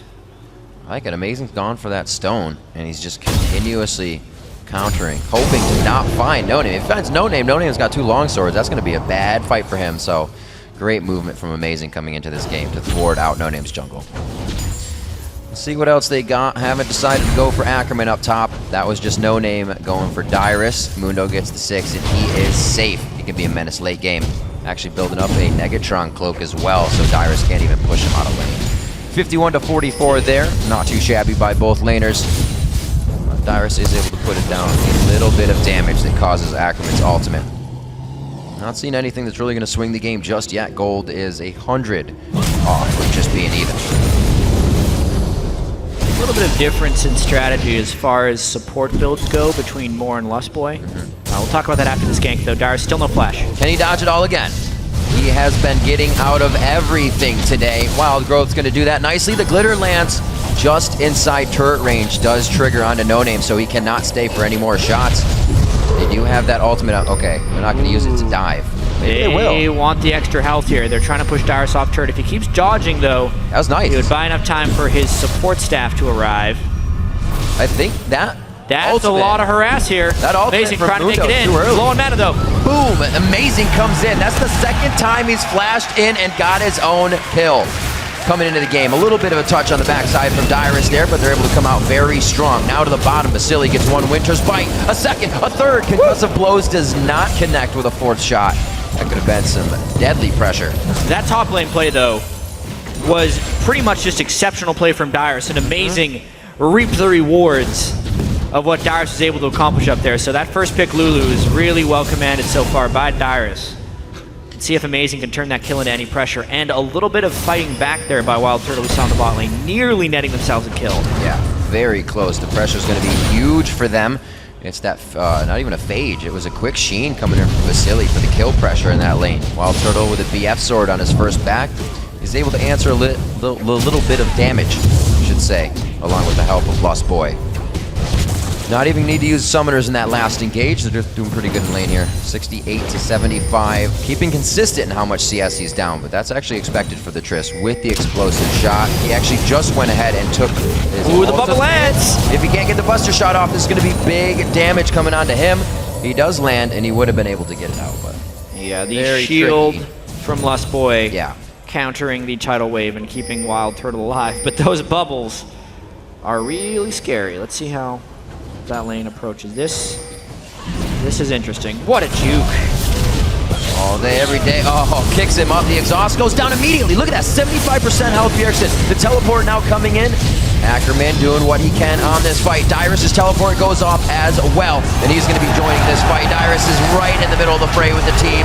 Ackerman going to be the one to go down. The last hit, is it glitter? It is. It's going to be a double kill for Dyrus on the TP. And the shield comes in, so matching TP for TP, the Lulu makes more impact than the Mundo. Oh yeah. TSM charging for this Game 5 force. Oh my gosh, they're going to go ahead and open up the map. Going to get a little more vision on the side of LMQ, deny theirs. We're just going to see a lot of wards coming out here.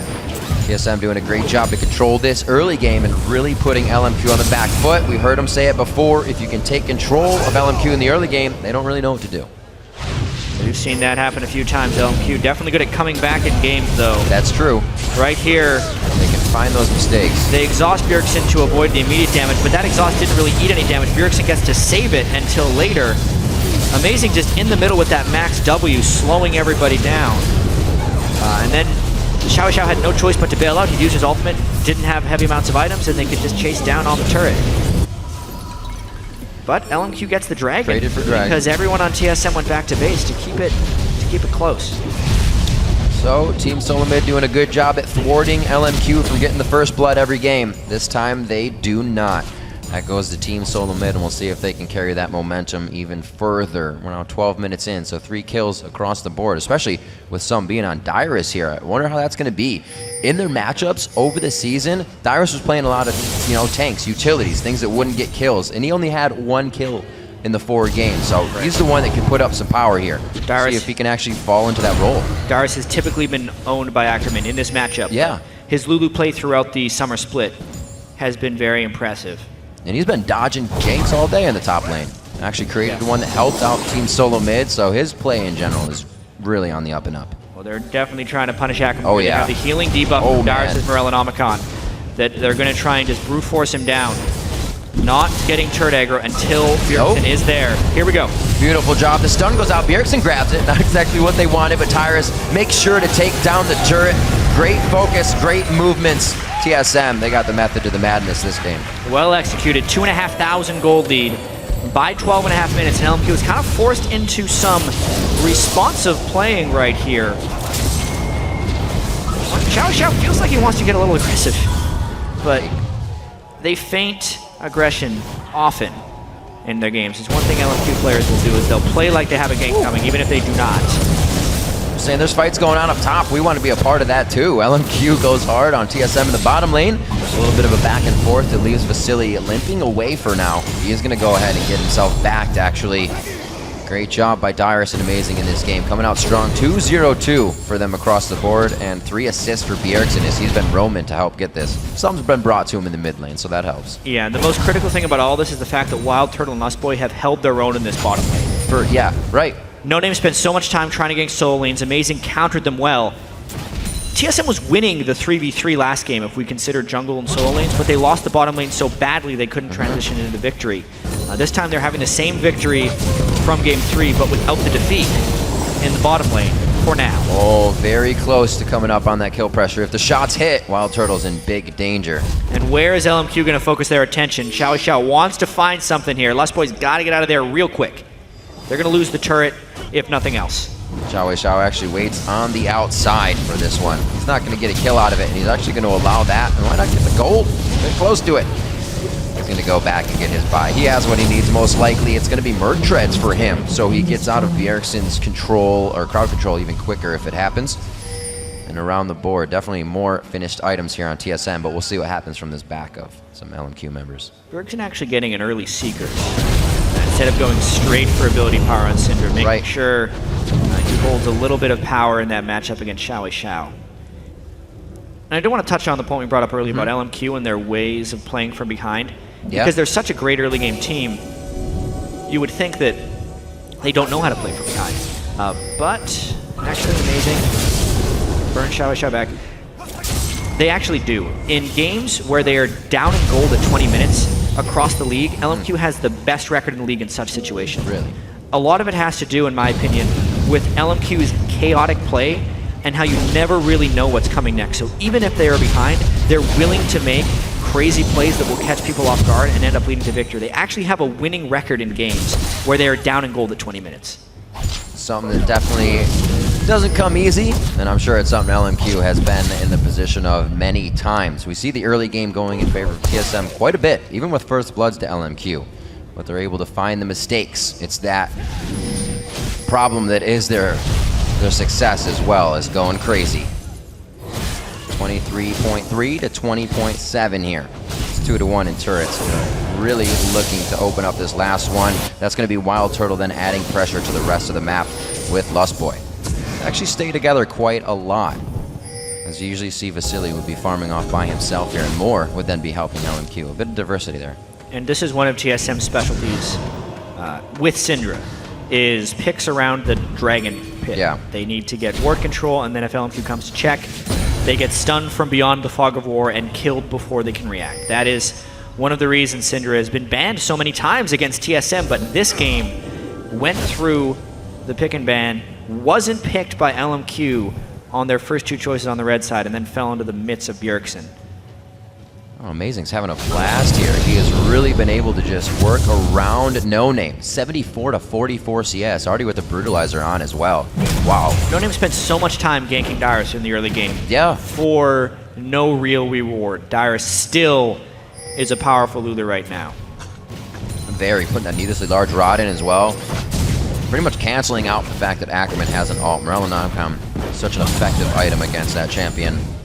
And Turtle respecting the fact that his team wants to do a little bit of dragon control. So they're going to go up here, probably try to get some damage onto at least Xiaowei Xiao so they can't control a gigantic fight from some knockup. And they're going to go ahead and take dragon. Yeah, TSM's a little early for this as far as dragon position control goes, but there's no objectives for them to take, so to speak. They already killed the mid lane turret. That's where they'd spend a lot of their time. But this wasn't the case. They're just using it to sweep it. That's the range of the stun right there. Feels like it's comfortable to go in on this, so we got Glacial Fissure for the tidal wave back and forth. And it looks like they're going to go ahead and melt that down. Now the fight continues. Ackerman got himself right in the middle of a fight. That's exactly where you want a Mundo if your team can be there with him. More forced to flash out of Quadra Bubble. That's the oh my gosh, the last breath. That's not what you say. Last breath with huge initiation coming in from Xiaowei Xiao. He's forced to flash and get an exhaust down so he can get himself out alive. The bubble kind of turned things around, but TSM was able to recuperate. It goes to show you right there, Riv, how badly TSM won the start of that fight when they can get Quadra bubbled into a Yasuo ult and then still come out the victors right there. Just check out the start of this fight. So it didn't seem like a brilliant start right there because they landed the stun of the wall, one for the other, but they got the tidal wave. It was actually one for the other, exactly, which didn't seem like the case for LMQ. What ended up happening is when Mundo came in, Bjergsen landed the triple stun, which was followed by Amazing. That just set everything off. They could focus down the Mundo. How many times have we seen a Syndra just blow up a Mundo right after he ults before he can regen? If not for that ridiculous bubble, it would have been maybe even a clean ace. But Xiaowei Xiao gets blown up, lays the chase, more still goes down. And then they take the dragon for a 4,000 gold lead. TSM is hungry right now, 7-1, an even faster game of kills than we had last time.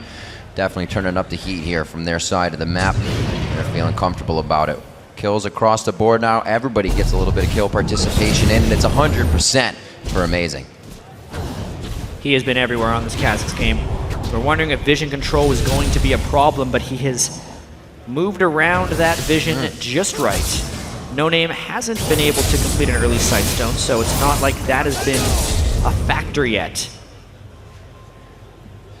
And then he is so strong.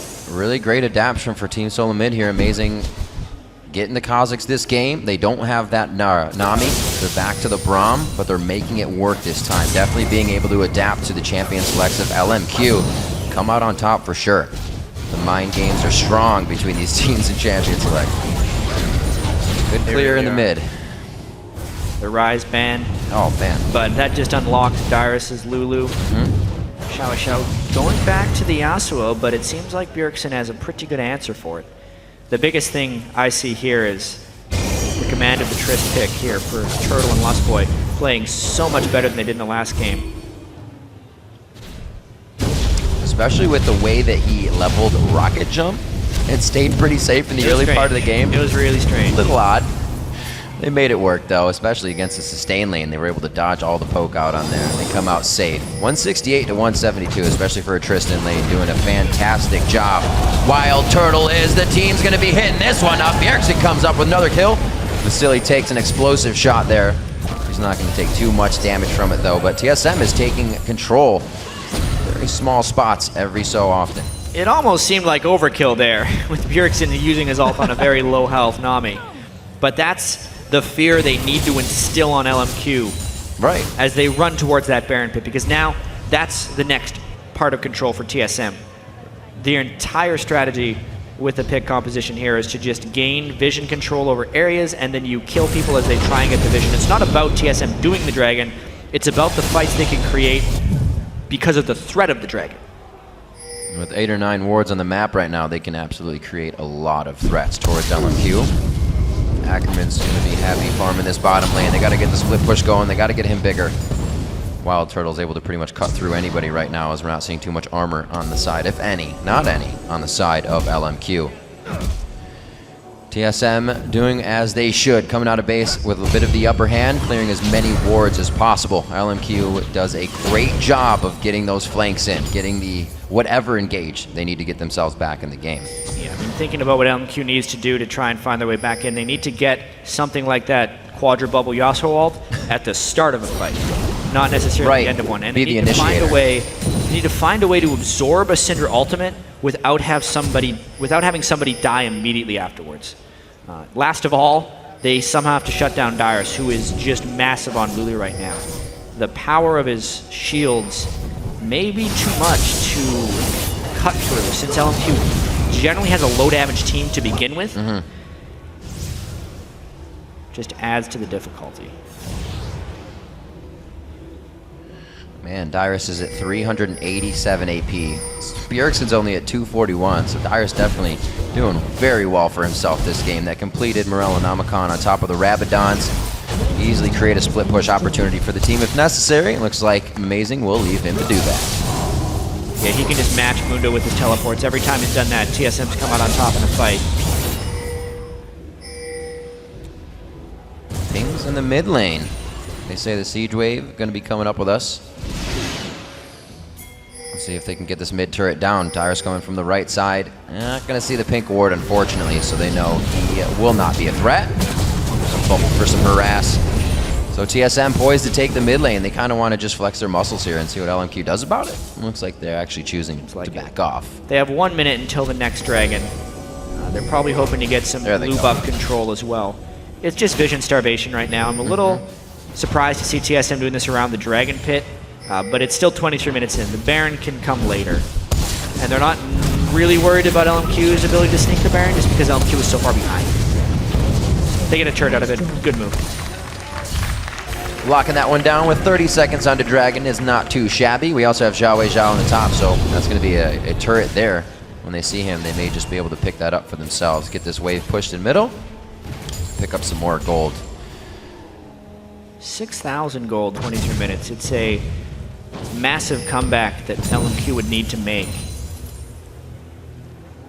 It's funny, if we look at this series as a whole, game one, even though LMQ started very strongly, it got close in the middle. It was, if not for that crazy Baron kind of steal thing that happened, TSM very well may have come back and won that one.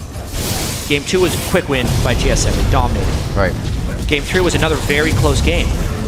And in game four, TSM is kind of dominating here. So if we look at the overall kind of power struggle in the game, if you could award like points for a victory, 10 would be a flawless victory. 5 would be the bare minimum you do for a victory. TSM would have more points right now. But if they win this game, it's still just going to be 2 for 2. And will come down to a blue side LMQ, where blue side has commanded every win in this entire series, and probably still be advantage LMQ for the final match. And something to mention as well, with Xiao Wei Zhao getting this Yasuo, his second core item has been later and later each time he has it. He got the Blade of the Rune King that the analyst desk was talking about so much, and then last game that was even past 20, now it's 24 minutes that he does finish the Infinity Edge. It's going to make him a huge threat. I do like the choice of the Infinity Edge here because it's a team fight item. It's kind of what Yasuo does if he really, really doesn't care as much about split pushing and is going all in for the next team fight. It's not nearly as versatile, but if he gets that one shot off, it could be enough. See you later. He's definitely the guy to do it. He's been using both summoners every time he goes in, so he knows it's going for broke.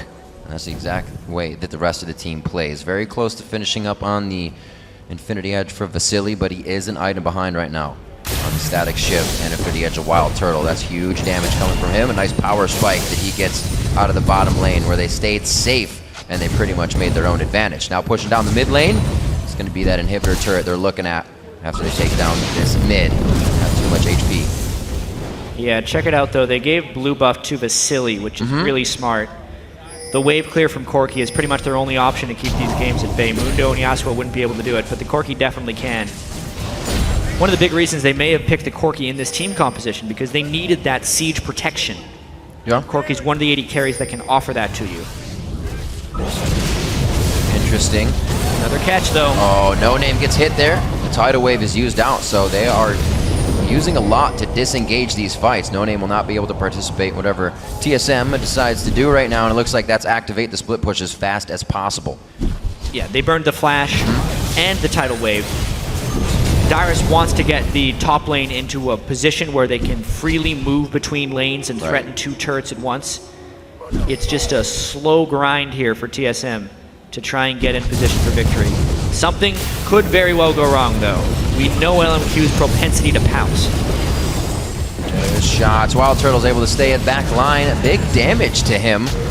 Dyrus is able to stop Xiao Wei Xiao from coming over. Not going to be able to put too much pressure on. Dyrus could get himself into a scary situation here. No Name gets a good hit onto Dyrus. There's the utility of Wild Growth keeping him safe. Vasily going very hard here. Amazing tries to jump into the fight, and everybody wants a piece of it, but they're not connecting with their damage. There we go. A few back and forth. The ultimate does not take anybody out, and that's what we were looking for. If LMQ can survive that ultimate. Now their fight prowess may be on the up and up here. Still a great start in the fight by LMQ. They burn pretty much all of Dyrus's cooldowns right off the bat and then can kind of fight 4v5. They do not get a kill, but they definitely show that they can stand toe-to-toe with TSM if they get the right type of initiation. Dyrus getting a Void Staff in there. Lucidity's with Home Guards as well. Doing very well for himself this game. Getting himself up to near 100 CS over Ackerman within that lane, 3-0-2. Huge plays coming out as LMQ. That looked pretty good for their engage there. They almost got what they wanted with Xiao Wei Xiao living through Bjergsen's ultimate. Man. They just couldn't get another engage. Such a strange fight. So right at the start, they knocked Dyrus up into the air and Xiao Wei Xiao went for the assassination. That pulled the rest of TSM up for the fight, and then Xiao Wei Xiao landed this beautiful 3-man Q onto them, but he didn't have the ultimate to follow up. If somehow that fight could have twisted a little bit, it actually could have turned into an LMQ fight victory. Yeah, that would have been where the Infinity Edge comes into big play. Or get some huge kills onto that. Blade of the Ruined King for him is now coming up, so they're still doing well for themselves as they are just kind of repairing their lanes that have been pushed up so hard by Team Solo Mid. Very reminiscent of just back in the day play from Team Solo Mid where they'd have control and most of their turrets stand very healthy. Really methodical play. Not making any bad rotations here. Bjergsen's definitely on top of his game for these last few. Making the calls count. Now it's just about the vision game. Top laners both still have teleports, so if TSM decides to go up first, it means Ackerman has a set amount of time to push down before he's willing to come back up. TSM still wanting to set up a nice catch, but they have not been able to starve LMQ's jungle of vision.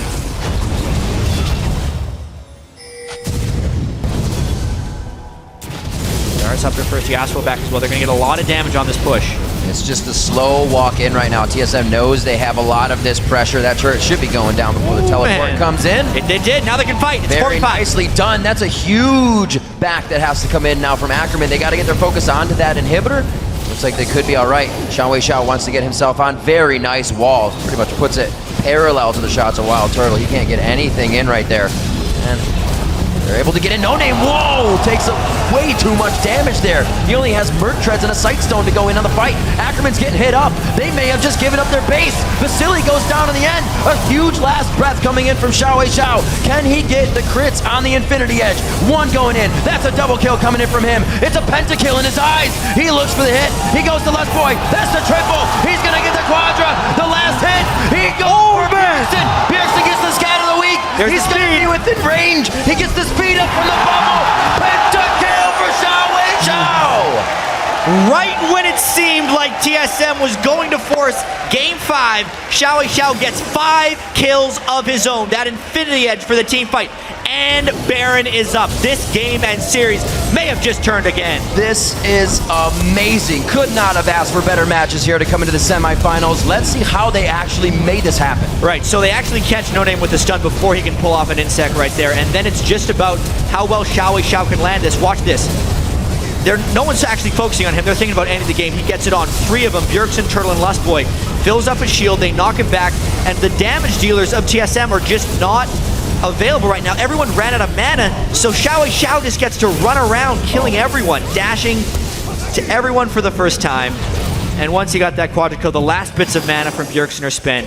Meaning it is only a matter of time. Boom. It was a red buff or something that counts at the end? Still counts. So long burn. Great job coming in. 501 now. Xiao must feel like he is just standing on the soapbox calling the shots as the quiet player on the team, if you will. Silent and completely deadly.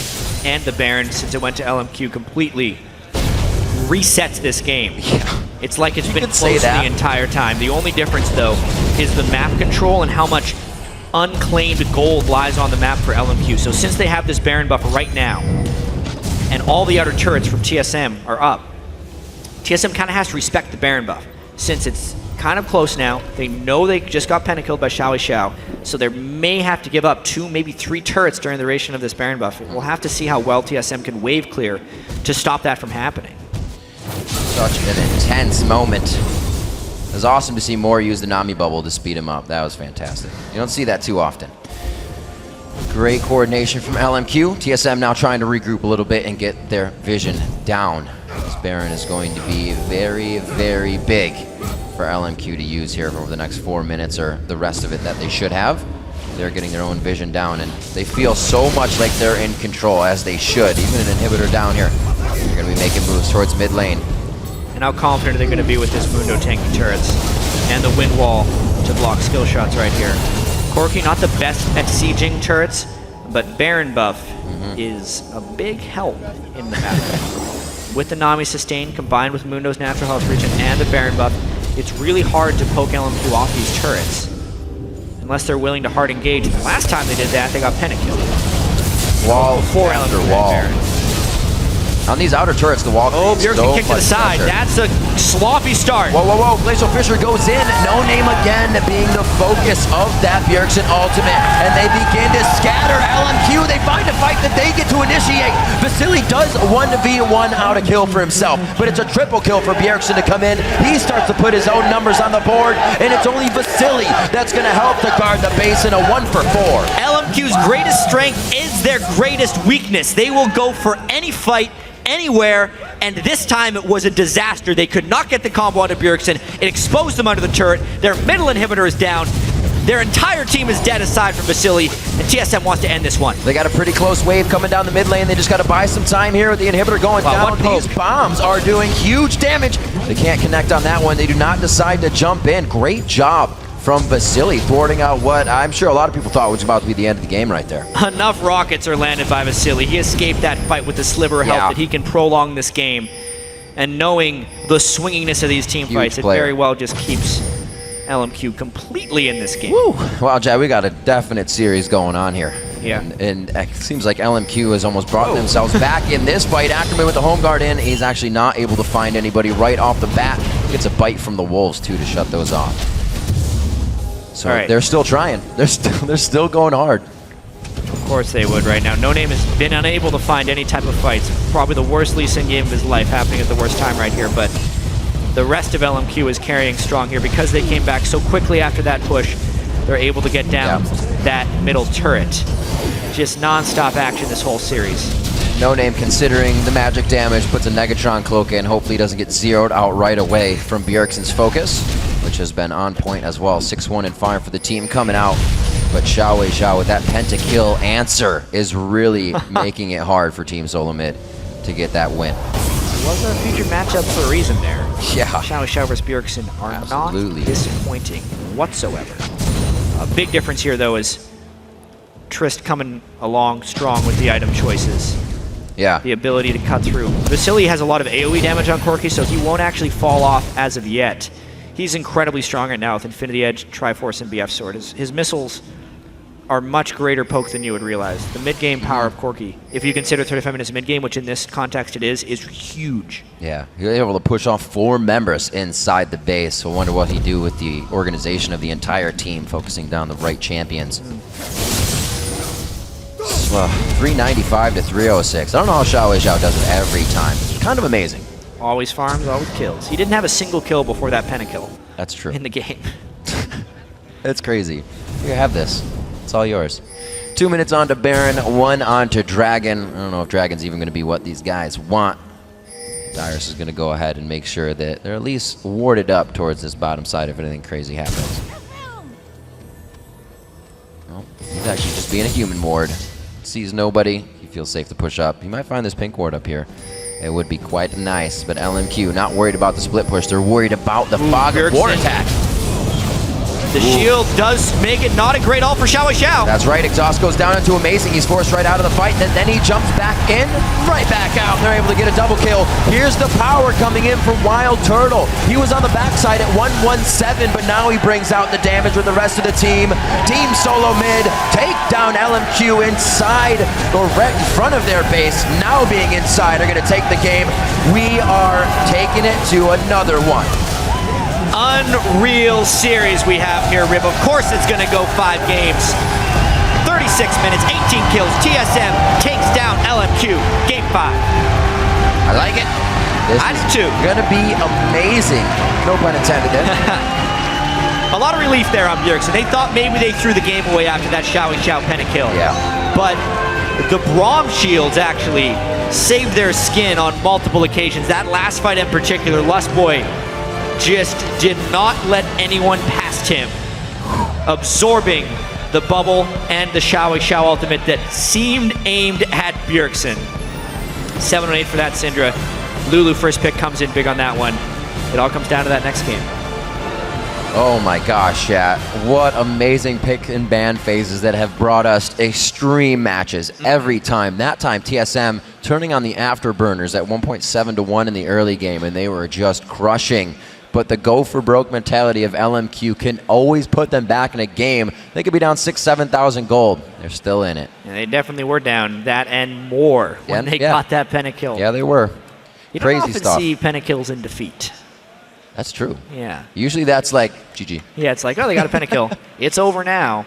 So what do we do? Does the Tristana just get banned out for both sides now? Do they give it back to Vasily? Something's going to be first pick. That might even be priority. There's Ryze there. There's everything. And they were kind of mix and match in the Maokai that hasn't been picked with something they want to get in Champions. Yeah, it's strange because in game 1, the Maokai made it through pick and ban. Wasn't picked. No. Then they started banning it again. So there's definitely some growth that could happen in that final pick and ban phase. That'll be probably a pretty big focus of the analyst desk. My opinion here is I don't know what's going to happen yet. I need to sit down and actually look at all the pick bans from the series. My gut kind of tells me there was a reason that they were banning Syndra. Unless you're willing to first pick the Syndra away from Bjergsen, you do not leave it up. No. And Tristana is actually worthy of a first rotation pick if you're red side, but probably not a first pick if you're blue side. And to look at what his Syndra did compared to the Orianna, it was almost the same. So where do you choose? What do you do? How does it go? To break down that series tying win, let's throw it over to the analyst desk. Thanks, Riv. Gentlemen, we're going to game 5. Oh, yeah. I'm excited. I'm so excited. But we have to break down game 4. And one of the things I want to touch on is TSM's ability to mid-series adapt. It's something that they've shown historically. They've always been a great team at it, and even with a new roster, they're still managing to do it. Their ability to adapt in the middle of the series, change up champion select, and find a way to get back into it is just astounding. Yeah, both teams kind of had some adaptations here. We saw the Ryze ban in place of the Syndra, but that left it up for Bjergsen, who took that away second round there. And they went with the Lulu pick first for Dyrus in the top, and he won that lane flat out and caused a lot of pressure. So that was a great pickup there for them. Yeah, I definitely think first picking Lulu was pretty genius. I honestly didn't even see that because I kind of forgot Lulu was a top champion. So when they did that, it kind of hurt LMQ's ban phase or pick phase. The second they picked Lulu, it goes, do we pick Syndra now? Well, if I Syndra ult something, they're just going to Lulu ult it. So it kind of, I think, persuaded LMQ from not picking Syndra, and then TSM took it the next rotation, and in my opinion, they won pick ban phase off of that. And let's isolate the top lane. You already mentioned the Lulu, but I feel like so much of this matchup hinges there on the top lane because we watched the mid laners duking it out. They're pretty even the whole time. We saw Dyrus forced onto Mundo earlier. He lost because he couldn't quite make plays. And you get behind, you get bullied, and that's what Ackerman's great at. Now we watch TSM flip the table on him. You force Ackerman onto Mundo, and Dyrus is able to bully him out and make him ineffective. Yeah, it also brought the jungler up there a lot. We saw a ton of escapes there by Dyrus, where he just whimsied himself, runs away, over and over and over again. And then they just got ahead, and then they started focusing later on in the game, and then Bjergsen was getting assists in the mid, and they spilled that over. So I really like that play. They kind of sacrificed the bot lane for a bit, but it worked out for them because there wasn't a huge amount of pressure. I mean, something that's been subtle in all these games is whatever team has the bigger playmaker top has won. And in this game, LMQ banned out the Ryze, and TSM banned out the Maokai, and the next playmaking top is Lulu. Mundo is not going to make a big play he's not a big playmaker unless he's like gigantic. So taking the Lulu away, it helps the mid lane for the Syndra pick, and then it also keeps Ackerman away from doing anything but walking up and throwing a cleaver at you. So let's jump into a replay 17 minutes in because there's still a lot to talk about, but I want to get into the actual gameplay. 17 minutes in around the Dragon Pit. This is a replay that showcases how far ahead TSM was. Probably, I'm going to let you take this one, walk us through it. So this was really interesting. It looked like LMQ wants to defend the Dragon, but they're not fully grouped yet. So Bjergsen's able to start off the fight by getting good poke down. And I think right now Amazing kind of overextends a bit, not realizing how far his team is. And so right now it seems a little weak. TSM is honestly at a health disadvantage, but they're able to collapse on Mundo, and then LMQ just funnels into that little choke point, and Bjergsen gets a 3-man stun while blowing up the Mundo. And at this point, they're just able to turn the fight and start chasing down. And the best part is this beautiful flash Nami bubble. Boom, gets 4 people, and Yasuo follows up. The only thing that stopped that from turning it around was the exhaust on Yasuo. If they didn't have exhaust for that, I think that would have been a 3v5 turnaround, and LMQ would have came out on top. And that's that playmaking potential that we see on Xiao, but the Mundo being relatively ineffective on that TP, whereas when the Lulu came in, had that ultimate to keep Kha'Zix alive there, which really let them secure that fight, take the Dragon, and just push that lead further. Yeah, it was really the Syndra stun on 3 people that allowed him to blow up Mundo and made it a bad TP. Otherwise, it would have been great.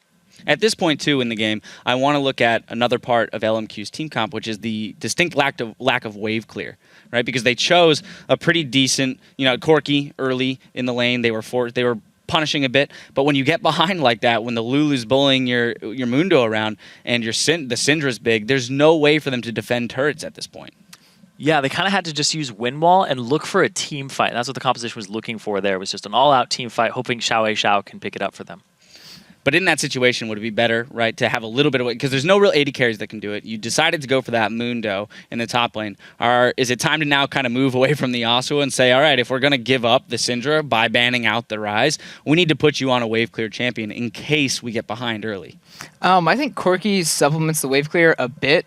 But obviously in that game, they were able to break the base pretty quickly with Syndra stuns and stuff like that. So between Windwall and Corki's wave clear, it just wasn't enough. And the second they lost mid inhib, at that point, they definitely don't have enough wave clear. If they were able to stop the base from being cracked, I think Corki could kind of extend it. But the second the base was cracked, it was very obvious they didn't have enough wave clear for it. And at that point, it was just, TSM could just win the game. And that's when you saw LMQ doing that kind of sneaky engage from the left side, because they knew if TSM got in a position to start sieging, they wouldn't be able to stop it.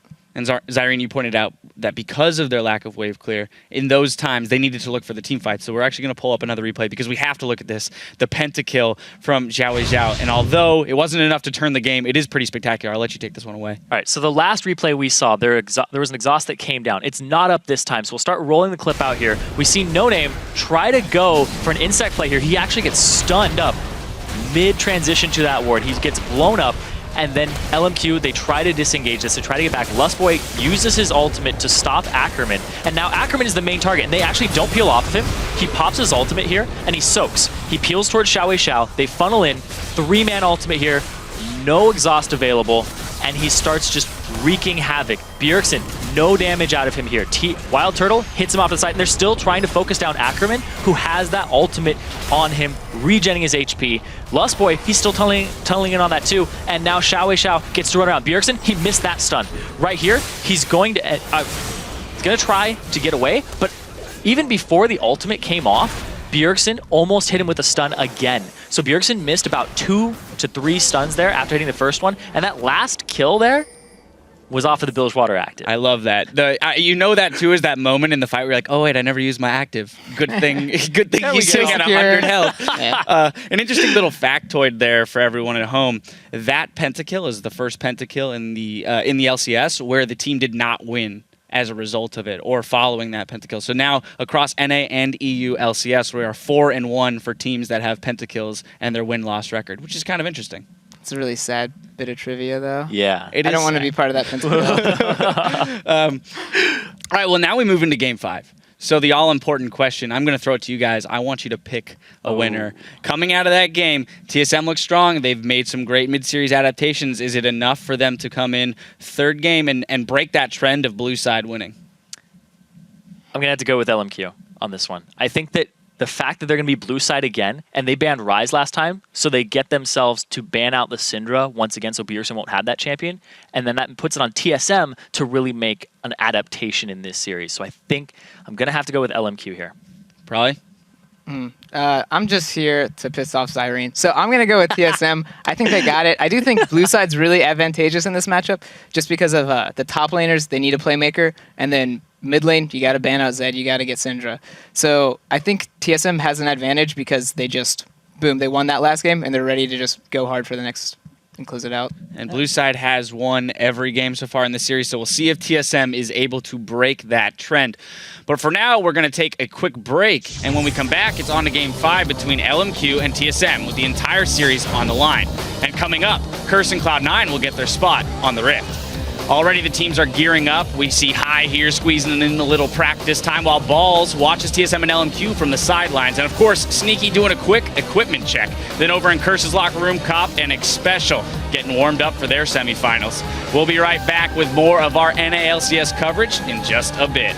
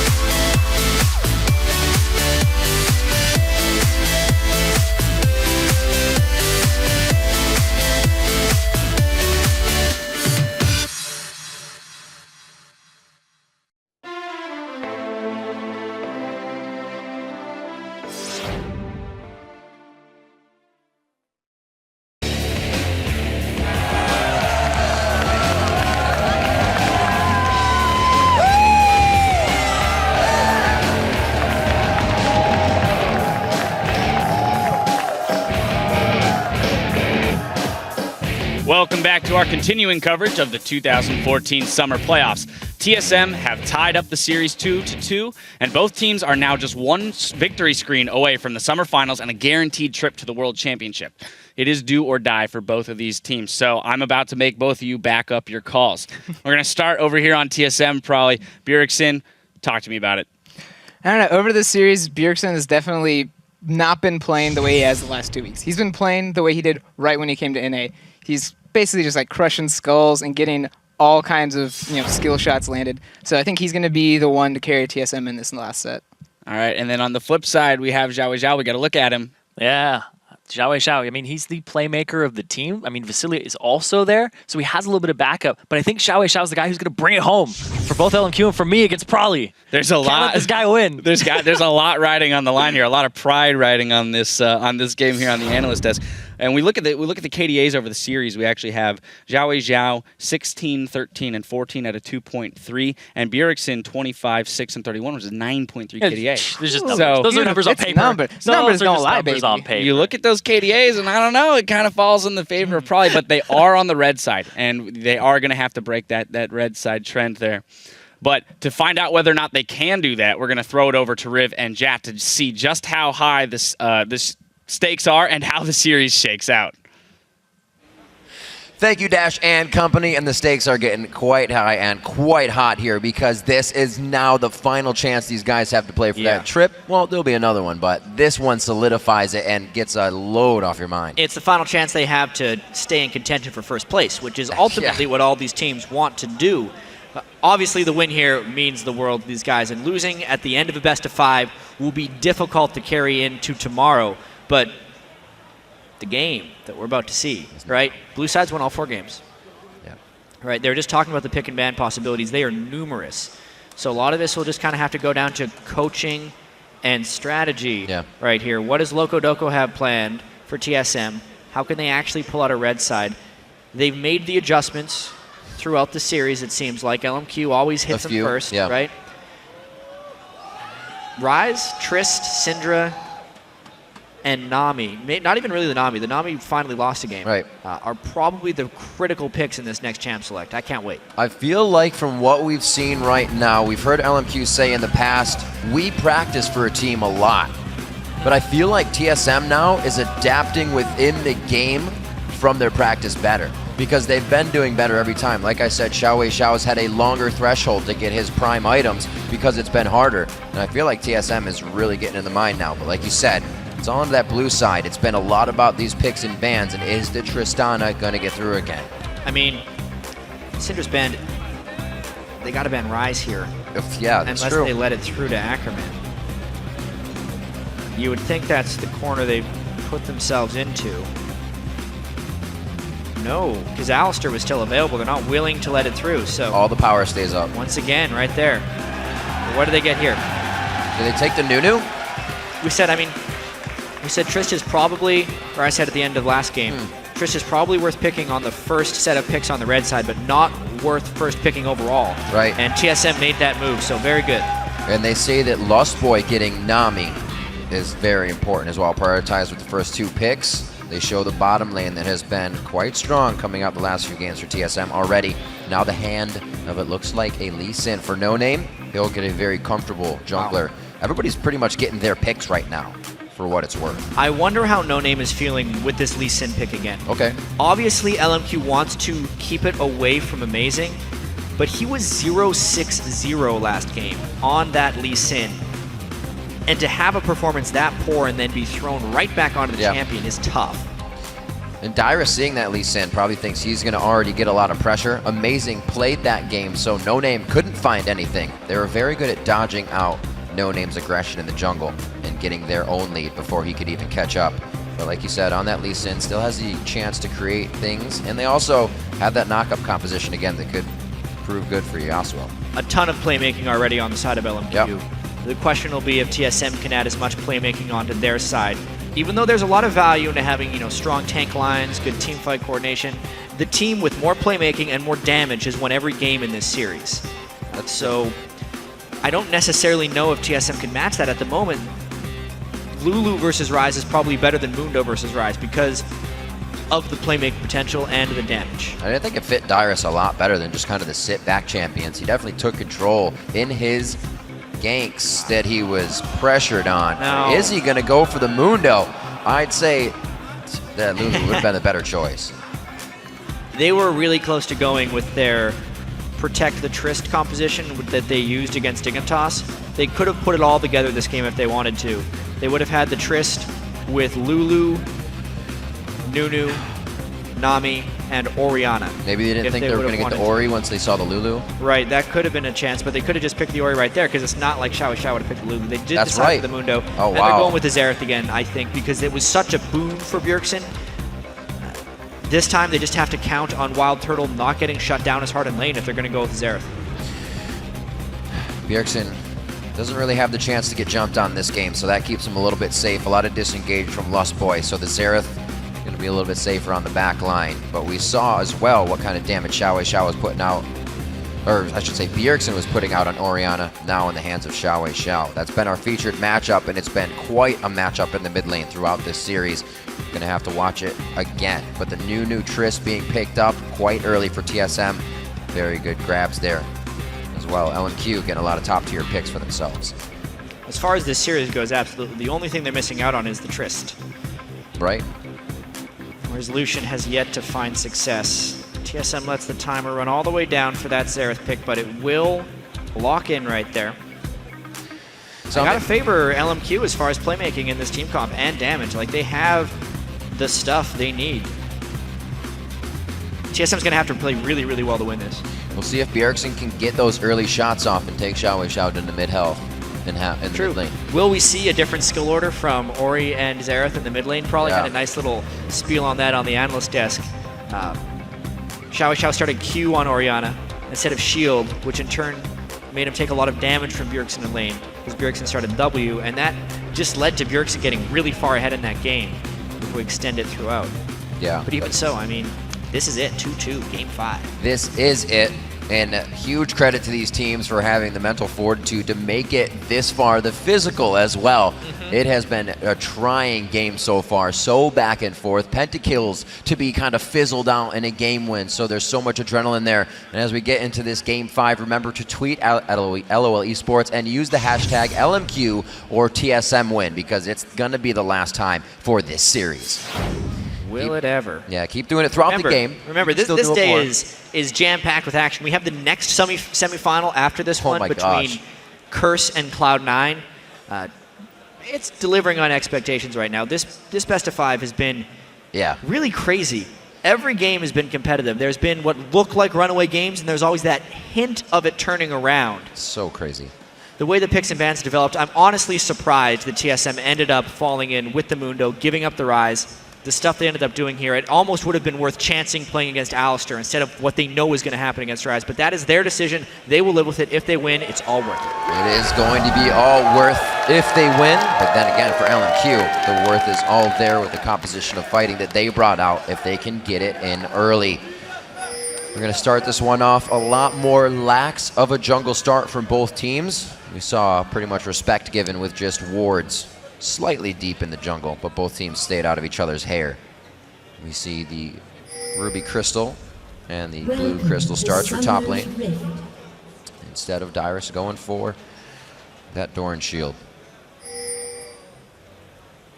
Slow movement for both teams. As we expected, this is pretty much, I'm going to be surprised to see if LMQ almost plays to not lose type of game, and they're almost passive, because it's never something we've seen from them.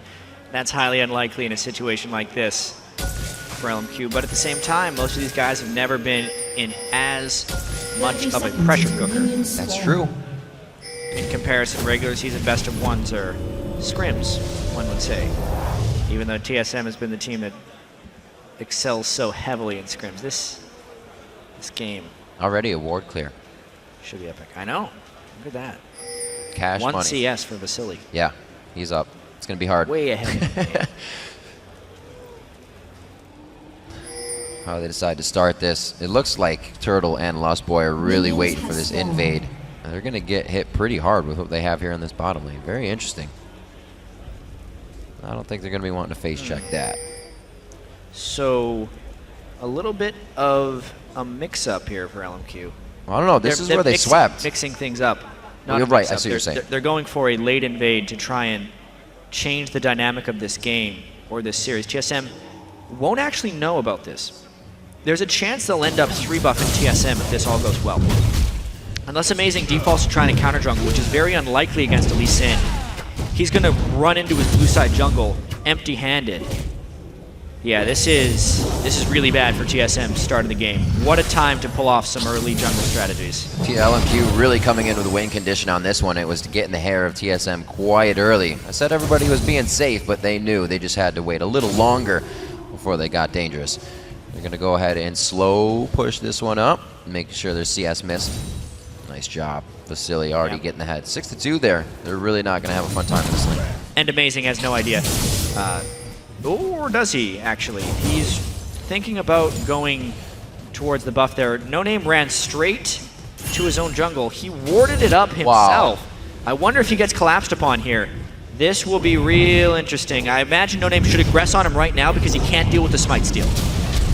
Ooh, he waits for the damage, connects with another one from the Golem. He's going to get a consume and smite here. No Name is forced he didn't get it! One, he did not get it, and he's forced to flash out. No Name follows. He can connect. He's going to get the speed. No, there's no dissonance yet coming from a level 2 Xiao Wei Xiao. He's got to connect another resonating strike, and Dyrus is being a meat wall right now. He could be the one to save it, and he does. They waste a lot to get out, and they wasted a lot to get in. A couple missteps there by both sides. Amazing was so paranoid with getting that consume smite and getting out of there, he miscalculated his damage. Yeah. It's all true damage when you're dealing with level 2 smite and level 1 consume, but he did it too early. He was trying to jump the gun. It meant No Name could get the smite. No Name has level 3. He's lucky he got out with his life, but he is still behind in the jungle from that. Bjergsen trying to put the pressure on Xiao Wei Xiao now very early. He's going to get some wards so he can keep doing this, and that one above him already keeps him safe. Fast play already, but no first blood just yet for LMQ. They have it in 3 of the games. The last game, TSM won the best win that they had. They got first blood, so it's still up in the air. Yeah, we'll see how Amazing can recover there, or how well No Name can now pressure the lanes. Last game, No Name got in a lot of trouble on Lee Sin, just trying to gank Dyrus and Bjergsen over and over again. This time, though, he actually has a level advantage, so even if he spends time ganking, Amazing will still not get ahead of him, because that is the 3rd major buff No Name has picked up, and he's level 4 by 4.5 minutes. Doing a great job, especially coming from the captain of the team, who's mostly calling the shots along with Moore.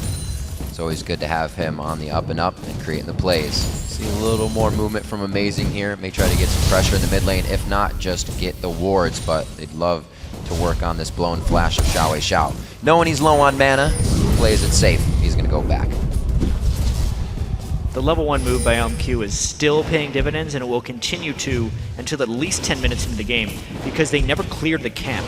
That blue buff will not respawn until TSM clears it, and then it'll be 5 minutes after that. So until at least after 10 minutes, probably 11 minutes, Bjergsen will not get a blue buff in the mid lane, where Xiao Wei Xiao will be able to get his when their own blue respawns. It's not something that's going to allow Bjergsen to take control of this one. We can see that Xiao Wei Xiao actually going for the health damage build. Kind of puts 2 Dorans in there to keep himself in lane and strong. Bjergsen, the chalice. For a gank. Yeah, very nice path on that one. Clever. Side brush control has been such an important. Sometimes he missed out on the river brush. Oh, so Lustboy gets that heal. This alerts Wild Turtle, and he's going to get a quick jump out of this one. So well coordinated, but great ganks. No Name, like we're saying, always able to dodge out these wards. Just taking great paths. So they get a bit of pressure here. Makes Lustboy consider rewarding that brush. And they keep it safe. No kills across the board yet, and no huge leads out of any of these lanes. Maybe 5 to 6 CS. Yeah, we haven't been paying close attention to the bottom lane, which has been quite a story in this series. Now that the flash is down on Lustboy, I expect more passive play from Wild Turtle, but we just saw in the graphics 7-1 and 17 on Trist this series for Wild Turtle. He has really shown up in their 2 wins.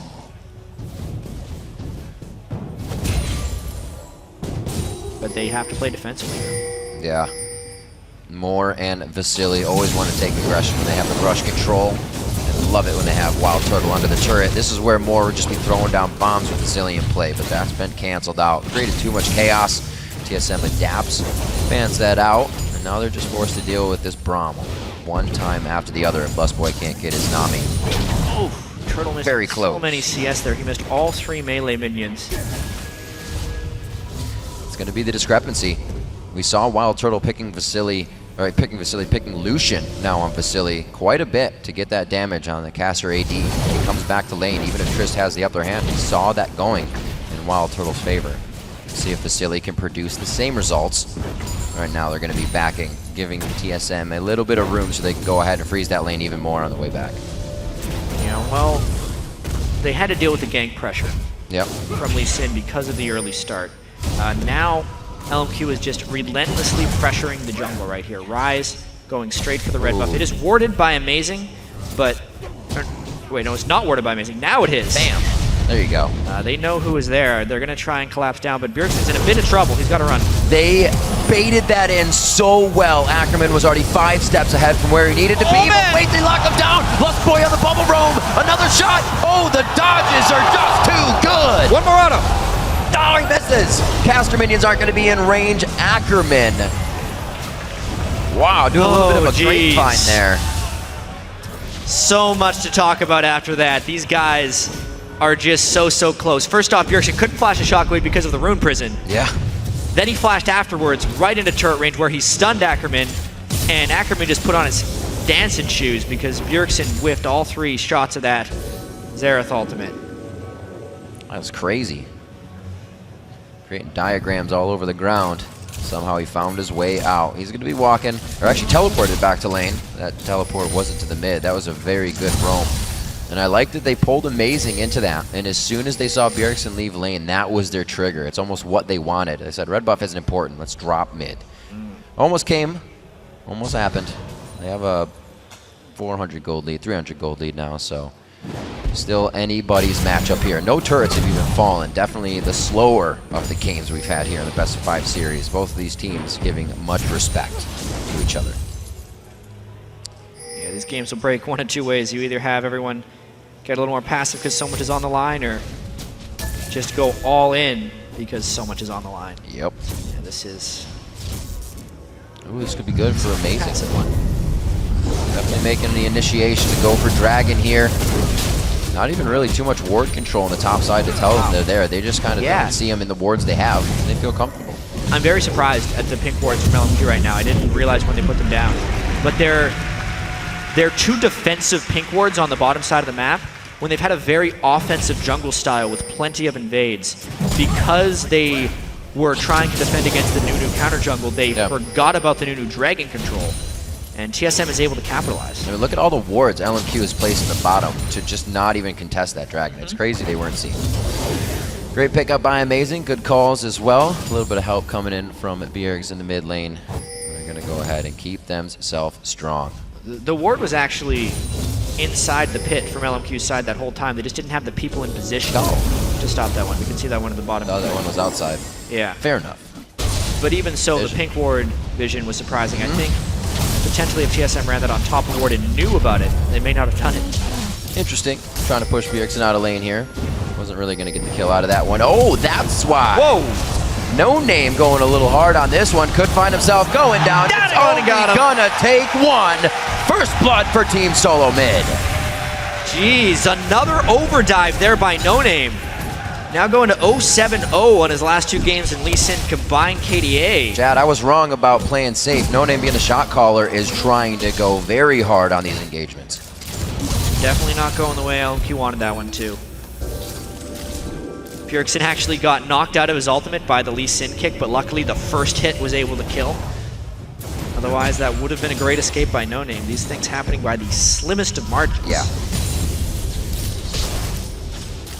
Xiao still able to hold mid. He's not giving up any pressure in that situation. But Bjergsen now with a kill is on top of the CS this game. Doesn't have the regular lead that he would usually have. Ackerman not finding a good engagement here. The Rune Prison goes down. He's going to break it with that crowd control reduction.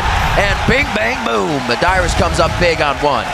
I have never seen Dyrus that emotional after a kill. He was so pumped after 1v1ing Ackerman, and that's because You do not see 1v1s happen in the top lane. It just doesn't happen with Mundo, but Dyrus lands enough cleavers, Ackerman had no flash, and there was no escaping Dyrus. Definitely a different Dyrus after that Lulu game, being a key factor for the win. He brings that momentum into the second game for a solo kill.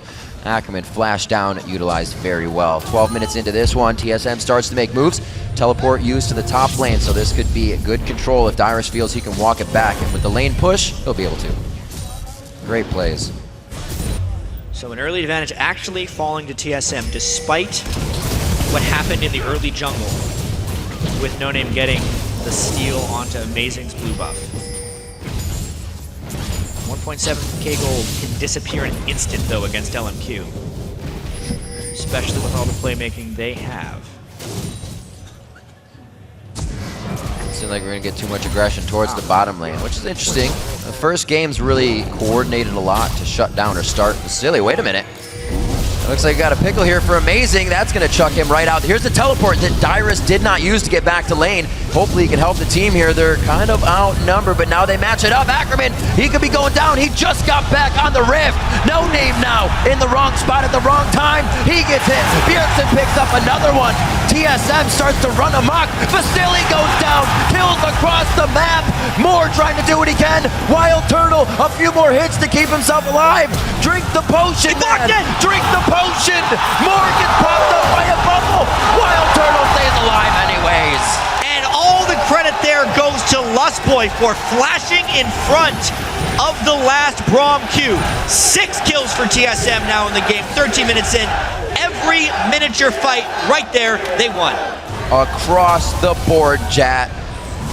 From top to mid to bottom, and Dyrus was involved in more than one of them. Let's see this again. Yeah, so the ultimate from Moore completely whiffs as well as the culling. Then they turn it around with the bubble, and now it's just a matter of trying to get as much damage down as possible. Blows Vasily back. Tidal Wave hits him because he has no room to go against the wall, and this is where the happy feet start coming in from Wild Turtle. He hops in for the slow, and he's like, wait a minute, Braum does a lot of damage. Lustboy can't get ahead of Moore, and he flashes in front of what would be a fatal blow, catches him with the end of the bubble, and allows Wild Turtle the kill. Just the mindset to understand the timing of the support you're playing against, knowing when he needed to flash for that Winter's Bite to be back up. Absolutely amazing. These plays cut so high level. See what happens here. Whoa, Ackerman's taking damage now in that top lane, already blinking red. What is this? Dyrus taking over on the top lane. This could be the game right there. When the top lane dies 1v1 that many times, this could be LMQ losing control. Whoa. They've lost so many fights. No Name has not been able to create any plays, and Dyrus is running amok. Completely. He only has a short range. There's one. Dyrus flashes to make sure the vision stays.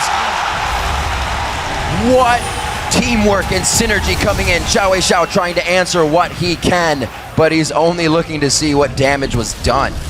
Knowing they're going to take blue now, they have almost completely lost control of this game. 15 minutes in, it's only 4,000 gold, but TSM is not stopping. They're getting something almost every minute here. Yeah, watching this last solo on Ackerman. Ackerman's just so far up in the lane, it's like he's lost knowledge of where he needs to be. He knows he can't escape Dyrus. If he's that far away from his base, Dyrus lands all the cleavers and just runs him down. It's a matter of positioning at that point. Ackerman cannot be in those spots. They're like 10 seconds prep to just stand here for Dragon. You do not usually see this. They're not even trying to coordinate of what LMQ's bringing to the table because LMQ can. It's a little early for the Dragon. No Name might try to go for a steal here. So Amazing has to respect that. He's waiting for the cooldown on his consume, and he's just going to secure it. What a beautiful pull out there at the last second. TSM getting really everything to fall in their favor right now. And they might lose the top turret if Ackerman can stay strong, but Dyrus is real close to that, so he's got to back off. That turret will go down soon. They can get the trade for Dragon, but TSM with a fantastic start to game number 5. And Xiao again is falling prey to Bjergsen's Xerath. It's just this time, Bjergsen isn't having to do it alone. You can see the bottom lane was able to pick up kills. You're right. Dyrus picked up multiple solo kills, but still the 3-0-1 Xerath is a huge threat. Only this time, getting a Rune Prison on Bjergsen will not win the game. They will still have to deal with the fed Dyrus and Wild Turtle. And you know what I'm ready for, Jat, is that for LMQ to bring this back into an almost even game. They've done it every time. It seemed to happen. They've done it every time, and why couldn't it happen again in this one? It may be the reason right here. This man, now in a 2v1, he's going to get the rotation. He's got mid lane. 2 coming in from the mid. Amazing is one of those. No name so hurt. One last ice blast right to the back of the head. Dyrus has taken over this game. Ridiculous. He won straight at Ackerman. No Name is there for a counter, and it is not even close to a counter. They use the range of Xerath to support Dyrus' move. A Shockwave is just panic used, and now Xiao Xiao has to flash away. They can't even hide under their own turrets right now. We're only 17 minutes in. Dyrus taking complete control of this game. Like I said, in the regular season, he had 1 kill against LMQ from that top lane. He's already set up his Lulu game, 3 in this one. He's participated in quite a good amount of kills out of the 10 they have right now, 7 out of 10. And they're gonna easily take this turret. 2 turrets in a row coming from the bottom lane so they can go ahead and just rotate down if they even need to. It's so controlled by Turtle and Lustboy. LMQ lost complete control of this game. Even for a team as aggressive as them, being down 8,000 gold 17 minutes in is near insurmountable. The 5-game series definitely weighs on you. We also, brought to a point that Ackerman was the one we were looking at to kind of own the stage in this situation, being on the bigger one in the end. It really seems like it. I mean, this game is so out of hand. For reference, I've checked a lot of gold leads at 20 minutes. Right. The largest gold lead in the NALCS this split at 20 minutes was Complexity 8.4 thousand over, was LMQ 8.4 thousand over Complexity, right. That's the biggest in every single game we saw this split. It is 7.9 thousand 18 minutes in. It's a catastrophic blowout right now for TSM. Well, they're not stopping whatsoever. Look at these wards that just trail in to LMQ's base. And LMQ don't have the Nunu. They can't do some surprise bear in this game. Turtle's caught. Whoa! From the backside, very, very close. It's going to be No Name and more trying to put up a kill here. Turtle puts himself in the top lane. That gives LMQ access to start fighting back a little bit. Definitely, they take down one of the big threats. Dyrus, though, trying to chase down Vasily. No, he doesn't have his flash on. That was from last time, but he can still go for this. He's got to be careful not to over-tunnel on this one. Vasily is free now, it seems. He can't walk through the minions that well. They were given the maze treatment. Crazy game. Dyrus now to put his pressure towards the bottom lane as LMQ puts power and numbers to the top to get a few, or at least one of those kills back in their favor. Now 10-2, 19 minutes in. TSM says, we'll answer back. You put more up top, so will we. This top lane turret. TSM's going to be a little bit reserved just because Turtle did get caught out, but they know how strong Bjergsen is at the moment. Yeah. Dyrus as well has his teleport up, so if aggression did happen from LMQ, they would be able to counter. Bjergsen again altering that build. Hitting up that Rabadon's Scrying Orb as well, coming out so early for that Xerath. Hasn't been used too much this time. But they really haven't had the chance. Every fight's been right in front, and they're getting what they want. Wild Turtle creating pressure in mid with Dyrus, calls 3 LMQ members as 3 members of TSM now towards the top lane. Yeah, so much control. TSM using their goal lead. Yeah. To just kind of throw their weight around the map. Look at that damage. He couldn't even really see him yet. The only reason he had vision was from the turret, but he was in no range to attack. He almost gets down, taking 25% HP. No Name has to reconsider these engages. And remember, this is a TSM team with the Nunu, so if they want to turn tail for Baron, they very well can. That's true. And it doesn't seem like LMQ would be even able to check based on just walking up to that turret. They barely can't even stand there. Good wave on this one. We have Wild Turtle coming around the outside. He's going to be able to hit shots from just the corner of the trees there. This turret should be going down on this ring around. Good hits. No Name still. He just came back with full health. Now down to half health again. Slowly pressuring into this inhibitor turret. I don't know if these guys are going to be able to get it just yet, but they are giving LMQ so much to think about. There's a lot on their plate right now. Yeah, nearly 10,000 gold now coming in from this one. Death cap surely to be completed by Bjergsen. Boom. There it is. And the Elixir. They're ready for impact fights. They're ready for a big fight. They're probably just going to have one ward. TSM needs to have one ward around Baron, go take a dragon, and then go take another Baron. Like, they are so far ahead. If LMQ just finds them in any stretch of the imagination, LMQ will lose the fight. Right. This game is so far out of control. It's almost like a matter of time. As long as TSM just slowly executes, they will be going to the World Championship. Trying to formulate that plan right now as they make their way to the bottom side of the jungle. Looks like they're getting a lot of deep pink wards in here, and they're definitely prioritizing wards a bit more than what the inventories of LMQ are able to. But they're not really ready to push out of their base just yet, so TSM easily take this uncontested. Over a 10,000 gold lead after this chat. 10-2, 22 minutes in. 2 item thresholds across the board for TSM. Red team's turret has been Very nicely done. After such a series, to have a Game 5 this one-sided. A lot of time, just experience, cool, maybe even a bit of a home crowd. So many TSM fans here helping out for this one. They have outplayed LMQ in so many ways this game. 1v1 in the top lane with Dyrus. Turtle and Lustboy finally overcoming Basilian Moore in a 2v2, something they hadn't been able to do. And then Bjergsen just in tandem with Amazing, creating a lot of positive plays for TSM. It's that mid-game adaptation. Able to see and work around. Dyrus now to the bottom lane here. Ackerman still taking a sufficient amount of damage from those cleavers. Dyrus has all day with the wards he has in the bottom lane to keep this pressure up. Amazing.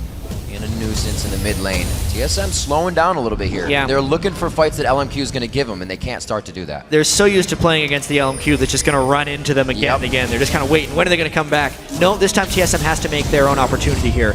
All they need to do is get vision control of the blue buff, poke with Xerath, take Baron. That's a level. Or they're so far ahead, just poke with Xerath and try and get an inhibitor. Level 14 Xerath, highest in the game right now. And it looks like they won't be able to get too much past this. Xiao not really able to trade back other than Siege Clear, and he's down to about 15% HP. There's going to be a Baron ping coming in from Team Solo Mid. Yeah, they can kill it very quickly, and the approach from LMQ, as long as it's blind, is incredibly dangerous. Looks like they're going to bushwhack them. They got the pause going on. They want to try and get him. There's the stun. Oh, that's going to be the long-range stun. Max amount of time coming from Xerath. That's going to be the one. Moore could have a huge Glacial Fissure to break this up, but now it's just up to No Name.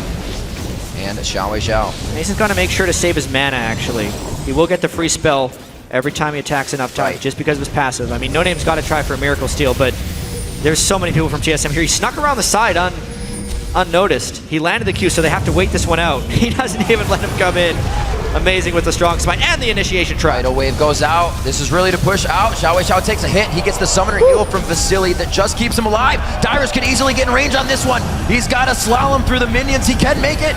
Tries to go. He hit him. He did hit him just on the outside edge of that. Very low. Xiao not able to participate in this fight. And TSM, yes, they are trying to engage on these. Dyrus be in the front line, but they were not able to successfully get a catch. Pretty large gold pockets right now for TSM. 1,500 gold on 4 different people, so they actually have 6,500 unspent gold right now, but the Baron buff and the level advantage mean they can continue pushing. They have this wave. Very nice Siege Wave to come in. They're going to get some extra shots out of that. They should be able to take this down. Amazing. Pretty far ahead as well. He's looking at 12s and 11s. He's a 13, and he's not taking too much damage, so TSM is keeping everybody really in the lead in this game from every lane. Great job, half health on the turret, and this is going to go down ever so slowly, but it should go down. Well, if they want to play this cautious, they should go back to base and shop, but they've already done 2/3 of the turret, so they're kind of thinking they want to do it, but it is a little bit dangerous, even though it's most likely a high percentage play. The memories of Xiao's pentakill are still pretty fresh. They ring true in the heads of Bjergsen's got mana to poke now, though. Yeah, there's the blue buff. That's what they were waiting for. Oh, good flash by Bjergsen, gets himself to complete safety. Nobody can get to him on the back line, and TSM is now funneling through a choke point that LMQ put themselves in. No Name, solo, that's going to be the kill. Lustboy is able to pick it up. Jat, this could almost be it. The inhibitors could definitely go down here if TSM can get themselves into place. The minion wave is just a ways away, and they're going to get the last bit of damage on this inhibitor turret. 25 minutes in, 2 dead on LMQ's side. This inhibitor surely going down to TSM, and 1 step closer to the World Finals. Great use of the Baron. They're waiting for the blue buff they had timed on LMQ's side and utilized that along with their Baron buff to take the inhibitor. Great job. 26 minutes in, they cracked the base of LMQ. They're going to be so powerful when they come back. This is going to be the first time coming out of the red side. TSM could be taking that game. We've had 4 blue wins here. Picks and bans have just been such a game of chess that it seems like the blue team have always won. But TSM, Dyrus, not letting that happen this game with Mundo in the top lane. He is really firing up the rest of the team. And this game doesn't really do the series justice because LMQ has played so well throughout this entire series. It's just everything that could go wrong did go wrong for them this game. Save for the very early smite that No Name had on their own blue buff. Everything else went TSM's way. But TSM has still performed remarkably well here, wanting to clinch and make it to their 4th consecutive LCS North American finals as far as splits go. They've been in every single final. Quite a crazy feat, but they could make it happen.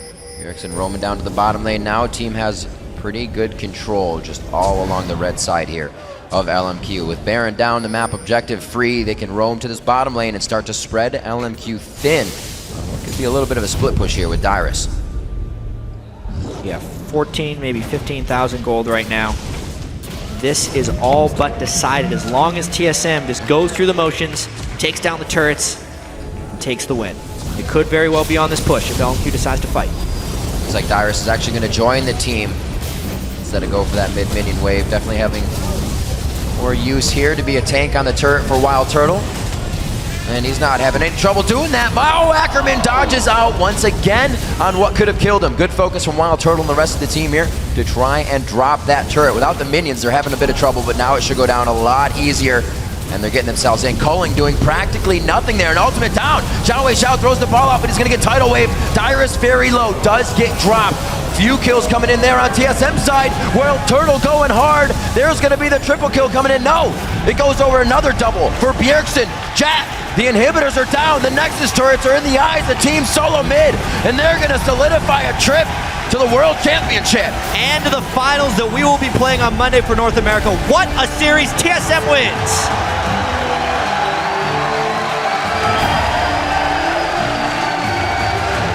Standing ovation from the majority of the crowd here. And they deserve it. Both teams deserve this, playing all the way to the 5th game.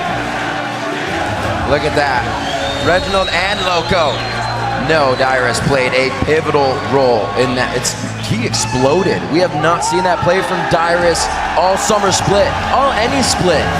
He took control. TSM brought out what happens in their scrims, and they brought it to the LCS stage. They got the results they have when they play back at home, and it's got to feel quite good. Yeah, even thinking back to the pick and ban in this game 5, he hovered the Lulu. Mundo had not done well in this series whatsoever. How could we question it? Well, Dyrus showed up on Mundo, that's for sure. LMQ still with an amazing game of their own. Xiao coming out very strong in those matchups versus Bjergsen. But as you can hear the crowd cheering, it was TSM that came out on top in the end. Now to the 3rd place match goes LMQ. Yeah, it's got to feel good for Dyrus having several thousand people chanting TSM after a very difficult split it has been for TSM. Lots of changes to their roster to start, even having to do a last-minute replacement with Lustboy. But now they're in the finals of North America. And the best of 5s show us quite a bit that we haven't seen before in the NALCS. Really it is testing these teams to the max. A fantastic playoffs that you can see, just so relaxed, drained from these games. I know everybody in the crowd and watching at home as well. Guess what? We got another game that could go for fun. We got 10 games today. Potentially. It's a super day. We're going to see the other team. There's another team that's going to be clinching a chance at the World Championship and also a spot in the finals happening right very soon. That's Curse so versus Cloud9. Absolutely crazy. And back in their year, previously, Voyboy said, if we were to match up against anybody in the playoffs, I'd really like to play against Cloud9 because our games were always really close, but it was one mistake at the end that we usually turned it around and they would get it. So that's going to be an awesome matchup as well. It's been so prepared. Can't take away from Team Solo Mid, though. Huge to come out on the red side. After the picks and bans, we're still including Triss, still including that Rise, giving Xiao, Orianna back to create plays. But they persevered. A completely back and forth series. One game, back. And then finally TSM's able to keep it on their side with what didn't seem like the patterns of the series. Obviously, Trist is one thing they had on their side, pattern-wise. But, I mean, whoever could control the Ryze was winning a whole bunch. That's why LMQ ended up banning Ryze in Game 4. They thought that was the key right there. Mundo, as far as playmakers in the top lane, he turned Mundo into a playmaker, just randomly killing Ackerman on multiple occasions, and then just running into the jungle because he becomes such a monster and creating more kills. The Xerath pick from Bjergsen, something that worked out amazingly in their defeat of Game 3, but just didn't have any backup, going back to it, not remembering the defeat, but remembering the successes from the lane and replicating it again. I mean, there's a lot of relief and craziness that goes into that series, and maybe momentum going into Monday and the World Championship. What do we say? Coming in here, TSM versus CLG back in the splits. It was 0-4 as well, and they 2-0'd them in the playoffs. They were 0-4 against LMQ during the regular season. And then at the start of the series, it went to 1-6 because LMQ was actually up 2-1 at one point. TSM repeats history again, coming out of a shaky season to really flourish in the end. It's like kind of doing bad on all the tests in the year, and then you just like ace the final. Ace the finals. Absolutely. Now let's send it over to Kobe, who's Rift side with our winners, Team Solo Mid. Thank you, Riv. I'm here with Bjergsen and Dyrus after their victory over LMQ. And after an exciting 5-game set like that, Dyrus, you've now qualified for every single World Finals. What is going through your head when you get that solo kill on Ackerman in the Game 5 where everything is on the line? It means a lot when everything's on the line. People are going on tilt, and I know that the most out of everyone. When you die, you go on tilt. And if you can't handle it, then that's what happens. And that's where motivation comes in, and, you know, like, it's like, all right, we're all hyped, and then all of a sudden we get kills all across the map, and it's momentum. The cheers go up, the TSM chants.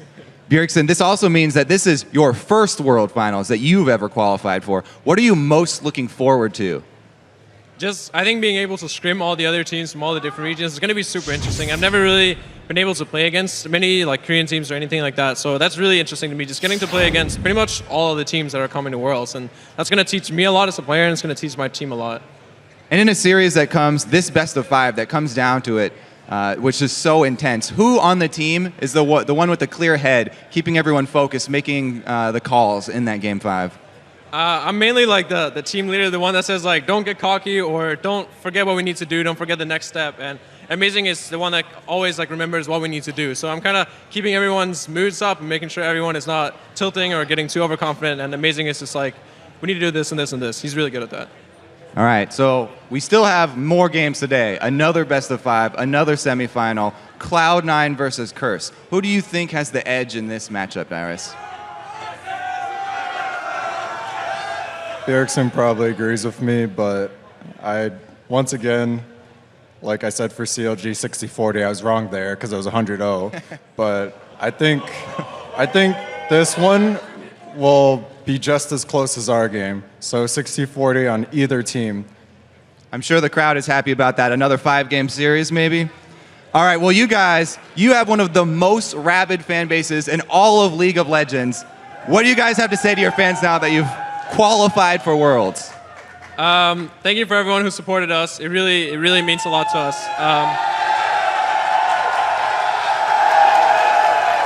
When we were down in games, we had fans on the front rows, like constantly motivating us and saying, "You can win the next one. You need to go for the next one." And it's just we have a lot of great fans here. I'm really happy for everyone here to support us and everyone watching online as well. Once again, guys, thanks for supporting League of Legends in general, not just us, but all of us. And through our ups and downs, we're going to Worlds again. Congratulations once again, guys. Now we're going to send it back over to the analyst desk. Thank you, Kobe. The energy in that convention center is just wild. I mean, TSM, they fought hard and have secured their spot in the finals and booked their 4th straight trip to the World Championships. We could probably talk about this series for hours. We only have a couple minutes, though. So, I mean, really, I'm going to open the floor up to you guys. What are, like, the key factors of this series that kind of blew you away? Dyrus. Momentum. Darius beat you there. Man, you saw him on the player cam when he got that solo kill. He was going crazy, and then everybody else went crazy on the team simultaneously. Yeah. It was just such a great play, and they didn't let the fact that it was a Game 5 get them down, and the fact that they had lost the most recent game before that. So they were going hard. It was awesome to see that. Yeah, probably you had said they'd won the previous. Sorry. Yeah, probably you had said that when they were in that deficit 2-1, that they needed to just not look at it in a negative fashion, take the next game, and then in that best of one at the final game, how much momentum or how much does momentum play into that? It seemed almost controlled at the beginning. They go into the next game and they seem strong. But then after they did a couple of plays and Darius gets that solo kill, it was just the lid just popped off. It was insane. You saw him like screaming and getting hyphy and then kills all across the board. Like everyone outplayed their opponent. Yeah, I want to look at some of those kills. So we have one replay that we're going to pull up about 12 minutes into the game. Probably I'm going to let you have this because TSM pulled out the win just for you. Oh, they're so nice. Gentlemen. Okay, this is right after Darius gets his solo kill, so we can start rolling this clip.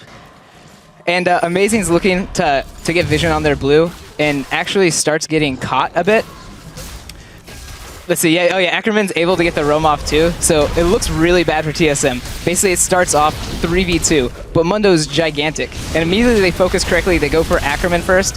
Bjergsen gets kicked over the wall, but it doesn't matter because he still has flash. And now No Name is out of position since he tried to follow Bjergsen. So they basically turned that around and were able to get 2 kills off of Amazing, potentially misplaying. Pretty soon after that, we cut to the bot lane where we saw Lustboy and Wild Turtle picking up 2 kills on their own with some pretty flashy, pun, play by Lustboy. Dude, no, nothing. Well, okay. All right. Disappointment. He's just angry. He's just angry. He's bitter. He's gonna spend the whole segment bitter. Probably and I will just have a conversation. Man, my jimmies are not even rustled right now because that was amazing play by TSM, and they definitely showed they deserved that world spot. They had such a great gold lead at 20, and it was a controlled game, so you can't knock them on that one. They came out and they definitely deserved to be the winners there. But let's not forget about LMQ. Because they played a fantastic series up to that point. And as Jad said, a lot of things in that final game just didn't quite fall their way. There are a few different things that maybe, given an extra point of damage somewhere that they could have turned that game around. So looking tomorrow into the 3-4 matchup, are you confident that LMQ can walk away with that last spot to Worlds? It depends on who they're playing against because both Curse and Cloud9 are formidable opponents. And coming into this, I did personally regard, based on recent playoff performances or the last performances that we had seen from these teams, that TSM was the weakest of the top 4 teams. Don't believe that right now. It might actually be LMQ because Curse has been looking on an upswing. Cloud9, we haven't seen them for a while, and they've had a lot of time to just sit back, bide their time, and they have a huge fan base too. If we want to talk about fan bases cheering people on, I don't know what it's going to be like when it's LMQ versus Cloud9 or Curse. So not going to make a prediction because I might be wrong again. So just hang off. I have a cooldown on that. Some reservation. I'm saving my prediction for after you make yours. Just so I'll be right. Yeah. We'll make it later on. All right, that's fair enough. All right, one final question. TSM, they seem to be, finally coming into their own here the last week of the season, into playoffs, and they're playing really well. Do you feel that they're in a position where they can kind of roll through the rest of the playoffs, and this will be the first time we see Cloud9? Not to assume that Cloud9 beats Curse, but that we'll see a different champion here in the North American LCS? I definitely think a really scary thing right now is Curse and C9 right now, they watch that game. And they're noticing Bjergsen just stepped up a whole bunch. And then they keep watching the game, and Dyrus starts stepping up a whole bunch. So now instead of going into TSM with the pick and bans they thought, they're going to go, this team just got better than I thought they were. Yeah. Like, they just got even better and more hyphy, and I'm terrified. That's what I'd be thinking. What happened? That's really just what happened between game 4 and 5 where they just crushed 20 minutes because we did not see a dominating game like that or even close to that in that entire series. A lot of questions that those teams are going to have to find answers to, but not before they get through this series that they're about to have. Now, we've only just hit the halfway point, so when we come back, we'll see who will face TSM in the finals with our next semifinal series, Team Curse versus Cloud9. Don't touch that browser.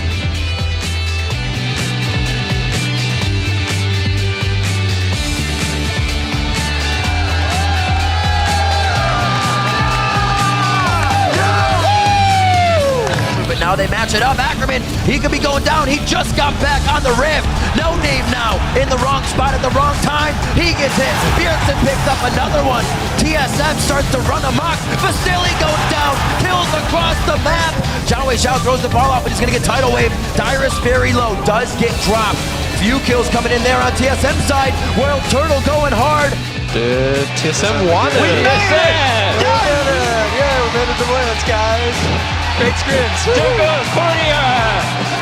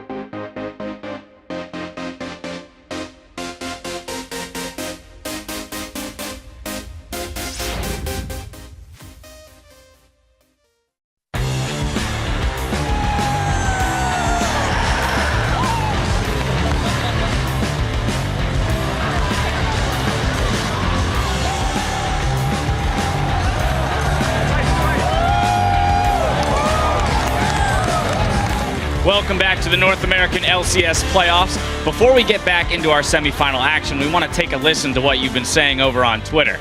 Earlier in the show, we asked, how do you PAX Prime? And here are a few of our favorite responses. From @LibbyLee, she writes, got to see Curse at PAX. Thanks for the picture. We'll be rooting for you guys today. In a Dignitas jersey? Ooh. Uh-oh, called out. Libby? Well, that's all right, though. That's all right. Dig's already played their game. She can start rooting for Curse. It's all good. They played fantastically in the round prior to this. Moving on, our next one features some guys enjoying the action from the comfort of their own home. @Sarboche tweets, this is how we PAX Prime. Looks like a nice party to be attending. That's not actually... Okay, no, that's Mountain Dew. Okay. Just as potent. Yes. Don't worry. It's a nice size screen, too. Oh, yeah. Then at Stupid Ian, Stupid Ian Words says, how do I PAX? Feeding. Hashtag wards save lives. Stupid Ian. Feeding everybody. That's like jungler and solo queue. Oh, I'm sorry that... words. I don't know. Yeah, wards don't deal damage. And our last response has warranted its own subreddit. From at Tibbers Duty says, well, they say it pretty well. Oh my god, the odd one. Lol. Hashtag best cosplay. I kind of need chlorine for my eyes and an eraser for my brain. Yeah, that's a thing. Yeah. The general... has fallen. He's taken a long fall. He has fallen oh so far. Well, remember, you can join the conversation by tweeting on Twitter and hitting us up at LOL Esports and using the hashtag LCS. Now let's throw it over to Freak and Kobe, who are going to take us back into the action. Thank you very much, Dash. And that was definitely one odd cosplay here. I'm David Freak Turley, hashtag Puns of Damage. With me is Seattle's 12th man, Sam Kobe Hartman Kensler. I'll take that honor. Okay. Absolutely. Welcome to the desk. 5 more games. You're darn right we're going to have. We're heading right back out of the Rift for our next BO5 semifinal series between Cloud9 and Team Curse. And now, in addition to the promise of a guaranteed spot at Worlds, Cloud9 will also be looking to defend their 2-time NALCS champions. Yeah, since Cloud9 joined the North American LCS, they've won a top spot in back-to-back splits, and their playoff record is perfect. 10 games without a single loss. Despite a rough start to this split, Cloud9 ended the regular season strong, winning 7 of their last 8 games. And because they finished so strong and they took the top spot, they earned themselves an extra week of practice in secret and the ability to go over Curse's recent quarterfinal games. Even though Cloud9, though, have been dark for about a month now, one thing that we can point out definitely is that Sneaky has been a rock for Cloud9 through thick and thin, performing consistently all split long. And he's been actually rather incredible. So while he was on the analyst desk last week, C9 mid laner High gave Curse a lot of respect after their impressive 3-0 quarterfinal sweep of CLG. He said that actually Curse might be a team to put a mark on their record here. Yes. Speaking of recent results, Curse also have been on a hot streak. They ended their regular season with a strong push to make it into the playoffs, and then in the quarterfinal, they are able to dominate CLG, and as Voyboy said in his interview later, they only had to show a few of the things that they were working on. So they still have much more to share from their playbook. And really, the depth of their playbook is something that we've seen them working on all split long, and the difference now is that Curse have been much better at executing those plans much cleaner. Consistency, though, has troubled Curse in the past, and the stakes are much higher now with a spot to Worlds within their reach. Yeah, so Curse may be the new hotness in the league, but they still know they've got an uphill battle, and they've got to try to dethrone the reigning champions. I think Curse is one of the best teams in NA right now. They've basically struggled from the beginning of the season, but as the season's progressed, they've gotten better and better, and I think right now they're looking super, super good. I feel that even though we did really well against CLG, we still have a long way to go. Everyone on the team is really confident. We know that CLG is a strong team, but they're not C9. And C9 has never lost a game in playoffs, and that's a record to beat. I think a lot of what the game versus Curse will come down to is getting vision control. It seems to be a pretty high priority thing for all the teams now, so I think whoever can control the vision the best will come out ahead. C9 is definitely really, really strong. I still think they're the best team in NA, but I think that we can do well. People always like to joke about how Curse is like forever fourth, but this year that's not going to happen. We're just going to be trying to play our game and hopefully take down Cloud9. Well, I've been saying it for about a month now. I think Curse will be forever fourth at Worlds this time. Bold very bold there. prediction. Pretty but bold. I think they've got a good shot at making it out of the playoffs here. Of course, we're going to have a quick look at the rosters now as we head into the game. On the blue side is Cloud9 with Balls in the top lane, Meteos in the jungle, High in mid, Sneaky on AD carry, and Lemonation on support. And on the red side, it's Curse. Up top is Quas. In the jungle, I will dominate. Mid, Voyboy, AD carry Cop, and support, Xpecial. And in our featured match, we're going to be taking a trip to the top lane for Balls versus Quas. And this is a very telling lane to watch for this series. Now, historically, Balls has been the top lane bully of North America, and although he can play the tank and utility top laners, he said many times that he much prefers the higher damage carry-oriented champions. But Quas has been getting more confident in his 1v1 ability, and though he doesn't get a lot of attention, in their last best of 5, he showed that he can execute the split push strategy very cleanly, and even when CLG tried to camp him, he worked his way through all of that early game pressure to still emerge as a late game threat and relevant in that game. And also, I want to tack onto this, that Quas, he has a 68% kill participation for this team. Yeah. And something that he's improved on a lot is his use of teleport, which is really key for top laners nowadays. He always comes in just at the right time. Yeah, he's always been all around the map. And to kind of give you a comparison point, the average participation for a top laner in the LCS is 60%. So he's 8% above that mark. Balls is at 55. So Balls has been just like a lone top lane chilling like the entire time on Bruiser guys. So you're going to have, I think, a very different impact on the game. Now, one thing I was looking at as well as we were kind of pouring over stats, we had a nice 5 hours extra this morning to as TSM and LMQ put on a great show, I started looking at everyone's champions pools. And you talked about it a little bit before, where Quas has been playing a lot more utility-type champions. The Lulu is still really big for him.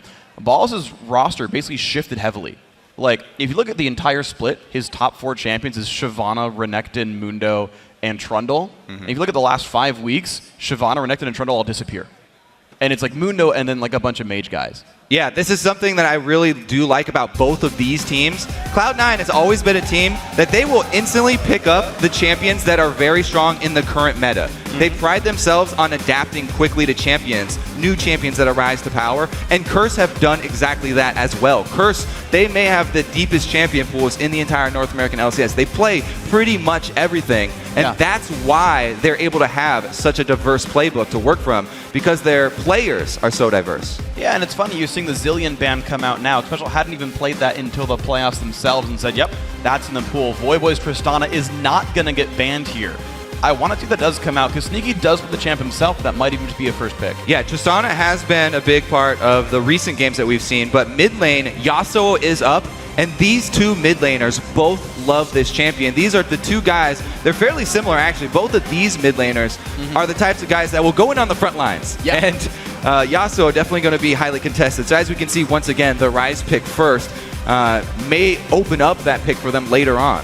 That's true. I'm actually very surprised as well to see that Nidalee was banned out by Quas, just by how good he was in that champion up against CLG just a week ago. But do you forget the balls on Nidalee? Well, sure, I know. I mean, and I know the crowd has never forgotten the player's name, certainly. We hear it every day. But it's just interesting because I suppose these guys do share champion pools very heavily. Almost everyone down the line plays the same stuff, so bans become a little bit more awkward here. That does come with a lot of the teams following the same strengths of current champions in the meta, and a lot of the value that these teams put on them are very similar since they're all practicing together.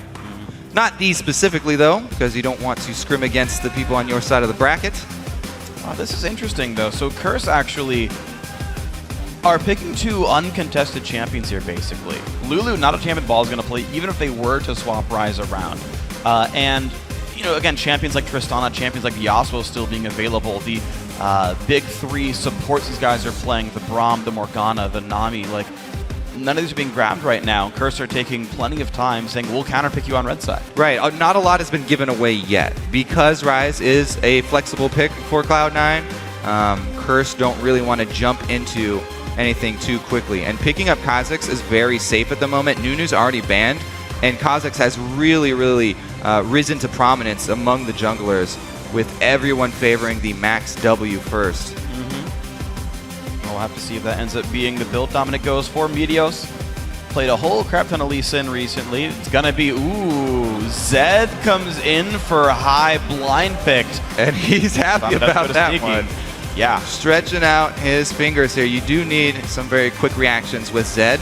Some interesting recent changes to him. He really jumped up in popularity after the change to make his position after using Deathmark. Makes it easier for Zed players to catch their prey nowadays.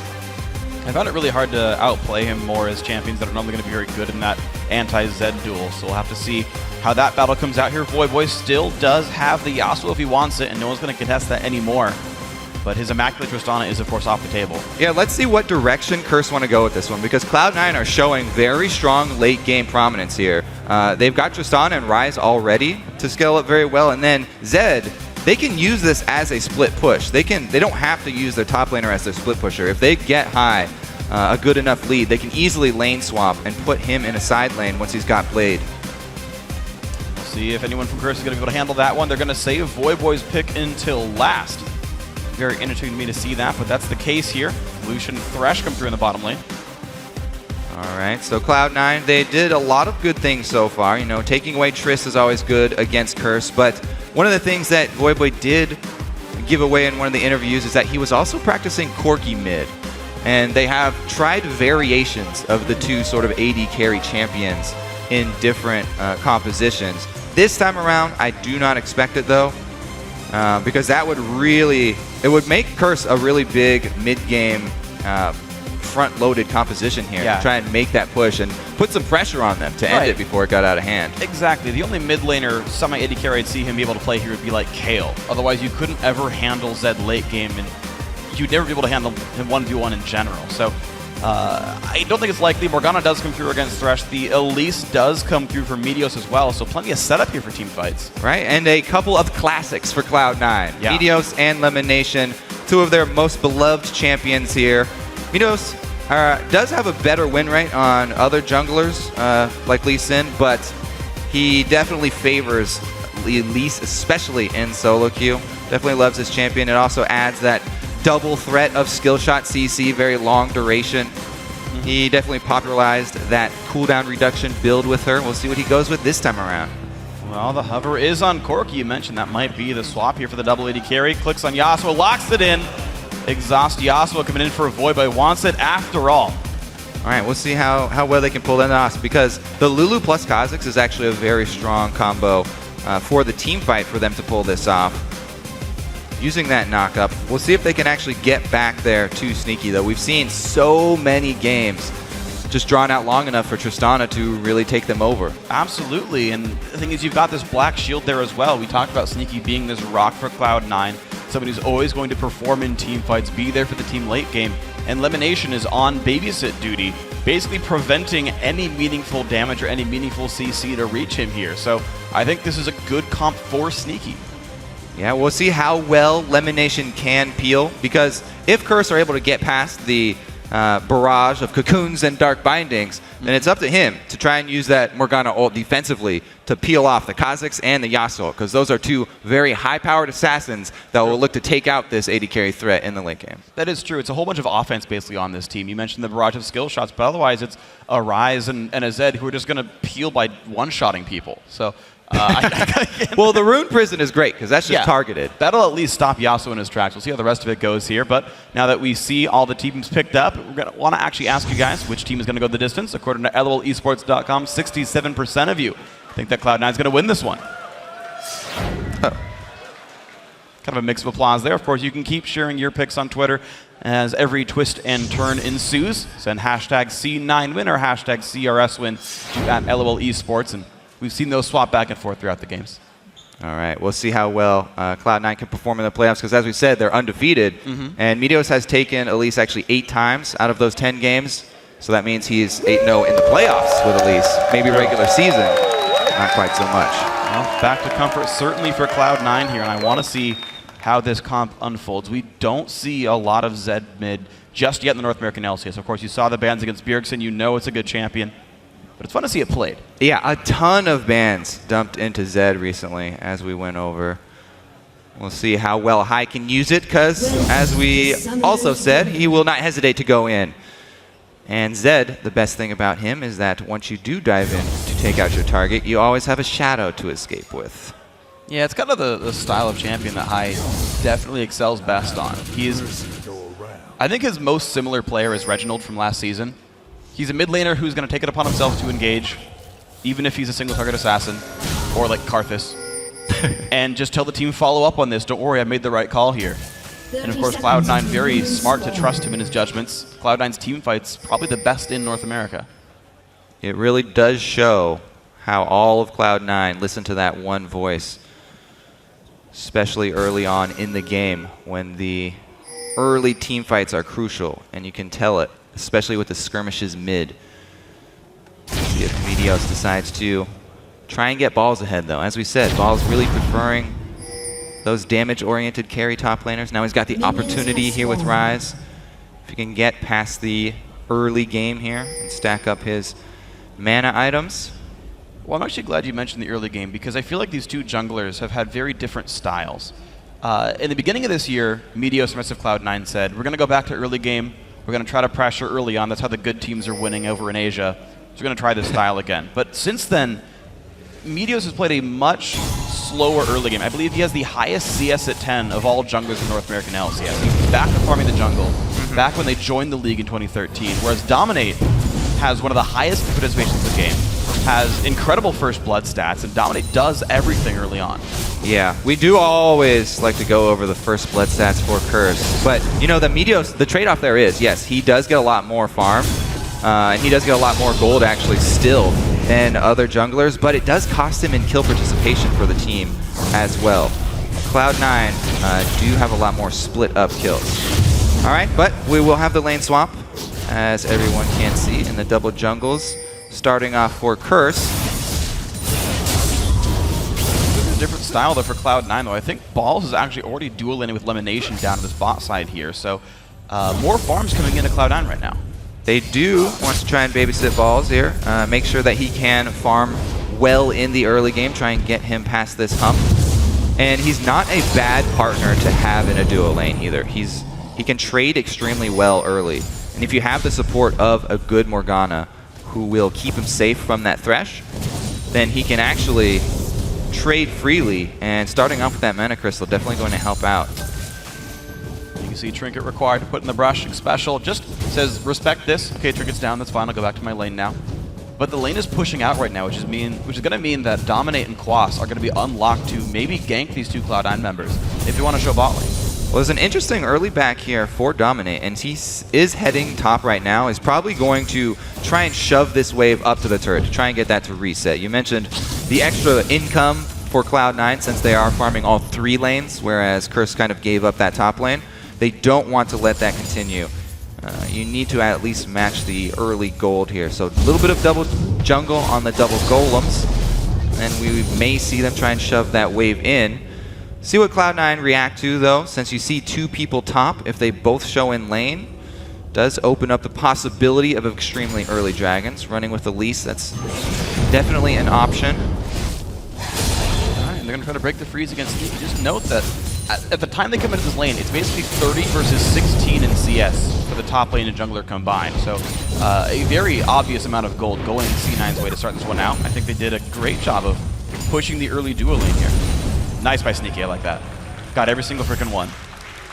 Gets some applause from the crowd. Good. He's missed literally one CS. It is something to note for Tristana, too. You know, great wave control, but then he also levels up explosive shot later and still gets all the CS. Not the easiest task to do. He's right up there with Cop. And Hai's having a decent time up here. He is being beat out by Voyboy a little bit, though. So Voy so far with the Yasuo. Now, Yasuo is the second most banned champion against Curse, behind Kassadin, that everyone was banning most of the year. So most people gave a lot of respect to Voy. I want to see him prove why it was here. Well, yeah, he was one of the earliest North American mid laners to pick up the champion and really show results with it. So no surprise there. Zed, though, has a good chance against him. Interesting that Hai has gone with the Ignite here instead of Exhaust. When the Exhaust from Voyboy does go down on Hai, he will probably want to save one of his shadows to escape, either from the ult or W. That'll be a fun battle to watch, though. I've not seen this 1v1 very much. I do want to know how it actually pans out. It's going to be a whole lot of moving around really fast, and then someone's going to get one shot. So the possibilities for outplays are on both sides. I really do like that Voyboy has Exhaust in this matchup, though. Definitely gives him a good window to work with. So far, we're just staying with our sort of newfound top and bot lanes there. Quas swaps back. He's 1v1ing Sneaky. That's going just fine. The dual lane of Company Special are pushing into the turret pretty nicely, getting good CS for themselves and pushing balls down a little bit here. So Rolvod is kind of trading objectives. Dominate has not found his way in for any kills yet. You know, it's pretty funny how this game has started out because classically the Curse team is the one who started the mid Tristana solo lane, but effectively Sneaky is a solo lane Tristana in the top lane. So Cloud9 are using solo lane Tristana against Curse by swapping their Rise down bottom to deal with this duo lane here, and it's working out for them. It's going to create really interesting dynamics because Sneaky's going to be able to outrange like everything Curse can do to him. I feel like it adds that extra weight on Sneaky's shoulders that he's been able to so far handle, but it also means that Balls, he is a short-range champion. He's on Rise, and if he doesn't get to power up and doesn't get to levels, he's actually quite killable.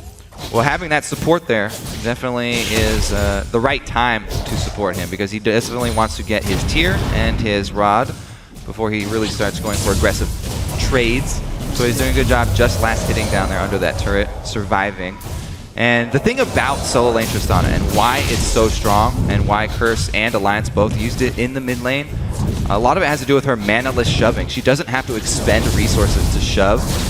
Now, that's extremely effective in mid lane because a lot of the mid laners do have to spend a lot of their mana and the lane is very short, so you can shove it quickly and then go farm somewhere else. Yeah. Or move over to another objective for your team. Top lane, though, is a bit more scary because you do extend extremely far, and it kind of opens you up to potential ganks early on. Yeah, I agree, and it's also much easier to freeze the top lane as well if one of these guys wanted to do so. You can lock the Tristana in front of the turret, make her CS in a really, really dangerous spot. And so they have swapped back after Balls has already got his tier and the makings of his Catalyst. Coming to lane on even footing with this Lulu. Quas up a level right now, though. It's kind of like item lead versus level lead here, and I think Balls just wants to farm it out for now. Blue buff will, looks like, go to Dominate right here. Has evolved the Spike Racks, did max his Void Spikes. Still keep called out, and there's the flip. They also have set up a pretty nice defensive pink ward line here for Curse. Oh, that hook on a Sneaky, though. Black Shield comes in, lets him jump out safely. Little bit of harass landed there. Not going to be too bad. He does have his BF sword, both 80 carries. Able to trade effectively. It will help out Lucian a bit more because he's got the scaling on his abilities. But there's actually a significant level lead. One level for both support and AD carry here for C9. Fine's gonna land on a cop, shield comes out, hook misses. Black Shield's on the ulti as well. Special is gonna get stunned up, but Cloud9 losing a lot of health from the culling right there by Cop. See if Lemon decides to go all the way back here. Curse shoving up the lane though doesn't mean that Sneaky will be denied too much. He can stick around and CS at the turret. We'll see how well he does when he's under pressure at the turret. Dragon started out, but Meteos has wards on the area, so they can fight him off it. Well, Curse aren't exactly leading right now, though. They maybe just want this fight right here. Cop comes in as well. Of course, Elimination's already at half health with no ulti. TP comes in for a ball. Same for Quad. The battle has begun. In comes the engage. Rune Prison on high off the back lines. Now exhausted on both mid laners. And Boy is going to be first blood. That goes over to high. Special caught out as well. Cloud9 start up 2-0. The Rune Prison on the Quad. In comes Sneaky in his face. There's a 3-for-0. Really dangerous play there from Curse to start this Dragon. I thought they were just going to get chased off it, but they stayed on, and the double teleports come in. A split second quicker for Balls, and Meteos almost lands the Cocoon right on arrival of Quas's teleport. So they've got everything set up for Quas. He immediately has to try and get out of there, but Boy ults onto High and not able to take him down. Black Shield goes on him. They immediately answer the kill quickly, and then a nice binding from Lemonation to pick up one more. Good calculation there from Sneaky. Yeah. Using the ult, just enough damage left on his explosive shot active as well. Sometimes you can miscalculate those and look a little silly if you're on Lee Sin or Tristana. I do that too much. It's not a good habit. I can see it now, Freak. They just go across the wall and everything's fine. Oh, the crowd has remembered the top lane in C9's name. It's good. He's stacking up pretty effectively here. Yeah, he's doing just fine. 64 CS, actually winning his lane now. And the thing is, despite the fact that it's, I actually don't want to say despite, it's a 3,000 gold lead, that's actually really relevant, but a lot of very great item power spike just came in. High's got Brutalizer plus Cutlass versus not even a Shiv done yet for Void. Like, there's so much power on Cloud9 right now that they own this map. And there's one thing about Cloud9. Once they get an early lead like this, they don't sit on it. They press it extremely hard. You can see what Meteos has done with his build. Going into that Sightstone, they want to immediately get vision down in enemy territory because they have the advantage. They can take those early game fights, and that's how they bring small leads into much bigger leads in the mid game. They keep on forcing the issue, forcing their opponents to try and take fights while they are behind in items, using the small gold lead to open up bigger opportunities. And that's always been a good thing for Cloud9. They've been great as a reactive team. It's served them very well in North America, and they reacted perfectly to that Dragon fight. 1-3 for 0, Dragon afterwards, and suddenly they're ahead by a whole lot. Dominate tries to make the play top lane, but Balls just playing safely until he's gotten, like, right as soon as the recall finishes, Balls back top lane. He's got that sense, the top lane sense.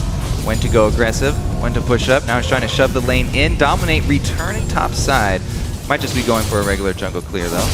Yeah, I don't know if there's really much for him to do right here though. Well, what I was thinking he might be going for is trying to defend that pink ward, but he's too late and Balls is going to take it out. Meteos simultaneously takes down the other one. So the entire line here of early pink wards they had set up in defense already taken down by Cloud9. Wow. And look at this as well. They've already gone into that jungle to control it as the red buff's going to respawn soon. Bot lane pushes up, basically can act as bait if they want to steal the buff away. It's really beautiful how Cloud9 jump on that vision control game as soon as they have the advantage to back it up. They ward up both sides of the enemy jungle, and they put 5 pink wards down. Every single member of Cloud9 purchasing their pink ward and laying them down. Oh, X-Special out of nowhere, hit by a binding, and down he goes. Yeah, nothing you can say there. Lever probably just landed that binding out of the bush to grab the kill on X-Special. Maxing that one first. 3 seconds, way too long to survive. Oh, only level 4, not quite there yet. 2.75, still too long to survive. 2.5, I forget which. You're right. 2.75. Uh-oh, high. All right. He's actually going to go in for this one against Void, but Exhaust burn. But this is for the death mark on the way back. Dominic gets cocooned. Void still wants in, though. He's into the battle, high, low on health, but he jukes back up north. The kill goes to Meteos. Dominic doesn't land the Void spikes either. Look at that by High. High with the fancy footwork here. He does use the ultimate shadow to get away as the Exhaust. Waits out the Exhaust. Able to jump away from the all-in of these 2 assassins that we talked about, the Kha'Zix and Yasuo. Leave them standing there with just Meteos, who picks up the kill. Beautiful outplay in the mid-game skirmish. High and Meteos back to their old selves. Let's take a look here. Void does go in, and High immediately, exhausted under turret, jumps out. So the entire duration of Exhaust wait, a beautiful cocoon landed as well to buy time. And then High jumps back out of range of the missiles. Complete outplay, 5-0 for Cloud9, plus the Dragon went to them, so they have the exact timer on it. They've got plenty of vision down. Should be another pickup for them. We'll see how they force the issue on that Dragon spawn. 1 minute, 20 seconds left. So far, they've all been on the right page so far. Follows the giant scroll on his back. And the blue left foot over to High right here. So far, so good for the blue team. Kobe shaking his head. It wasn't very good, but I appreciate the acknowledgement that it existed. Sneaky and Elimination also doing wonderfully in this bot lane. 2 kills, the eye edge already done before 15 minutes. I mean, what can you say except that Cloud9's been playing like the Cloud9 we expect in playoffs, where they win every time without dropping a map. And especially when their mid lane is doing good, because High is that voice for the team. You can see it in their calls. They're so confident. Because High has that personal confidence. He's doing well in his lane, the entire team is doing well, they have objective control, they have all the information that they need to make these calls. Immediately going to clear out wards. Meteos hates any sort of vision inside his jungle. Yeah. 2 for 1 right there, plenty of money earned. And what's impressive to me as well is just how incredibly good High is. Because you have players like Xiaowei Xiao who actually don't talk almost at all when they play. They solely focus on their individual playmaking, and he's obviously a great player on one-on-ones for that. You have players like Bjergsen who have to kind of balance the 2 and High up to balance the 2. Oh, another binding. Individually, binding lands on a Dominate though, and that's 1 kill picked up. Now Top is being chased down, the flash on in, dies to the death mark. A solo kill for High. The Cloud9 combo, binding into Flash Cocoon, lands there, no way he has even a chance to move. They even catch it up with another kill. High going extremely deep, flashing in to get the extra damage down while Deathmark's still active for the extra pop, and man, this is a runaway game for Cloud9. 7,000 gold at 16 minutes in, 0 objectives given up all game. No dragons, no turrets, no kills. Perfect from Cloud9. And this is the team with the Tristana and the Ryze on it, so it's not gonna get better for Curse here. Nope. Looks like letting him get the Void Boy Yasuo is just fine. High Zed is amazing. It looks like everything else of the team still firing on all cylinders as well. Bottom lane tier 2, now under fire as well. Oddly enough, only one turret. Oh my gosh. The Fog of War binding nearly caught special. They do back off after it though, but not before. Replacing another line of wards inside the jungle here. Lemon Nation as well doing his part. The double sight stones in effect for Cloud9. It's actually very interesting the way they're sort of playing it. You mentioned the 5 pink wards that have gone down for C9. Most of their pink wards are defensive. It's largely like these are defensive line of wards. Our sight stones are the way we're going to go in and steal vision control from you guys in your jungle. And a big part of that is because it's so easy for them to defend those pink wards on their side. It's so hard for Curse in the early game when these pink wards were bought to venture into Cloud9 territory since Cloud9 had the early lead. And you can use defensive pink wards to bait people in to more fights and more kills. Let's see how they snowball topside though. It's the last outer turret remaining. They just replaced 2 defensive pinks. Oh, High does get hooked in. There's Quas. Lulu's in the mix. High's going to jump away as quickly as he can. Burns a Lulu ult for it. Oh. And jumping onto a special. This is going to be a very, very dead Thresh. And off he goes. High now 3-0-3. 8-0 in kills. Cloud9 still crushing. Looks like they are going to collapse on top side. Red buff plus a turret for Cloud9 looks to be the issue here. Curse trying to answer though. They want to trade something back, so Cop shoves in mid. Immediately cleaned up by Sneaky though. Look at this. Top lane outer now under fire as well. Cloud9 doing such a great job of pushing. Oh wow, Quas, you're kind of alone right here. Flash engage from Lemon. Quas with absolutely nowhere to go. In comes the Shadow, in comes Ryze. Easy kill pickup for Balls right there. This is a massacre right now. One more kill to bring it to 10-0 for Cloud9. Clean sweep on turrets. So far, perfect game being played from them. Man, I was hoping we were going to get a series much like TSM versus LMQ, but this is more like TSM versus LMQ Game 5. Just start to finish, amazing play. Now, we have seen teams turn it around very heavily mid-series, and I don't want to count Curse out. Pretty early for that. Let's see what this teleport turns into. Oh, no bind. Quas is now in. He wants Nation has Black Shield on. Those going to break that. The Hex could be there. Good damage comes out. Elimination forced to burn exhaust, but here comes I will dominate. The good binding might just save his life. Dom will slow down. High gets his shield on. Not in range for the Glitter Lance though. Does High even want to be part of this? Yes, he does. Sneaky shows up. Nice knockup from Quas. The damage coming through. There's the pop. Sneaky gets one. Quas, one hit from dead. The shield keeps him alive, but it's 10-0 Cloud9. This is playoffs Cloud9. What a miraculous display of skill here. Perfect game still on the line for them. Balls is just by himself down there taking turrets. Ryze is one of the slowest at taking turrets, but you know, he's been farming up CS, and that's pretty much all he wants. Solo lane CS, he'll take turrets as well. Yep, 150 CS still powering on up. I mean, there's still such amazing late game insurance on Cloud9. Like, they don't even have to play this aggressively, but they're such a darn good team they are because they can take those advantages and push farther and farther in the lead, not giving any room to Curse whatsoever. See what Curse's answer is. They have to think back to the very beginning of this game, already trying to come up with answers for game 2. Well, the early dragon step 1, because that set a 30,000 gold lead. It really was catastrophic for them. I mean, they didn't really sweep it out, did they? They didn't have any pink ward. No. There was just a Cloud9 ward sitting in there, and they even showed all mid laners hung around and really committed to it. Oh, never mind. That mid lane is the last outer turret for Cloud9 to take. All right. There they go. I know, top lane threw it off. You always see 3 turrets and you're like, all right, outer ring is gone. Great. Nope. But that is Cloud9 now 10,000 gold up 20 minutes in. Absolutely massive by these guys. Have gone back and bought recently as well. So so that money's actually all in items right here. Man, what does this do for your team's confidence, though? Cloud9 have to be ecstatic right now. And Curse, they really can't lose their cool. It was something that we did see early in the season from Curse, where sometimes in games, they would play the games very close, and then they would have one little mistake that would snowball out of control, and then they would kind of lose control of the game from there. Yeah. They can't let this happen in a series, best of 5 series, just because one game they get destroyed early on. Shouldn't let it affect their confidence in game 2. You can't let it affect your gameplay.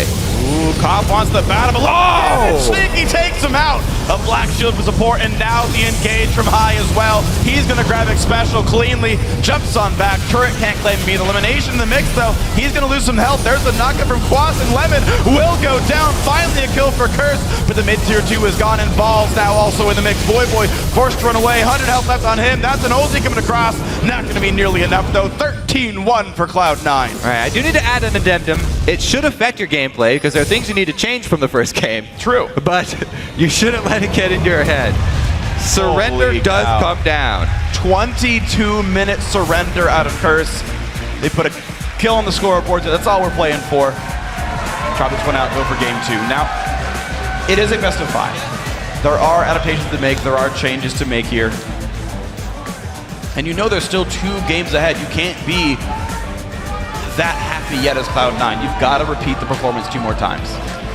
And we'll have to take a look at the picks ban second time around, because as we said, these 2 teams are so interesting because they pride themselves on quickly picking up every single champion that has success anywhere in the world, so that they can use this as one of their tools. Both of these teams have so many options available. You can't ban all these out. Like we've seen Zed banned out so many games. Sure. It gets through in this one because there are so many other priorities for these guys. And that's the crazy thing as well. I mean, on one side, you can't even predict that High Zed was in the pool yet. He hadn't played it yet, to my knowledge, this split so far. But yeah, you're going to leave something else up if you ban the Zed. You're going to leave something else up if you ban the Rise. You're going to leave even more crazy things out for Cloud9. The Nidalee, the I believe Maokai banned out as well. Like all these important champions were waiting in the wings if you drop one of those bans here. So yes, I think there's much more still in the pool for C9, but you still have to adapt if you're Curse. They definitely need to dip into that playbook that is very deep, because the classic sort of Assassin's Dive with Yasuo here, not working out early. But again, comes down to early game plays. And the early Dragons have determined so many games. With the importance of Dragon now, with all the extra gold put down there, if you lose the team fight and the first Dragon, it's extremely hard to come back from. Cloud9 really putting on a clinic showing why it's so hard to come back from, because they invested heavily in Division right after that, double sight zone immediately, and they controlled the entire map. Yeah, it really felt like Curse played into Cloud9's playbook. There's 2 things that C9 are really good at above all else. Team fighting, and then playing from ahead. Cloud9 have never thrown a gold lead farther than 600 gold. If they're up more than 600 gold in a game, they have always won the game. Well, they're also good at coming back from games. Sure, so but like they still went, what, 18 and 10 in the season, right? They lost 10 times this split. It wasn't from getting ahead 3,000 gold at 7 minutes, right? So basically what you're saying is they're good. Yes, Cloud9 are obviously incredible, but I think you don't give them those early game leads and the early team fight that they excel at so heavily. You play around the ganks, you play around the fact that Meteos is a farm-oriented jungler. You make your individual plays and play from a gold lead spiked out of your lanes. That's what it is to me here. But guys, please keep sending your highlights from today's action to us at LOL Esports on Twitter. Use the hashtag LCS Big Plays. We want to see what other awesome things come out by the end of the day. But to take us through C9's commanding start to the series, let's throw it over to the guys at the analyst desk. Thanks, Freak. An extraordinarily dominating win there by Cloud9. It looks like they're just as hungry as ever for yet another North American championship. I got some housekeeping to do really quick. Prolly, I think C9's going to win this. Oh, man. What's your prediction? I got to throw that at him now. He got it in. He got it in there quick. That was already my prediction. This is unfair. I call him mulligan. I'm taking a mulligan on this one, boys. Cloud9. Yeah. Let's get into the game though, because we saw some new picks compared to the last series. We finally saw Zed get through, and High, I mean, he seemed to keep up with his skills on Zed as he used to be a Zed player, and he finally gets the chance to pull it out. He was super happy about that too. You could see him on the screen when he locked in. He's like, all right, stretching his fingers, time to do some Zed stuff. Yeah, because I mean, back in the day, that was his champion. It has a way of engage, a way of assassin, and it has a good like lane presence. So it's basically like Hai's perfect champion. Not to mention, you only need 2-3 items on Zed to be effective. So the fact that he's not a supportive mid, but he kind of gives a lot of lane CS to his other teammates, actually really complements that playstyle. Yeah, and that was just a huge display of power, mobility, mechanics from Hai. And the fact that he's the shot caller of the team, he's the captain, he moved all around the map very early on. It was almost a perfect game from them too. And Zyrene, talk to me a little bit about the choice to go with the lane swap in this matchup. As we saw standard lanes across the board in the previous one, here we see the lane swap, but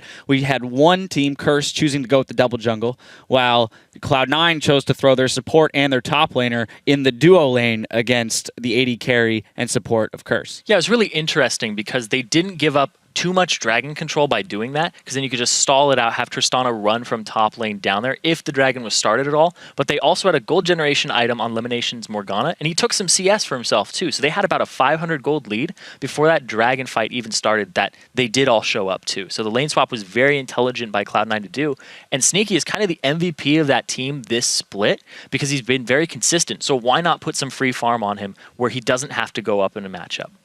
You mentioned the dragon fight. I want to get into that as a replay because I think we're going to get pretty in-depth with it, as it was a huge turning point in the game and kind of where everything fell apart for Curse. So we're going to pull that up onto your screen here, and Prawley, take it away. Yeah, so this is so Curse starting the dragon, and we can start rolling it. Right now, we watch Balls. He starts backing up to his turret because he wants to get that TP off. And Balls actually gets the early TP, which is very advantageous. And then we're going to freeze it right about now. So Quas responds immediately because he knows his team's already dedicated to Dragon and they need to do it. The problem with this is they have 4 people around the Dragon, and Quas is technically overextending, although he's not in there. So at this point, they need to either turn and help Quas, or they need to cut and run, and Quas needs to flash out, and they need to pick a new engage. But we can roll right now and notice that they do neither. They actually have Quas flash out, but they stay in the fight. And they actually have Voidway go in before they can relocate. And now they're already at a health disadvantage, and they use their Yasuo ult that got exhausted. So they basically are down 2 ultimates to start this fight.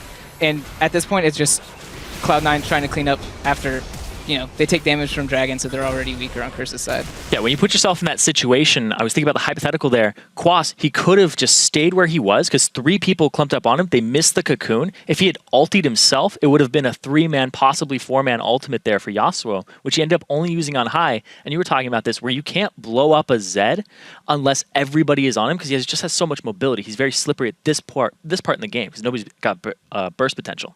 There we go. Words. Now, yeah, right. Now, hindsight being 2020, of course, we can come up with a lot of different scenarios that Curse could have played out in that situation. Probably as someone who has played in high-intensity games like this, team comms. Is it time for everyone to be quiet and one person is making the calls, or is it relying on instinct there and trusting that Quas will make the right decision? How does that go?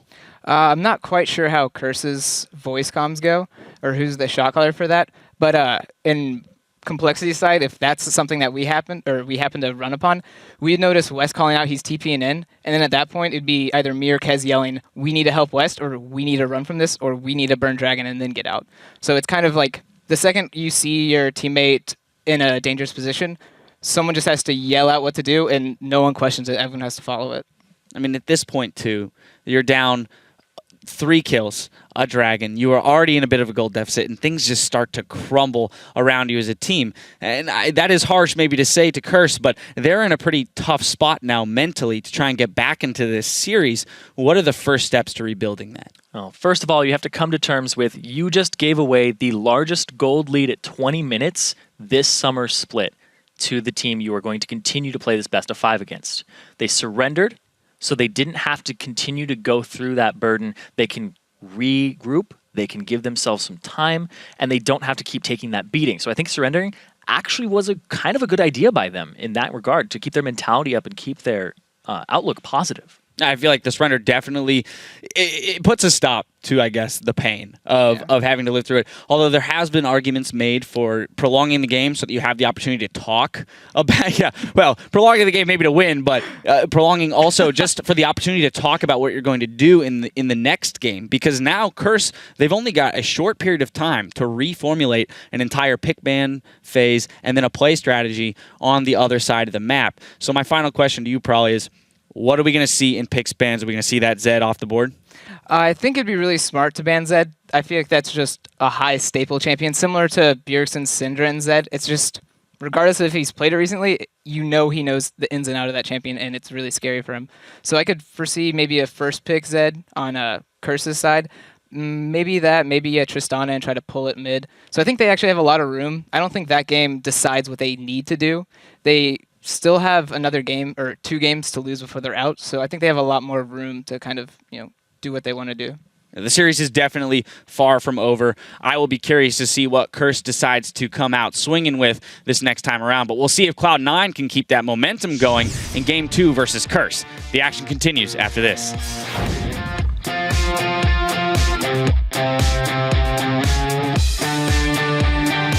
Yeah, can we go? Kill Lulu. Careful. Yasuo. Go. Thrash. Yo, Lulu. We can drag it. No flash. Keep going. Yeah. There's no flash. Nice. Good job, guys. Dominic gets food. Boy still wants in, though. He's into the battle, high, low on health, but he jukes back up north. The kill goes to Meteos. Oh, another binding. So individually, binding lands on a dominate, though. And that's one kill picked up. Now Top is being chased down. The flash on in dies to the death part.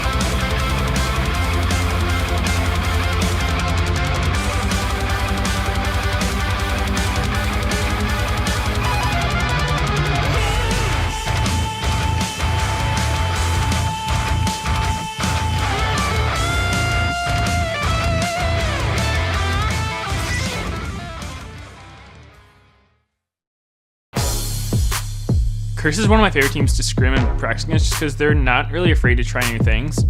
They're constantly just pushing their limits during scrims.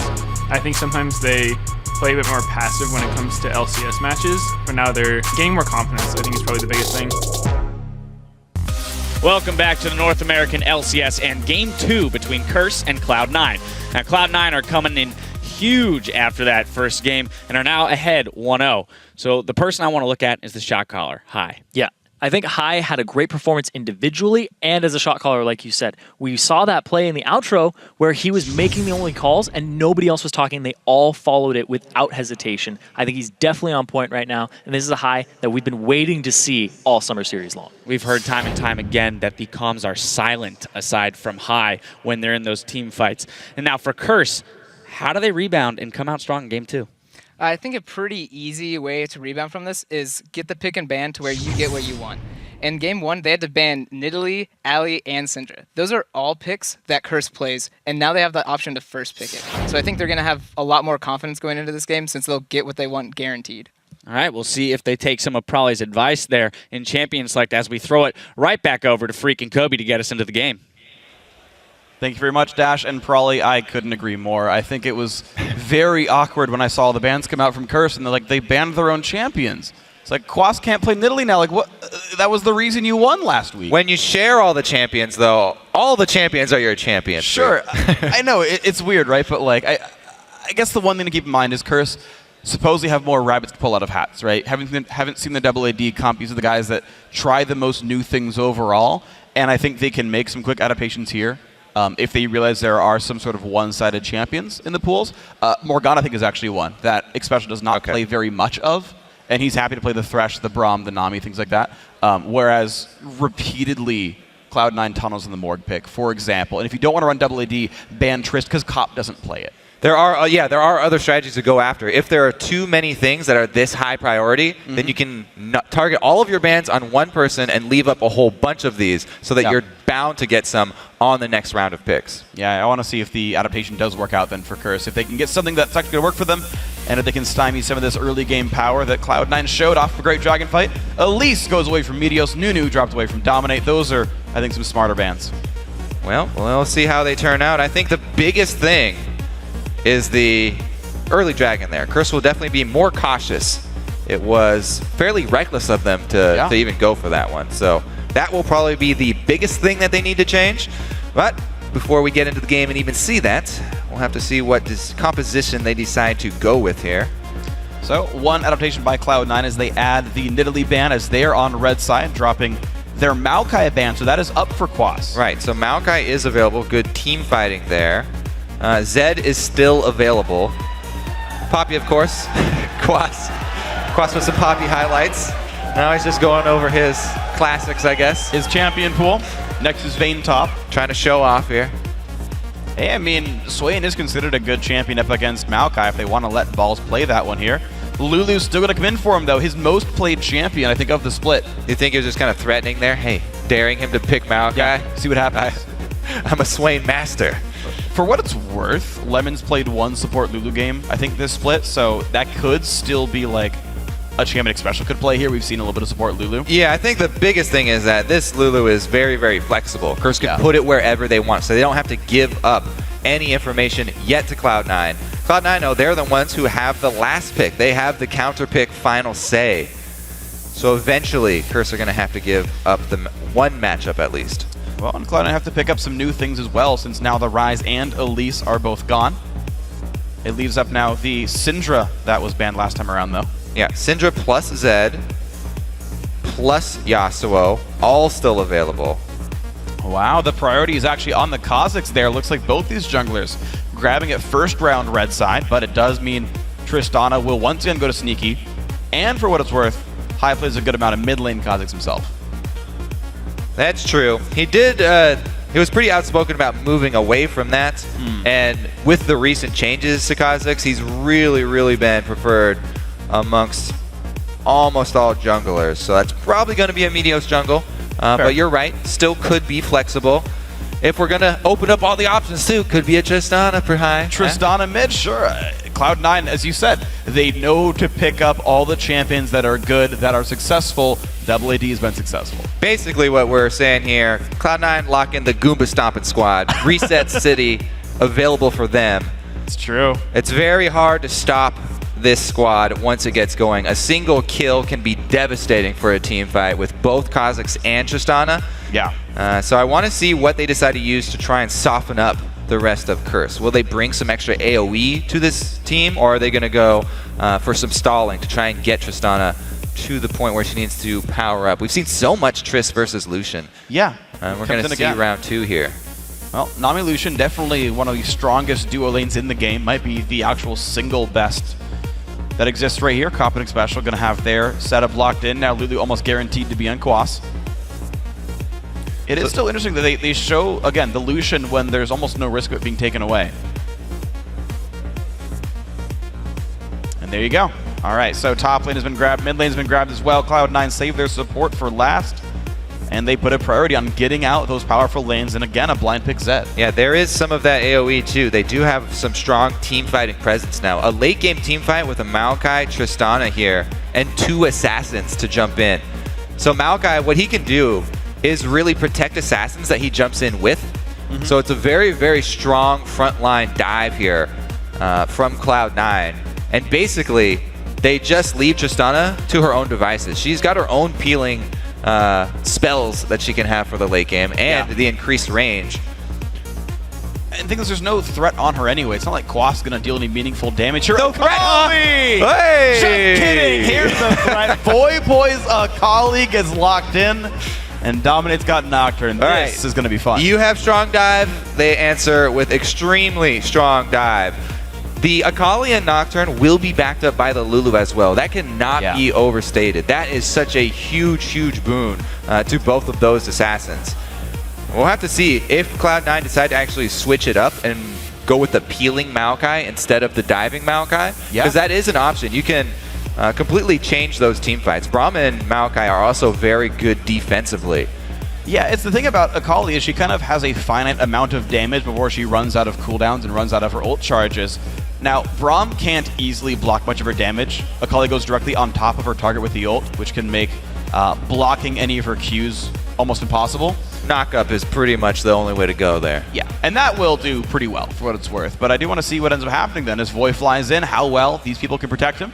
Of course, you guys online, remember to keep sending these votes over on Twitter. Send hashtag CRSWin or hashtag C9Win to @LOL Esports, and we'll see who you guys are predicting later on in the show. But so far, Cloud9 looking dominant, but Curse pulling out some new stuff. I like how Curse are just going straight back to super comfort here. It's classic Voyboy Akali. Yeah. We get to see him dive in, and this is for sure going to be a bloody game. Oh, man. You can also be assured of that. There's going to be kills picked up. I don't know how many exactly, but it's going to be a bunch of fun. And we also get a nice lore battle then, because Zed doesn't really look fondly on the Kinku order and how Akali and her brethren practice their ninja arts. So we can get the... Yeah.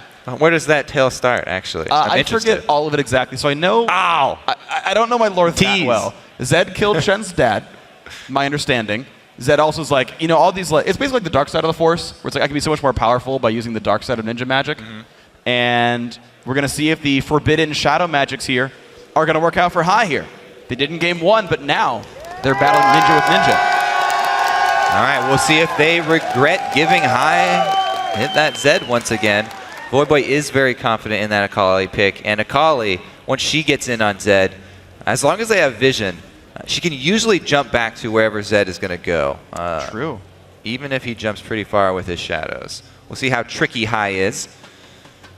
I wish you knew the max range on the W return, because it might be almost equal to Akali's R range. No, it's longer. If you leave your shadow in a really far off place, you can jump a full screen. I know much. R does. I guess, W different. Yeah, I believe R is uncapped nearly. W has a fairly constricting max range. You can't go too far on it. I think it is still longer, though, than Akali's dash, but we're going to see how the game plays out. Dominic can certainly track people down. 30 seconds until minions spawn. And a large portion of his abilities as well are not blockable by Braum. All right, so defensive wards go up. We'll see. Last time around, Tristana was swapped. Cloud9 this time around would be swapping a Maokai, who is at home in the jungle, would be fine with a double jungle situation. Yeah. Got all his tree brethren hanging around him. You're going to see Quas and Dominate start up on the top side of the map. Looks like blue buff for them, and they're going to wait around for the spawn here. Just enough ward coverage to keep the invade safe. As Cloud9 look to initiate a lane swap there, sneaky up on this side of the map. Yep, get him through the Lucian plus Nami lane phase here. Try and get him some extra levels before he does have to face them. Ball's really going to help out with the initial red buff pull here too. Video should be a bit quicker through this jungle. I like Lem's positioning there. He ran around to the side to make sure that his Q would hit the big lizard. More important to stun that target. The thing here is, though, Cloud9 starting off on this red. He just didn't smite. Well, it's because the duo lane's bottom. They're expecting a confrontation down here. Oh. I don't know if they're expecting to take this one easily. It looks like it's just going to be a ward here, and only Lemon's in there in time. So Cloud9 saving that smite. They will be able to secure this. Dominate not in place, but it's not any detriment to Dominate. It's a $2 start for both the junglers. Yeah. What's interesting is they basically Cloud9 was able to get a greedy second buff, whereas Dominate got to get a greedy first buff. That he did it more or less by himself and could have been invaded upon, but there just wasn't any wards or sort of attempt to invade him by C9. Yeah, both teams going with the safer route here for the early game. Curse definitely don't want to make any big missteps early. So I play a fair bit of Akali. There's fun things about this matchup. One is that the mark lasts longer than the cooldown of Akali Q. So you want to do things like this where you put the Q out, and then if he ever threatens you, you auto-attack, Q auto-attack, and get like 300 damage down, even early game. Yeah, you can see how Voidboy's taking control of this lane. He's spamming his Qs for harass, for that threat you're talking about, rather than having to use them to last hit. And that's a really big breaking point for this lane. If Zed does get control and Voidboy's forced to use his Q for last hits, then he does lose control pretty quickly, and he has to sort of just wait until he powers up. I like the famous quote of Voidboy talking about Akali and how he thinks of her as a tadpole, and you really have to wait until she grows up to level 6, and then you can start jumping around. She becomes a frog. And there's even a Nami for some lily pads or something. That was really half-hearted there. It's fine. Well, so far, so good in the laning phase. Curse to a small lead here. You can see Ball's not having the easiest time playing this Maokai in a 1v2, especially against such a dominant duo lane of Coptic Specials champions. So, Ball stays back here with double Doran's Ring, but he's really just relying on sapling last hits. Yeah, and it is the same recipe this time around for Cloud9 with that Trist. They want to have stinky solo experience and gold for him. Try and get that Tristana ramping up as quickly as possible. The extra levels will do wonders for her range. The good thing for Curse is they spent much less time double jungling though. Quas is in this lane so much sooner than it was last time around. And I think he's going to have a decent time playing this matchup. I feel like Quas should be okay here. Yeah, and Trist versus Lulu, not hard for the Lulu either, as hard as it is for many other laners. He can clear fairly effectively if he gets pushed in. You know what's ironic about that top lane? What, Freak? They're both Yordles. They're both really short, yet they're in the long lane. No. No. No. The mixture of laughter and groans. I love you guys. I love you three. All right, well, we'll see here, because we just have hard farming junglers, by the way.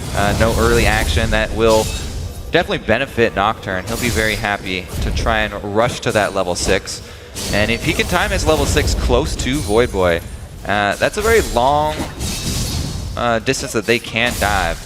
And yeah. they may put High's escape abilities to the test. Because really, if you get one of these mid lane assassins going, that's what it's all about here with the assassin play. Trying to get the early advantage, because whichever one of these mid laners starts to roam first is really going to have the game in their hands and be the ones who get to control mid game and that all important first dragon. Ooh, good bubble though, decent damage on 11. What's interesting about that mid lane matchup as well is if you gank and fail, you guarantee the opponent gets level 6 first. And you can like straight lose the lane for your teammate by stealing XP away. Ooh. Copenhagen Special doing their best to make it hard for Balls to last hit, but he's just constantly healing, chugging potions, using his passive, and doing a good job, even keeping up there with Quas, who is so low. Yeah, that's the cool thing about that lane. Even though it's double melee versus double range, basically the threat of an all-in is what's allowing Cloud9 to just sort of strike fear into Curse's heart. Curse are doing a good job, though, you know, keeping up wards on both of those Riverside entrances for them, so they know at least Meteos won't be coming from behind them. And if he did come, it would be a stealth gank probably through the lane. So that's the one thing. Curse have to be very careful about those side lane bushes. Because, as you said, all in from a Maokai Braum, very difficult to escape from. Well, speaking of all-ins, though, Dominate first to level 6 here before even starting a second buff. So excellent farm so far by him. Voyboy actually a quick second recall. He just got back to lane, wanted more potions and a pink ward. Interestingly enough, that will let him track Meteos if Meteos ganks in here. No pink for a high, though. He actually can't deal with Twilight Shroud, nor can Meteos. We'll see if they upgrade any of these sweepers really early, too, to try and get all the way to Oracle's Lens. It's definitely a hefty investment. Yeah. And no early sweeper changes, actually, from Cloud9. They just have Meteos with it, the jungler, early on, starting out with it, I believe.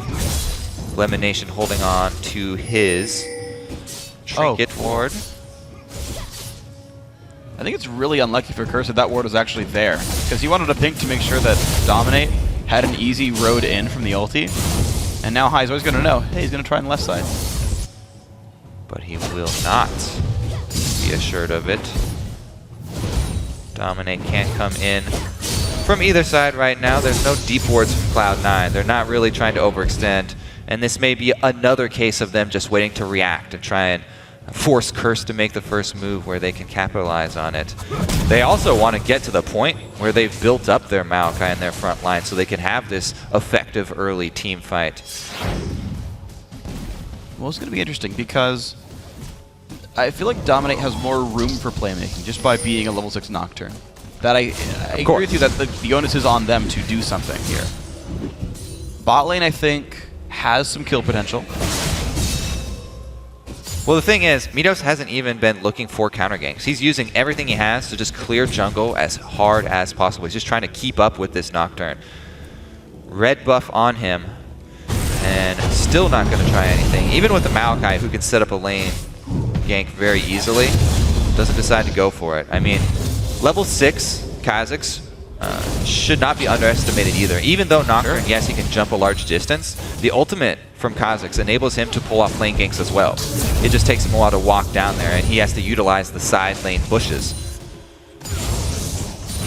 So far not been the case though from Meteos. Happy to just keep farming up. He has evolved his leap as well, so he's got the potential for those very effective early game ganks. Or maybe he's just doing it for the counter gank. Because usually, if you're just going to hard farm, you do evolve the W for the extra spray. But he's got the wings for early playmaking. We'll see if it does come into effect. So the resets will be there for them. True. Did you see if he maxed Q or W first? I'm pretty sure he maxed W. Yeah, he did max W. There's a couple of guys who maxed the Q there on him. Taste of their fear. Not the case for the North American junglers here. And we are seeing the mid lane. It was actually Voyboy's lead for a while in the very early game. He was zoning out High, but that matchup has flipped since Hexdrinker came in. High's had just enough raw AD to hold the matchup and the shield to survive all-ins, and Voyboy's been kind of playing afraid of High, honestly. Maybe the whole Curse team feeling a bit of whiplash from the first game. They really don't want to rush into anything. And I want to know, so I actually believe that super late game, Voyboy will beat High in a one-on-one, because you can zone use the death mark, and then you've got all this guaranteed damage output that you can't really outplay. Well, no, Tristana will outscale Lucian, but potentially like the late game sort of gameplay might just go Curse's favor, and they might be happy to play defensively for a while. They know C9's not going to make any moves, and this could play right into Curse's hands. I don't know the matchups that well. What a ward kill! Woo! Oh, what did I started? What did I do? I'm sorry.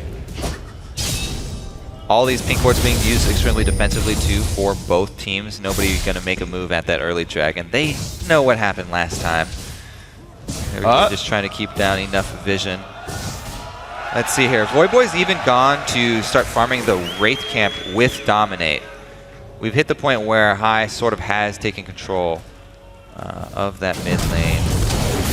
See what he goes for on his next back here, because early Hex Drinker buy, I like that against Akali for obvious reasons. Yeah. The all-in assassin, magic damage going to be proccing that shield. Very efficient buy that shield early on, especially since Akali will be a magic damage dealer that's looking for last hits and trying to finish you off. True. You're basically guaranteed to get the full value of that shield out there. Let's see how well they can work around these backing timers though. Because if somebody does leave the window open, because it's been such a calm early game, the junglers are both fairly healthy, and they could take an early dragon very quickly. All the lanes have good damage if now. they're able to pray. Half health loss there, though. He's got to be careful. Does chug a potion to keep himself alive. Yeah. I know this game could explode off of one gank, off of one dragon attempt. High finally gets time to hit some of this pink ward.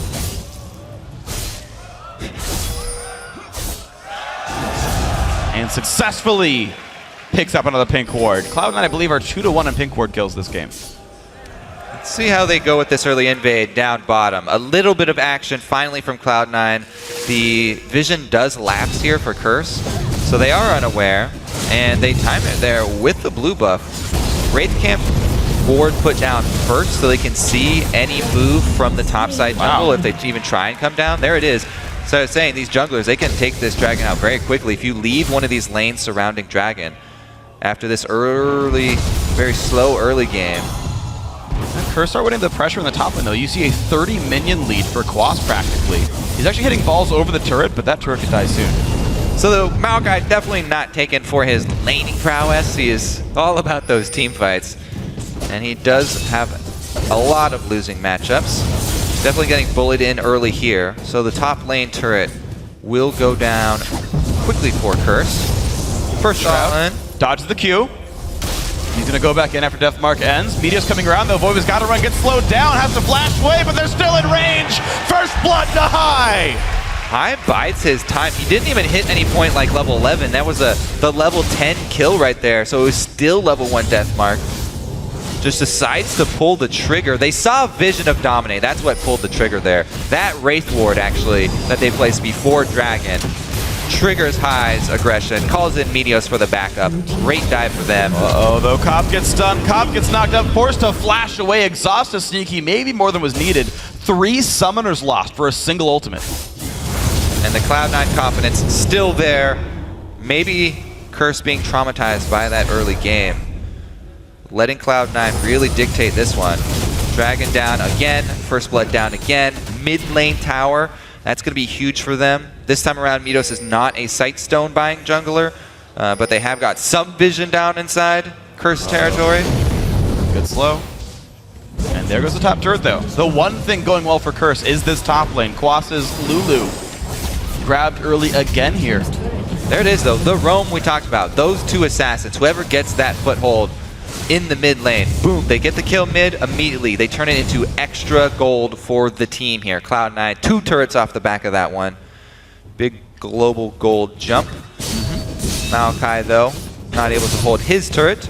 We'll see if Curse are able to make any topside plays, because that's really where they should be focused on. Dragon's already gone, and they've lost so much control over the bottom side of the map. Really, Quas is the only point that they can sort of rally around to go for something. And this is kind of the difficulty with picking utility top laners, that if it's the only lane winning, you can't do much with it. Quas still relies on his team to make something happen off this lead. Well, the thing is, they've got so much damage in the rest of their team. They don't need like a damaged top laner. So if they can land, you know, slows in that long lane where there's no more turret left, they can use the knock up on either Akali or Nocturne. That is plenty of damage coming from Dominate Voyboy. Okay. If they ever collapse on somebody, they can definitely turn around to kill. Ball's pretty far extended, but he feels fairly safe. They've got some defensive wards as well as High and Meteos in the area. looks like Curse just are not going to be stopping kind of any of this pressure from Cloud9 right now. It's just been the lane so far, but very big objective lead to C9 in this game. Ball's keeping his wards up, clears away a pink ward that Quas had put down not long ago. Once again, we're seeing High try to roam around the map a lot. They're letting Sneaky just hold the mid lane, acquire the farm as High runs around and does things. Battle up against Cop. Cop forced to run away, though. Good crits come out, though. Eye edge done on both these guys. Man, look at the map right now, too. Cloud9, once again, just the smallest early global gold lead. Invest it completely into vision. They have the chance to make the plays now, because it's all about when these teams have so much damage and these teams both have assassins, it's all about getting the jump. Whoever gets the first couple of seconds, when you have this much DPS, a couple of seconds can mean someone's life. There's the play onto the top side of the map, but it will just be race. All of Cloud9's vision alerts them to the process, and they will just work around it. And you can see overall in this game what changes when Cloud9 doesn't have this gigantic dominating early game lead.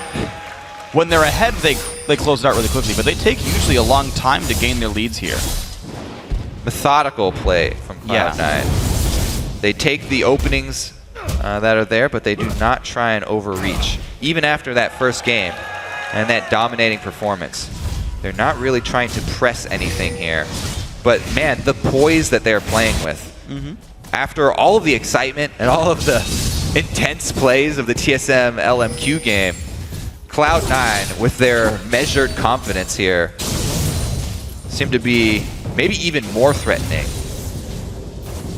It's definitely an interesting style. They do just kind of wait around, and then once they get ahead, they do incredibly well. The clarification on the stat that I said at their post-game last game about the 600 gold lead and never losing anything bigger than that, I think it's a gold lead at 20. At 20 minutes, if they're up by more than 600 gold, they have always closed the game out in their favor. To be more specific on that one. And we're coming up from that mark with a 2,000 gold lead here. Stats say Cloud9 are looking pretty good in this game. High has another blue buff for himself. He's got 2 major items completed. Last Whisper's almost there as well. Double Hex Drinkers against the Akali. Minios has picked up one for himself as well. So these assassins will be able to stick in the team fight. Let's see, they've got 2 pink wards that they can also drop. No sweepers fully upgraded yet. There's 1 pink ward trying to establish control around Dragon. Teleports are ready for both Quas and Balls. 1 extra level there for Quas though. We're going to see the bubble land, and here comes the engage. Dominated the back line. Sneaky gets away from this one. Deathmark is on, and High goes down first, though. There's the engage. They're still going in 1-for-1 so far as Meteos claims a kill on the Boy.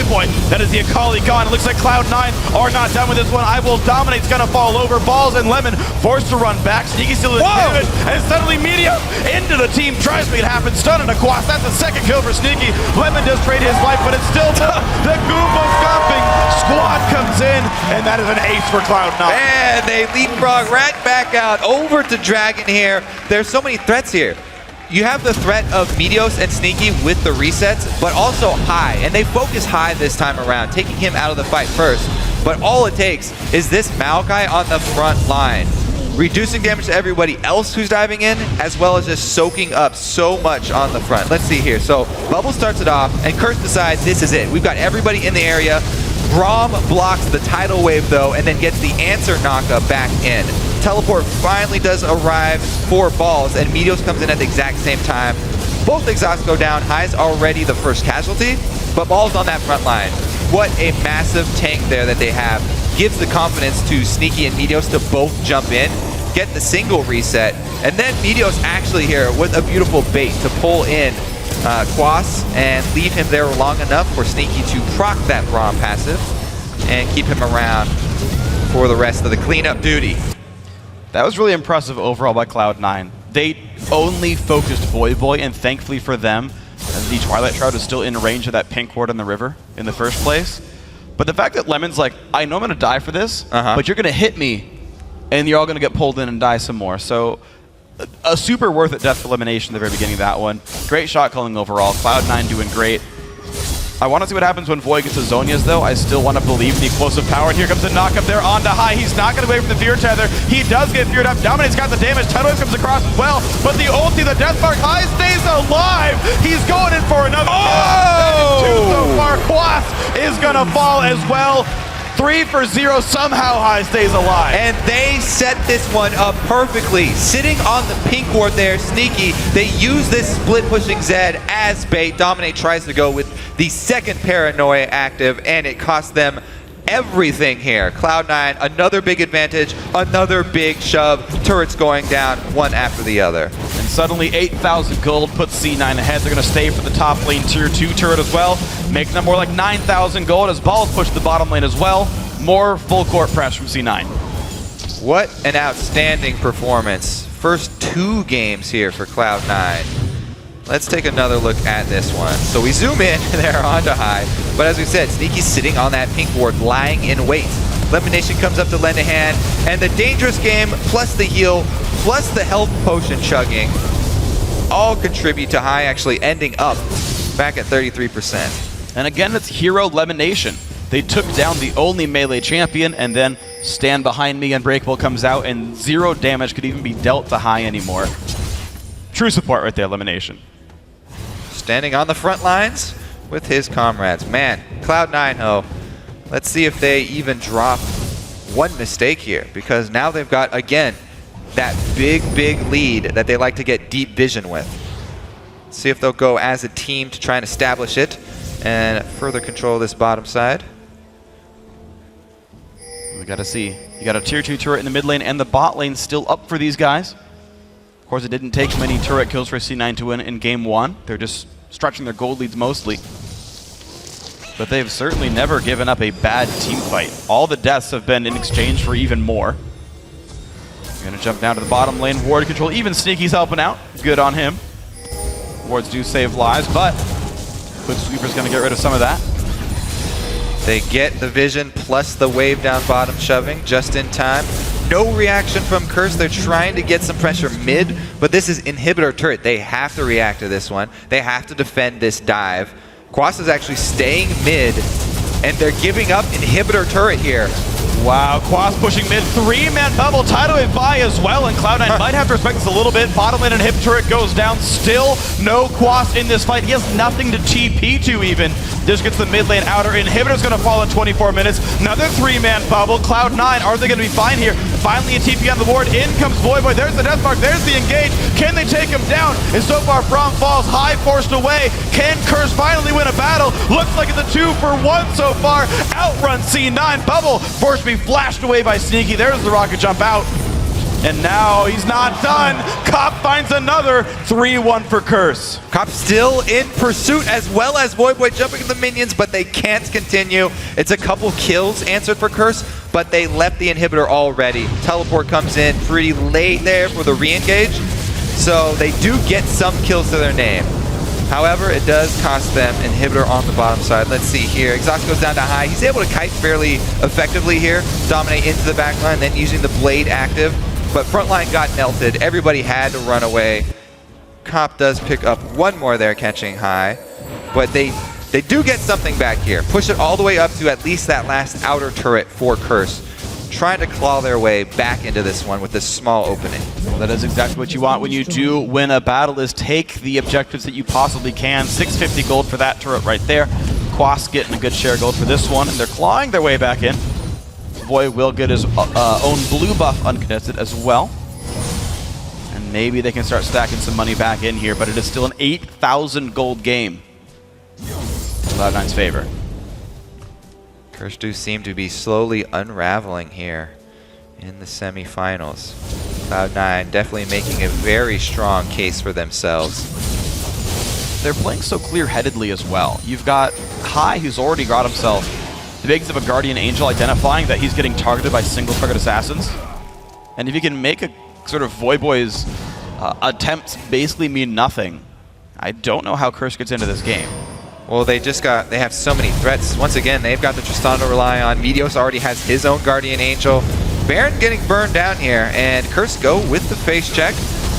Wow, that's already gone. Red team takes Baron Nash, that is Cloud9. And here comes the battle. Dominate the front line. There comes Akali as well. Exhaust are on. And it's going to be a 2 for 0 so far. C9 still chasing on in. Kop's trying to kite away, but he's going to fall as well. That is a whole bunch of kills for Balls, and only Quatt's alive. He's on the run, the last Yordle. He is going to make it out, and another TP in here for Balls to end it. Looks like game 2 getting wrapped up. Wow, 26.5 minutes in. Cloud9 have taken one of the Nexus turrets. They're going to take the second. Quas, the only guy in there. It's the big Meteos. It's Balls. Everyone knows his name. There's the rest of C9. Under 27 minutes, it's now 2-0. One more game, and Cloud9 heads to Worlds. And that is the story of the game right there. Nobody even reacting after that win. Lemon just taking a nice dainty sip of his water. Another day at the office for Cloud9. Seriously unfazed by the tough competition. The big crowd can't say the same for Curse. The looks in their faces. Back to the drawing board for Curse. They really got to pull something else out here. Completely change the game plan. Yeah, the early game did go better. They didn't try for the Crazy Dragon. Obviously, it was a bit of a closer game and they didn't give up 3 kills on a Dragon 10 minutes in, but still a game where the lanes just by themselves allowed Cloud9 in. They held equal for a while, and then High gets the outplay on what Voyboy expected to be a counter pick in the mid lane. Which was set up by a deep ward at the Wraith Bush. They saw Dominate going in. He's on his red buff right now, so we know there's no counter gank coming, and they commit. They know that they can go under this turret because there's no counter gank coming, and they take everything off of that. One play, what was it, 2 turrets, they got vision control inside the red side, and then they turn it into Dragon. Right, yeah, the bot lane roam and all that was absolutely glorious. And so this, again, it's Cloud9 being allowed to play their style. They go for deep wards to prevent aggression and say, we're just going to kind of win our lanes, like mid-game. Like, first 2 items come in, okay, we're going to kill you in the one-on-one, and then just collapse the game from there. I want to see basically more chaos from I Will Dominate the Rest of Curse. Like, that's the only thing I can think is going to work for these guys, because the slow controlled game is the C9 way. You can't beat them at their own style. Doesn't look like it. We're going to see what happens here in the rest of these games. But for more on Cloud9's 2-0 start to the series, let's send it over to the guys at the analyst desk. Thanks, Freak. Cloud9 definitely looks poised here to take this this series in 3 games. I mean, they're playing out of their minds right now. Yeah, I think that Cloud9 really showed up here. And High, oh my God, we haven't seen these guys in like a month, and they're just blowing out the gate, guns blazing. They're going crazy. The calls seem very clear, very concise. I think the average game time right now between these two, it's like 24 minutes. It's ridiculous. Giving High Zed after you guys buff Zed. You guys. You guys are the enemy right now. Us, man. Rito's going down. Let me apologize for all the buffs that I gave Zed. All right, well, thank you for apologizing. We needed that. So yeah, High's getting a comfort champion who's really strong in this meta and really strong for their team, and I think that's it's not something they can counter anymore with Akali or whatever picks they think they have. I was going to say, it's something that we commented on immediately at the end of Champion Select here at the analyst desk, was the idea that Cloud9 ended up with a very strong standard meta comp. They had the Maokai, they had the Zed, they had the Kha'Zix, they had the Tristana. Like these are all champions that are normally, traded within the first rotation or 2 of Champion Select, and somehow Cloud9 ended up with all of them. Yeah, I thought that was a little strange there, and Freak, he did call into question Curse's pick ban phase. Last time, we were like, they're banning their own champions, and they're not getting what they want here for themselves. I think that happened again. I do think that Champion Select did go in favor of Cloud9 right off the bat there. But we do have to give them credit for trying something different, right? They go to the Nocturne, they go to the Akali, because they seem at least confident that those are counters to what they're seeing Cloud9 pick up. But I feel like the Lulu first pick should have been a Tristana. It really should have been, because it's such a flex pick and power for Curse that why wouldn't you take that pick? It makes no sense to me. That's actually a very good point. They do have the ability to throw it in the mid lane or the bot lane, so you're not necessarily giving away a whole lot. And it's just, I mean, we've seen that champion be so successful throughout the playoffs. I do want to jump into a replay, though. About 19 minutes in, probably. I know you wanted to take this one, so we're going to pull it up on the screen and let you run with it. All right, so this is where Curse is wanting to engage, while C9 is clearing vision. And actually starts off with a perfect Balls TP right when Nocturne ults. And actually, Elimination's able to absorb Nami's Q and her ult, and Nocturne goes in, immediately flashes out, and gets Lulu ulted, which I think was just a misplay on them. And at this point, Balls is in perfect position. He's in front of 2 of his carries, and now Sneaky and Kha'Zix just get to do Goomba jumps over all of them. Yeah, look at how many flashes are still up in this fight. Pretty much everybody's. Yeah, I think the fight just turned so quickly on Curse, they weren't sure how to react, so they just ended up saving all their flashes. I think it was slightly unfortunate, too, that Akali diving into that fight was just in range of that pink ward in the pixel bush, and therefore Maokai, with all of his lockdown and CC, it was really easy for them to lock up the Akali and blow him up. Akali actually got flash twisted advanced by Maokai right when he got in the fight, and that could have been the opening Akali needed to ult back out or to ult and finish off someone. So I think that Ball's flash Wing was the perfect play. And this is just the team fight prowess that Cloud9 has. We've seen it, for seasons now, that it doesn't really seem to matter how the fight gets initiated. Yeah. They're comfortable in it. And I definitely feel like they're trying to beat Curse at their own game, like we heard them say at the desk, because, Cloud9 at their own game, Curses, what ended up happening there, and last game, we see some miscommunication. Quas with the TP in, Quas this game, using his ultimate on Dominate, who flashes out instead of Voyboy, who's right in the thick of the fight and needed that ultimate to survive and possibly get another reset and more damage output. I want to look at another example of that teamfight prowess that Cloud9 has, because it was another instance where Curse thought maybe they could capitalize on something. We're going to go 21 minutes into the game in the top lane. Cloud9 ends up with a 3-for-0 at the end of this. Yeah, it's the hero play gank here from Dominate. Start rolling the clip out. They're going to try to focus high out here. But Elimination, he's already en route to the top lane, just pretty much out of pure instinct and game sense. And they go on high. They get the knockup. He flashes away. He uses Shadow to get away. But then right here, Lemonation, he finally closes that distance. Stand behind me as soon as the Nocturne tries to finish him off. He gets the ultimate and then Unbreakable. And there's no more damage output that you can deal to him. It's so difficult in that situation. High got so many heals as well. It is amazing that High lived through that. He was at a sliver of health for quite a while in that fight. I think the best part was High was at a sliver, and right after they killed the Nocturne, he stayed in. Yeah. He knew that he would survive on Zed and was like, I can do more damage. I don't need to back out right now, guys. So he just kept running forward. If that was me, I got to kill a Nocturne. I'm running, boy. Peace out, boys. You kill the melee, and then Unbreakable comes up, and he soaks all of the ranged for you. So there's nothing they could have done there to kill High. All right. We're going back to a third game now. Curse, they are up against the ropes here. They're grasping at straws. What's the one that they can grab that's going to bring it back for them?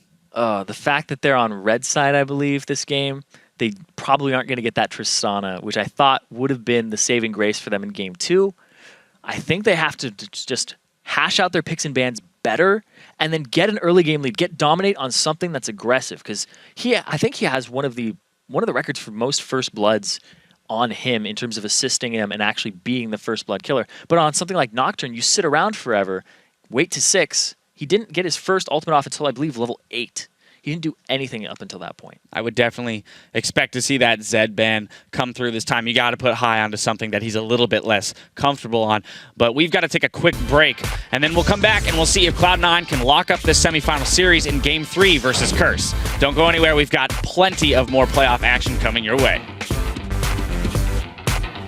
Dominate's gonna fall over. Balls and Lemon forced to run back. Sneaky still in damage, and suddenly Media into the team. Tries to make it happen. Stun and a Quas. That's the second kill for Sneaky. Lemon does trade his life, but it's still the Goomba stomping squad comes in. Here comes the knockup there onto High. He's not gonna wait for the fear tether. He does get feared up. Dominate's got the damage. Tidal comes across as well, but the ulti, the death mark, High stays alive. He's going in for another. Two so far. And here comes the battle. Dominate the front line. There comes the Kali as well. Exhaust are on. And it's going to be a 2-for-0 so far. C9 still chasing on in. Cop's trying to kite away, but he's going to fall as well.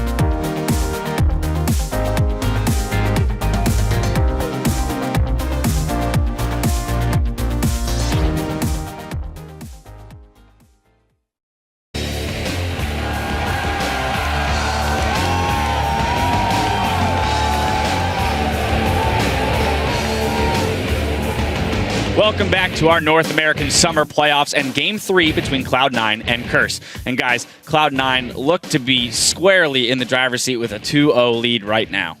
Yeah, and a lot of that is off of them looking in top form, pretty much off their shot caller high in the mid lane. He's also creating advantages for his team, and they just snowball them out of control. He roams like a madman right now, and that Zed, it needs to be banned out because he's just causing too much pressure. This high, it's like Super Saiyan high. He is back.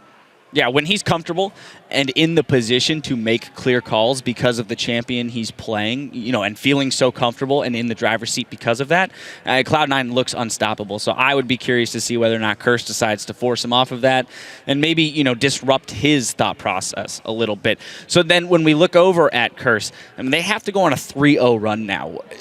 Probably. What do they got to do here? I don't know. I mean, they have fixed their morale in the last couple weeks and been able to go on a win streak. So if they can just flip that switch, I think they can win it. I also think they need to change up their picks and bans again. Right now, they kind of aren't getting what they want top lane.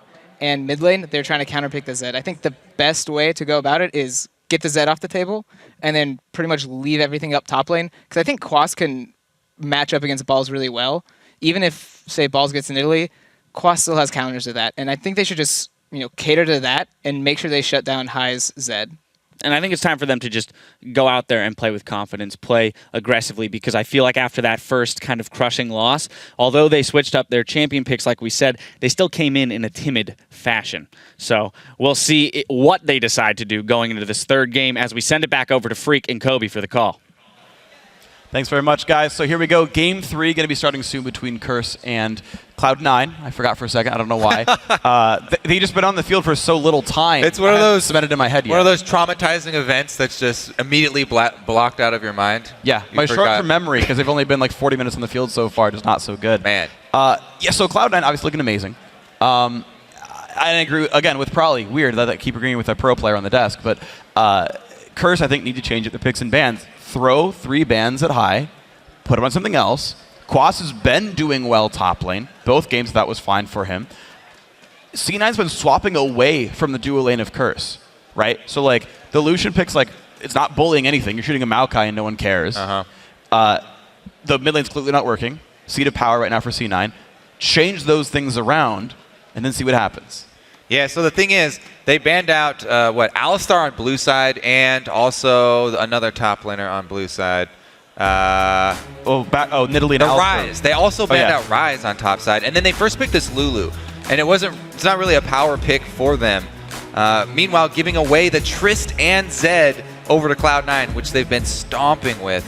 So yeah, in the past when people were taking games off Cloud9 in the beginning of the season, it's when they were targeting pretty much everything at High's champion pool. And, people were criticizing High for having the shallow champion pool. Right. And a lot of people were focusing on that because everyone else just has so many options to go after.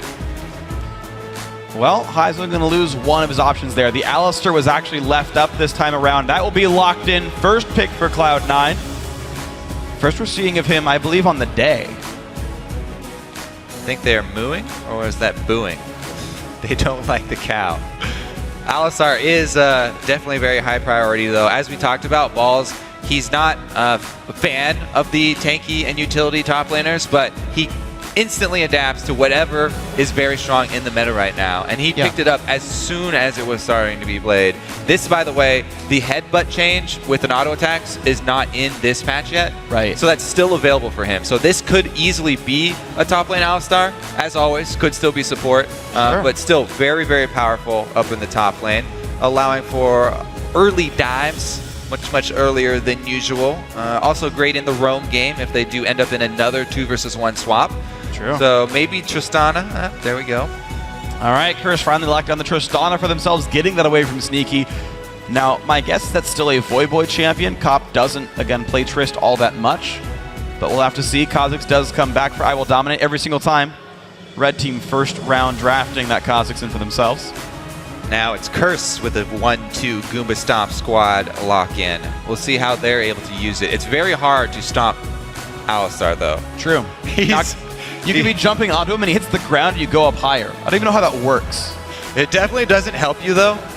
It might seem like it does, but man, does it combo well with Yasuo. And look at this for Cloud9. They also steal away the Lulu. I don't know if that's balls or lemonation, but one of those two is getting that champion. And there's already a whole bunch of knock vicinity for High there. And that was just kind of next. You ban the Zed. It's exactly the next champion he goes for. Curse allowing him to play the champion, though. It's also a pretty good take away from Voyboy there. Yeah. Now he's going to have to go deeper into his champion pool. Syndra's up for him. They were forced to ban Outrise, though, on the red side. Decided to cut off the top lane champion pool. I'm just so surprised how respectful they've had to be of Nidalee this game. It's not like Hai's Yasuo is bad. It's not like it's uncomfortable for him. It's one of his best champions. And I just wonder how much edge Curse got out of that single Zed ban for the mid lane. But maybe it's going to work. Maybe it'll knock Hai off just enough. Well, we'll see, because although they do have the potential for resets here, you need another source of damage to actually get people low enough. I mean, you're facing an Alistar-Yasuo combo. That's a lot of CC, which completely cripples Kha'Zix. He can get destroyed in an instant if he gets caught in one of those knockups. And we're going to see what else happens there. Sneaky gets back onto his Kog'Maw there. He's played plenty of that this season. And Meteos gets his Elise one more time. So Cloud9 playing a lot of things that they are comfortable with. This is a comp that no one would be surprised to see them play. And now Curse decide, is it double AD after all, or will Cop play the Tristana? And they're deciding, it's weird because not only like deciding what champion Voice playing, but the entire strategy they're going for is being decided in these 20 seconds As is usually the case with both of these teams, actually, High and Voyboy. Usually the entire team composition can pretty much be seen by what they get for their mid laners. Hovering over the Syndra right now to add that long-range stun and a little bit more safety. However, the weakness of Syndra shares a similar weakness to Kha'Zix there. If she gets caught up in one of those knockups, she is easily obliterated. She has no escape moves of her own. It's a very catchable team with a fair bit of keep away. Like, Dominant is a player who evolves the spike rack, so he's going to have the ranged AoE slow. Voyboy can knock back, Special can knock back, Cop can knock back. But if they get in, they're going to stick. And the thing is here, I don't know about the effectiveness of a Mundo against this team composition here, because Mundo excels at like soaking up skill shots, right? So the one thing that he can take for the rest of the team is the cocoon in this case. But Yasuo and Alistar won't have any problem getting around a Mundo to their priority target. Right, and also you have that same fallback pattern of a split push Yasuo who likes to fight Mundos. Like, that used to be an old top lane counter pick back in the day when people were running top lane Yasuo. It was great against Dr. Mundo in general. So I wonder what the fallback pattern is here for Curse. We're going to see as we get ourselves into the game. As the teams load in, send your predictions online for this series. Tweet at LOL Esports. Use the hashtag C9win or CRSwin. Let us know who you think is going to win. As Cloud9 are now only one game away from a trip to the World Championship, guaranteeing a top 2 seed out of North America, maybe first place if they can beat TSM.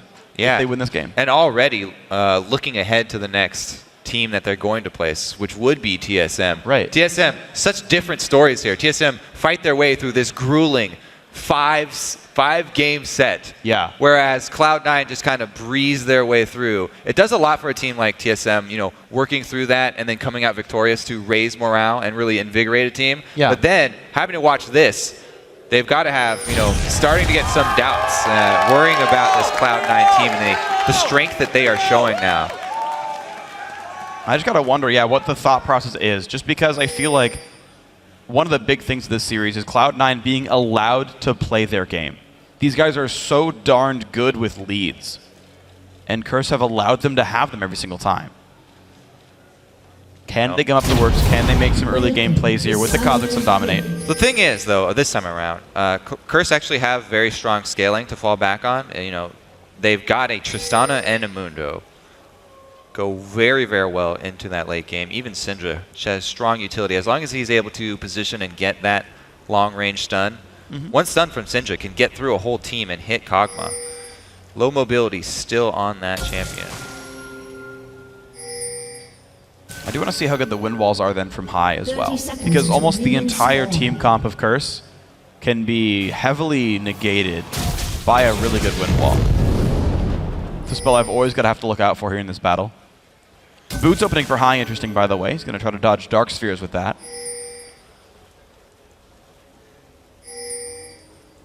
Pretty defensive opening once again. Cloud9 did get that ward into the red side though, so they'll see Dominate's starting path here. And once again, Meteos on this Elise starts with a true ward. 3-minute ward open to him. See what side he decides to go with here. Blue side start, maybe some early action bottom. I guess he won't be going for that early Mundo dive that we see oh so often, especially with Elise on that side. Lane swap once again for Cloud9. Heading up top here, Sneaky probably going to start that one solo as we've been seeing him. All right, so Curse are going to identify this lane swap here, and standard buff start so far. We'll see how much Quas can CS in the 1v1 lane. He'll be getting XP pretty much the whole time here, so maybe Quas will power up well. High takes a lot of damage from Void to start this one out. Those boots start. Voidboy just lands it right on top of his head anyway. Not able to avoid much of the early harass.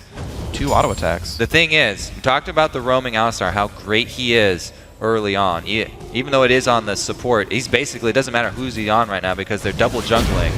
So if Lemonation can come around either mid or even go top, there's still so much potential for these ganks from roaming Alistar. They do just both recall though, and they're going to go back to that standard top laner plus support lane that Cloud9 have run successfully already. And so again, they give Sneaky the solo lane. They have just continually put solo XP on him, had him power up, had him battle Quas, knock up High, though Ignite is on as well. Void forced to flash out. And if he wanted to fight, there's a Meteos. Beautiful animation cancelings here too. I like to see the efficiency on champions like Yasuo and Riven of weaving in the auto attacks with skills to get the maximum damage down in those trades. Very nicely pulled off there by High, showing off some mechanics. And it's going to be the late trip down to the bot lane for Elimination. Balls, thankfully for him, is on a ranged champion again. Tends to do pretty well in these 1-on-2s. Last game, actually, Cop had the highest damage dealt to champions in the game because he was constantly harassing the Braum Maokai lane. Who were constantly healing up as well. Right. So it didn't mean very much, but it was very interesting. Void actually had the lowest in the entire game, lower than both supports on his Akali. Just never had a way in. All right, well, this game, I'm looking for some actually early moves from Dominate because we hyped him up, coming into this series. There's so many First Bloods for Curse. Dominate's is such a big part of most of those First Bloods. And he's on Kha'Zix, and they are in technically standard or even lanes, I guess you can call them, because it's a 1v1 up top and a low mobility champion at that, with no wards for himself. Sneaky right now, though, in a good position with the lane pushed towards him. But look at this by Meteos. He's basically aggressively pulling attention from Dominate, daring him to do anything in his jungle. Now they know that Kha'Zix is topside. And it's, okay, Sneaky, play defensively till we see this Kha'Zix again. Meteos is basically preventing Dominate ganks. And they've got great vision around the mid lane jungle camps here. Both sides from Cloud9 already set up. So they allow High to continue to play up in the minion wave on Yasuo here. Even after he had a poor trade with Voidboy burning both of his summoners. I guess both of them burned all their summoners, so it came out pretty even there. But High did need some help in shoving the wave in because it came out much lower health. Meteos happy to oblige, of course. Yeah, loves Number one fan of taxing lanes. Is St. Vicious. Number 2 is Meteos. Okay.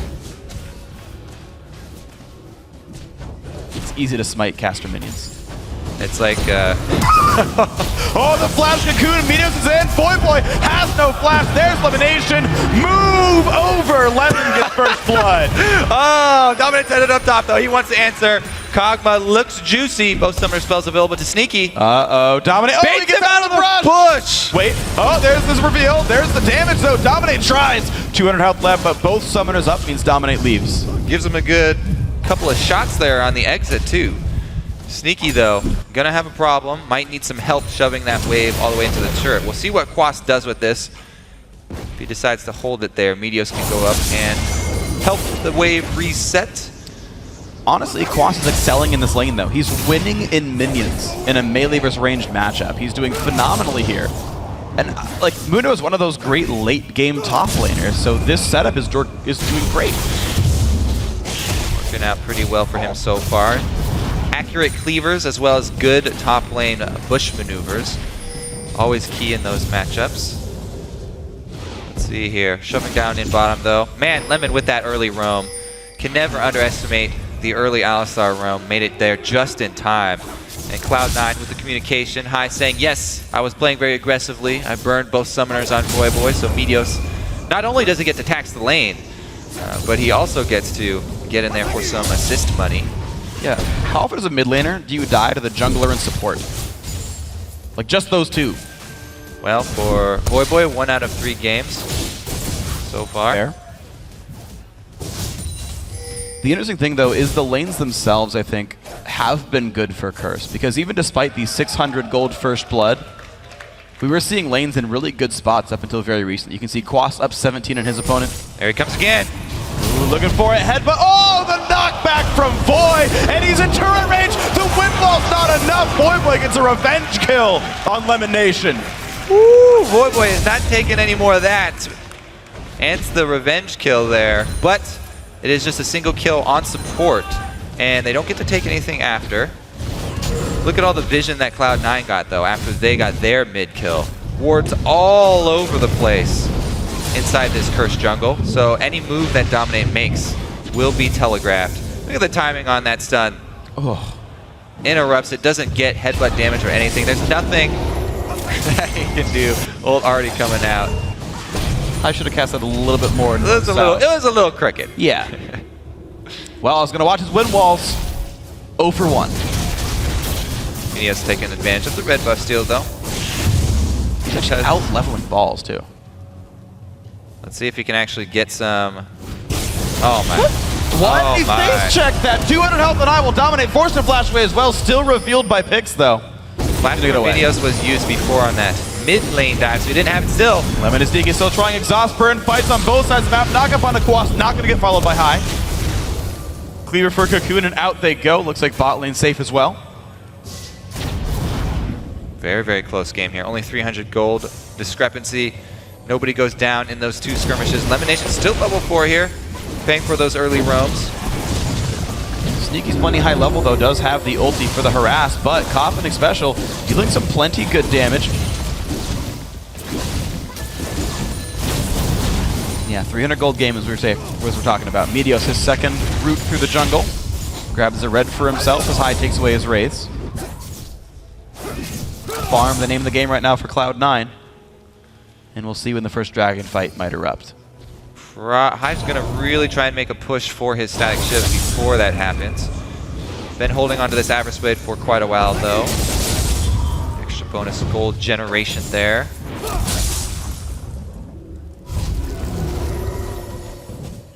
Meteos waiting to counteract the bottom lane here. Interesting move down there. Teleports, by the way, are still both available for top laners. So if they get too aggressive down bottom, you have to watch out for those side bush wards. Yeah. Not only do they help you avoid Nami bubbles, but they can also be tools for your top laner to come in behind. Well, the recall came through. Meteos Sightstone before Wraith. Yeah, as he did last, or the first time around that he was released.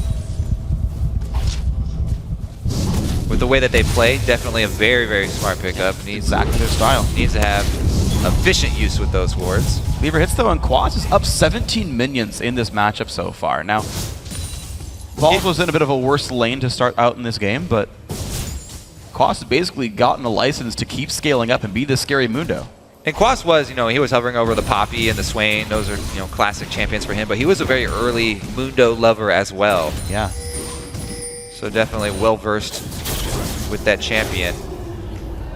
It begins, though. Yep. Vision around Dragon for Cloud9. Let's see how... Uh-oh. Voy should know he's around, but he goes in towards High anyway. Suddenly Cocoon appears. Meteos has his flash this time, though. There's the red buff slow. There's Cocoon. It still lands. The knockback's not going to matter. There's the knock up, and Voyboy goes down. He thought he was going to walk out of range of the Cocoon and did not burn flash for it. Slight miscalculation there. Turns into a huge, huge problem. Control of mid lane with vision control for Cloud9. see what they decide to choose, and they choose Tower. They stay for the turret here. It's down to half HP right now. Part of the mini wave still left. Meteos back into spider form now with the attack speed.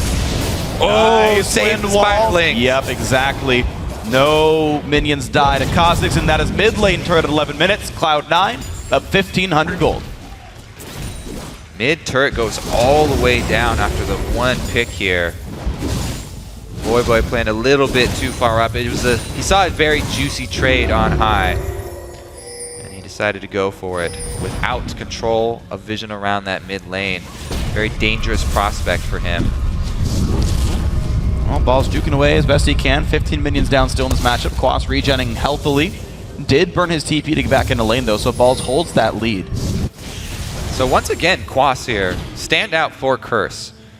What's the featured matchup? And that featured matchup has, shown up pretty big for Curse, but has not been able to translate that into any sort of control for the rest of the team. The top lane island, very difficult for them. Oh, the flash engaging special force to flash away. Lemonation maybe overstaying the wind wall, stops the tidal wave though. One hit from dead, Lemon does get out. He holds on to his ultimate there, pretty bold. Able to stay alive though, and he will just recall. Look at this though by Quas, really good damage down on the Balls, does juke the cleaver. Flash for flash was the trade in the bottom lane. And Curse can maybe use his seat of power in the top lane to do something. Problem is it is hard to force a lead with Mundo without your opponents overextending. Or a further lead, I should and say. Even when you do get that lead, Mundo doesn't really have the tools to force a lot of action. Right. He just gets extremely tanky. All right, here. Good window here for Curse. They try and make a bold play, but since High comes down, single-handedly scares them off because Curse do not have deep vision, so they do not know that it's not backed up. Yeah, Meteos was far away, but also they had the TP disadvantage. Quas was stuck up there, as Balls could have joined. Quas had used his teleport for laning, I guess. Yeah, 3 minutes ago. They will be up soon, but Cloud9 could maybe grab that beforehand. You know they timed this TP. They know Balls can't make it down, whereas Balls can just, or Quas can't make it down, whereas Balls can just walk. Cloud9 start this right away, and look at that, no one from Curse ready to stop this. Yep, they make the call, Balls goes right back up. They know they have this one in the bag. Dragon for Cloud9 after that mid turret was already down. Whew, there are 2 wards right now on the floor for Curse. And they are just from the bottom lane here. Very rough for them to try and make plays and try and start anything going in. Oh, here we go. Good damage in. Headbutt's going to knock Cop away. Elimination using his body to keep his teammates safe. 4 pink wards. You talked about wards. 4 pink wards already down for Cloud9 on this map. They have always been investing very well in vision. Sneaky sitting around less than half, but High comes in for a tower. Can they even shove this into the turret? Looks like they're going for it. I mean, Lemon has the ulti. High's going to get knocked up, though. Not good for him, losing a lot of health bar there. Elimination gets the knock to run away, but here comes the TP in from Quas. Slows down Sneaky. Here's the tidal wave. Here comes Balls, though. Can they turn it around? Knock up on a Cop, and they go in. Down goes Tristana. Quas forced to run. Boys on the side gets zoned out by Meteos, though. I don't know if Chris can do much more here. Boy's going to try. 2-man stun. Nothing else to do. Static shift for High, and he immediately looks for a lane gank bottom with Yasuo just running straight up. He actually coming behind the turret. Even though he let that bubble hit him, didn't really... He had the opportunity to dodge it, but yeah, they decided to abort mission there. But as soon as the teleport came in, they could turn around because Lemonation Alistar, even though he's support, pops the ultimate, and he's enough of a front line for them to actually turn it around. All right, let's take a look at it here, because this should be, okay, no way we're going to continue with this dive. And even though Lemon gets that double knockup, they definitely don't want to ult back in. But here's the collapse, double teleport in. Nami wave barely sidestepped by Sneaky. Knockup once again onto Cop, and High turns right around with the static shift proc to get him. And look at that, Cloud9, 2,500 gold up. Every single time, it just seems like they find the right battle to be in. Special might not want to be in this one. Headbutt pulverized by Lemon, but they go in towards Cop right there. Sneaky trading flows back and forth. Lemon losing a lot of health. He's got no ult. Land as well. Exactly, no ultis there. One hit from dead. Cop gets the kill. Bad estimation by Elimination. What can he say? He saw red, went for the kill on the Nami. A little bit over aggressive there. When you are an Alistar, you get used to just having that ult to rely on, but no get out of jail free card for him this time. Would you say it was too bold? You Sneaky goes for top out of lane here. High's gonna defend this mid lane turret with his wind wall.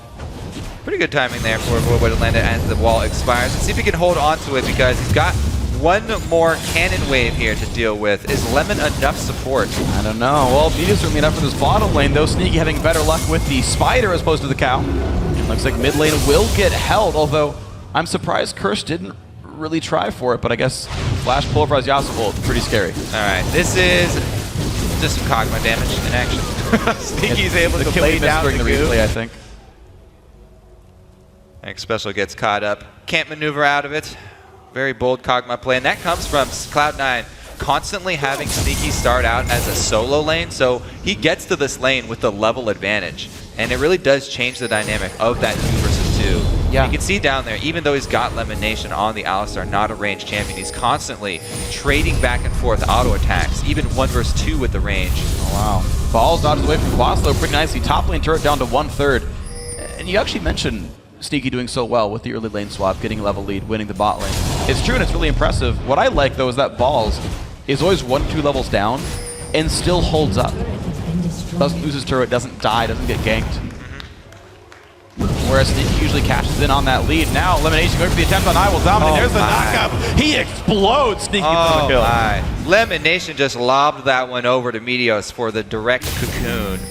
Beautiful headbutt into cocoon. Instant kill. Dominate's no longer available. Let's see if Sneaky can actually hold him down here, because Lemon and Meteos could easily converge on Quas. But he's taking care of business himself. But one hit from Dead, forced to flash, and Sneaky might just get him. Pops mana potion. He has to wait for the mana cost to come back down. Meanwhile, Special is very dead, and there's the kill. 2 more for Cloud9. Cop even stops in his tracks. And pick up the kill there. Man, Curse just looked disheartened now. Cloud9 with a massive lead once again. See how quickly they can turn this one in. Already shoving down that bottom side of the map. The lane swaps, the constant lane swaps from Cloud9 work out so well. They give that little edge to Quas. But then it's just a Mundo. As we said in the top lane, he's doing a good job with that lead, you know, continuing to punish Balls and use his lead, but he can't get much out of it. He's not really able to draw resources from Cloud9 up there, not able to bully Balls enough to make something happen for his team. And Cloud9 take everything on the bottom side of the map. And look at that. 3 turrets, though. To be fair, Curse has made that the same score for themselves. Curse have taken 3 turrets down themselves, but Cloud9 obviously winning in kills, winning in dragon pressure as well, do keep their leads up. Curse are making every game look closer than the last. The problem is C9 still playing every bit as well as he did in game 1. Well, let's see how well this next dragon spawn goes, because Curse do have the option of fighting this one. Teleport's available for Balls, but Quas is already with the team. That's what you want with the Mundo. Elimination, half HP, flashes for the engage. They're going to go in on Dominate. He goes down first, right away. High into the backline, looks for Voidboy. Wind walls the ulti, and now Quas separated. Going to get hit up by this Yasuo. Another kill comes in as Nami falls over. 9-2 in this one. And look at that. Cloud9 again get control. Once again, Dominate is just getting manhandled here. The CC from Alistar coming in. He cannot do anything, just gets blocked up. Squishy Assassin on the inside gets taken out very early. It's a huge damage source from Curse not available, and Cloud9 are able to reap the rewards. Let's take a look here. Dominate Cocoon into Alistar Pulverize, immediate headbutt as well, and he's dead. 4 versus 5 from that point on. Hyde does get exhausted from his ulti, but the same goes down to Voidboy, and he has to flash out. Cop able to get away though, and Mundo on the bottom side doesn't have to worry about a solo Yasuo at half HP with no ulti. Cop actually helped High in that fight, because when he knocked him back with Buster Shot, it made the wind wall block every single orb from Syndra. He was otherwise melee range, and would have maybe blocked 1 or 2 and then taken the rest of it. So getting space back let him actually survive Void a little bit better. Pretty unfortunate, but it happened. High 3-0-2 in this game. And as Yasuo seems just about as scary as Zed is. Definitely something to be feared as well.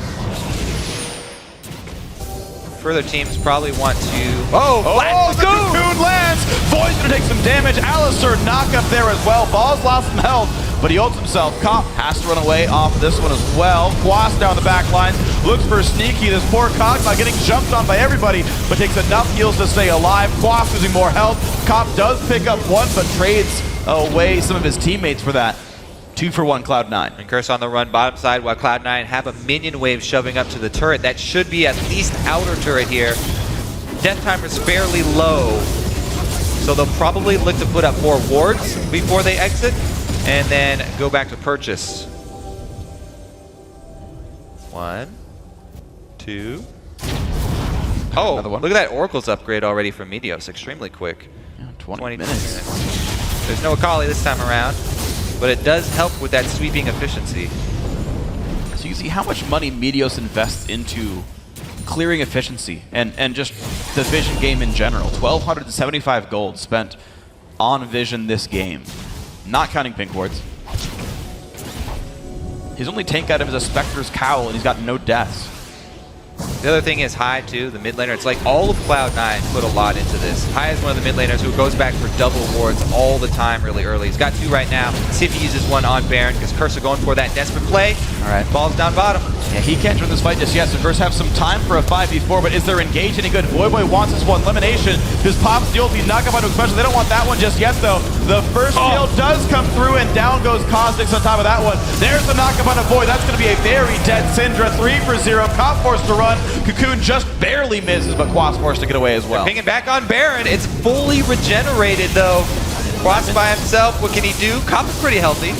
Ball's going to take this up for a little while as well. Self-shields onto Lulu, and this should be a pretty easy fight for Meteos. Cop and Quas unlikely to steal this one away. You can see they even block out the cleavers with their bodies, and the Windwall Quas tries anyway. Knocked back out, but the Baron still picked up by Sneaky. Now Quas fighting Meteos, and the Spider is going to walk away from the Madman of Zon. Yeah, Curse have been broken here. They're going for the very desperate plays to try and get back in here. AD carry flashing into the Baron pit 1v5 for the Miracle Steal. Doesn't pay off. Oh, it's again, though. Look at Dominate. Locked up this whole fight. Never gets to move. Baron damage even adds to the CC. Jeez. Dominate, you didn't have enough CC to deal with before. Baron's going to just rub it in your face. Especially went down right as Dominate went down as well. My goodness. That's a bit of a Dominate's pickle. in a bad spot again. At least he does trade one with High as he goes down. Hey, shutdown gold there. That's true. That's pretty big. for Assisted as well, which is pretty nice. You know, normally Barons are not true 6v5s. It's like he does some damage. Actual 6v5 battle there. He was locked up right on the edge of that pit. Unfortunate for him. We'll see what Cloud9 do, though, because that was a 1-for-1 trade. Even though High got caught out and surrounded, he was able to take one down with him. And Baroned up Cloud9 do have a minion wave top and full control of that side of the jungle. A 10,000 gold lead to boot, Baron buff, and the siege begins. 2.5 minutes left in this buff. Sneaky's going to be the one to push out the top lane. The rest of his team are around. Balls has TP. High just respawns. He's going to join his team soon. Guardian Angel done now as well. Curse are in position to defend, but not hold the split push just yet. And actually, all of Curse's wards are bottom side as well. Looks like they're so strong right now. They're doing a 3-1-1 for Cloud9. Going to close in on all sides. Balls does have his teleport ready. So we'll probably see Yasuo collapse and some extra pressure here. This outer turret, very difficult for teams to actually defend, especially if you're fighting against an Alistar. It's so easy to wrap around the backside of this turret and knock somebody out the front. Be very, very scared for Curse, actually. Lemon's already trying. Cop the heal, then flash on in. They found Cop. Cop's going down first. High is safe on this one. GA is still there anyway. Windwall allows the easy disengage. Top tier 2 turret goes down as well. That wraparound is so potent. Curse really having a rough time. Looks like the base is going to start going down. Quas loses the Banshee's Veil. Top lane inhibitor turret losing health pretty rapidly. Pulverized there on a Quas. Lemon taking a lot of damage though. Will they stay for this turret? Looks like the answer is not quite yes. One kill picked up as Lemon goes down. Dominate jumps right back out, but Voy is going to fall with wall block. Much of unleashed power. There's the Kha'Zix. Special force to flash away. Only 2 members alive. Make that 1 as Quas goes down. C9 inside the base. 20-5. Cloud9 look to end out the low. Never mind. Gonna recall. Shove down another lane here. So Cop's gonna arrest that push for now. And C9 gonna get themselves on back. Dragon is up. Yeah, they thought you gave up on name puns, Freak. Come on, man. It's like a drug. I thought I could quit it, go cold turkey. Not the case. Let's take a look at this here then, because Curse do get a kill off of this. Jump in for 1, they get the support down, but Meteos comes in from the backside to finish that turret, and then the split fights here. Meteos and High able to take out that squad, and Balls does everything he needs to protect Sneaky there. Classic Lulu and Kog'Maw play right there. Left only with the Mundo. Don't have to kite him. Nope. Stand there and auto-attack him. It's actually a weird build by Quas. I don't normally see Banshees first on Mundo. Normally the Visage is just such a high priority, but I wonder if it would have been more durable and like maybe survived that battle and won it with a slightly different build. Might not really matter, to be honest, but that is a very perplexing item because Spirit Visage just works so well with his kit. Right. If you're getting magic resist, that is pretty much the go-to item. So if you have Banshees, then there's something big he's really, really, really trying to avoid, and I don't see it here, especially since he is Mundo and he's the main tank. right. It's not like he's the knock-up target. Yeah. And we've actually seen really good patience by High. Lemon will like CC special and he'll save last breath. Say we can kill him without it. No big problem. He only is ulting Cop and Void. That's it. Yep, got nothing for you there. Super Minions though gonna work for Cloud9 up top while they shove bottom. Sneaky with double buffs and Trinity Force Blade. He doesn't quite have the complete Infinity Edge, so that's something for Curse. See if they can actually make a miraculous stand here. Top is plenty threatening, but there is still a 7-0-7 Kog'Maw and an 8-1-7 Yasuo on the front steps. Middle inhibitor turret losing plenty of HP. Tristana still defending top lane, which means this inhibitor turret will go down. Now onto the turret, Cloud9. 4 buildings away from a trip to the 2014 World Championship. This is Cloud9 making a very, very strong case for heading to Worlds. They will lock in their spot with this win. Can they take the first seed? They will have to fight TSM for that honor. In 2 days. There's the knock-up attempt. They have Founding Special. That's 1 going down. Unleashed Power goes on High, but he's got Guardian Angel. Triple kill for the Kog'Maw, though. Sneaky going huge in the very last fight of the game. Balls to take that one away. Quadruple! Oh! And Scumbag Balls has stolen the Penta from Sneaky, but you know what? Cloud9, you're going to the 2014 World Championship. Can't be too sad about that one. Congratulations, C9.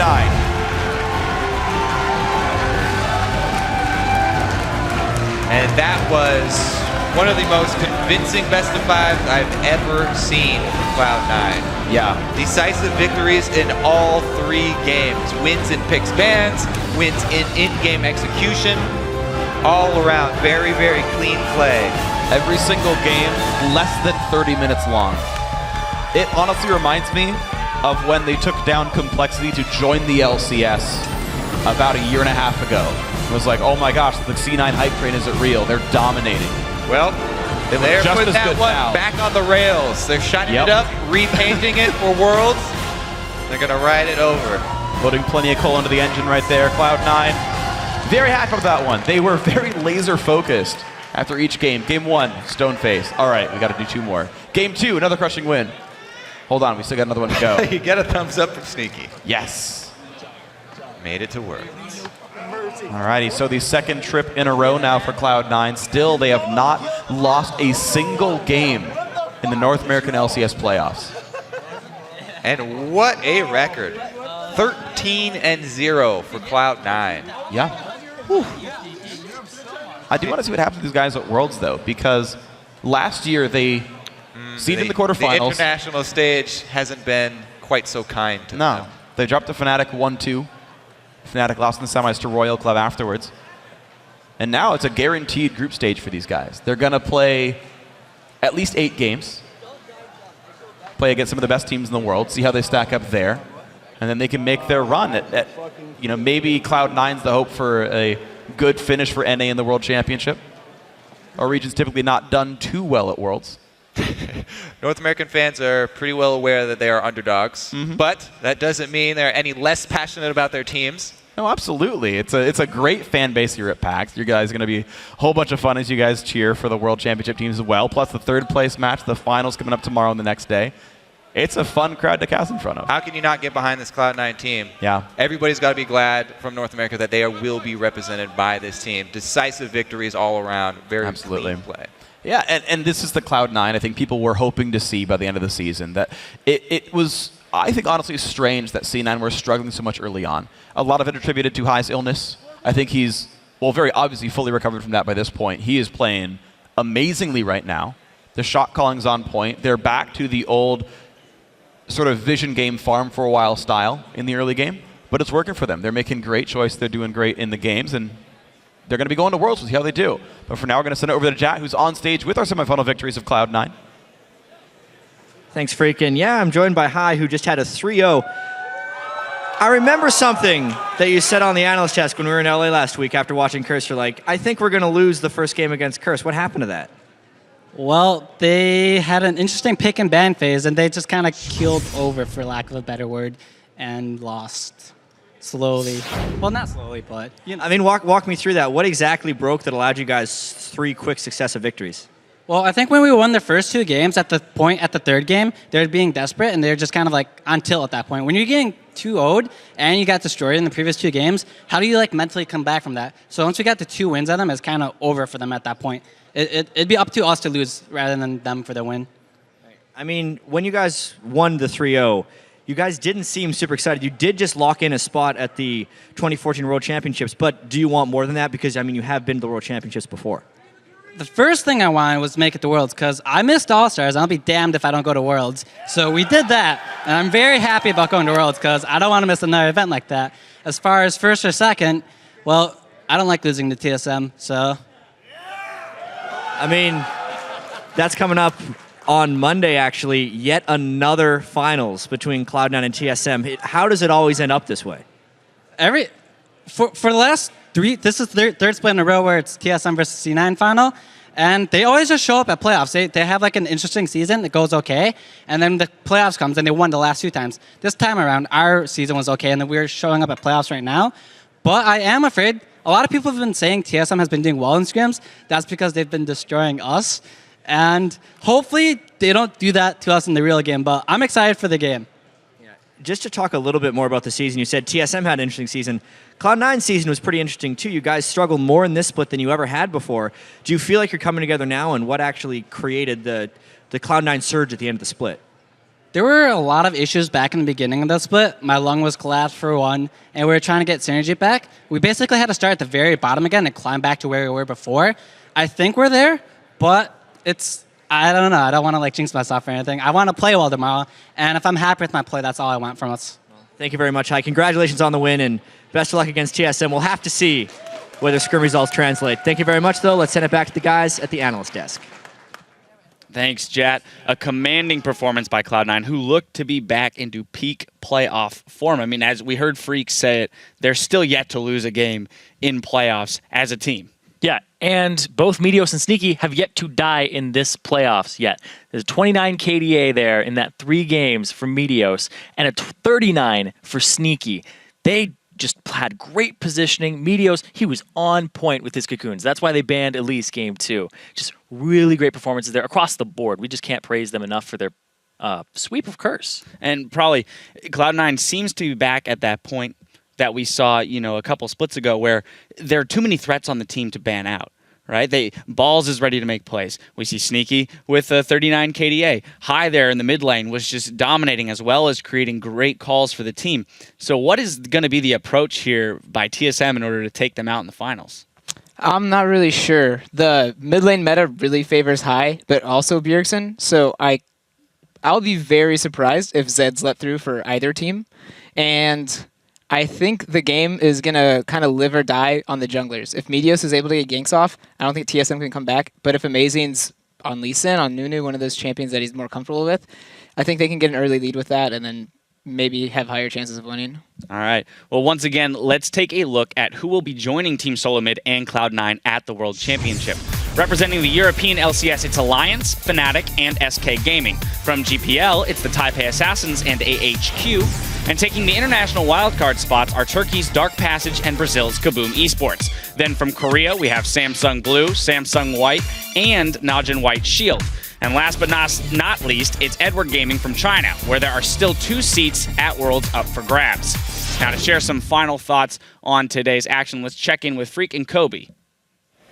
Hey guys, now the more that things have changed, the more they seem to stay the same. Once again, we have a playoff finals with TSM and Cloud9, and it's 2 very different semifinals that we had today. One that really put TSM through their paces, and one that showed Cloud9's dominance. So Kobe, who's got the edge? Well, after Cloud9's performance, you really have to give them an edge. I mean, the momentum coming out of a sweep like that, and you also have to worry about what teams are going to do against Cloud9 in picks and bans, because there's so many things that you do have to worry about. It's true, and it's going to be fun to watch for like how the battles go, because you've got these 2 great assassin mid laners, and that's going to be a fun battle to watch in those 2 guys. All right, and then we have LMQ and Curse that have to turn it around and battle for that 3rd place spot and the last spot at Worlds. So, Freak, you're going to be casting that series. What do you expect to see? I expect to see Curse lift their spirits back up. If you think back to Super Week, they lost their very first game against Complexity and then still made it a 3-1 week for them. So I think Curse still have the ability to recover.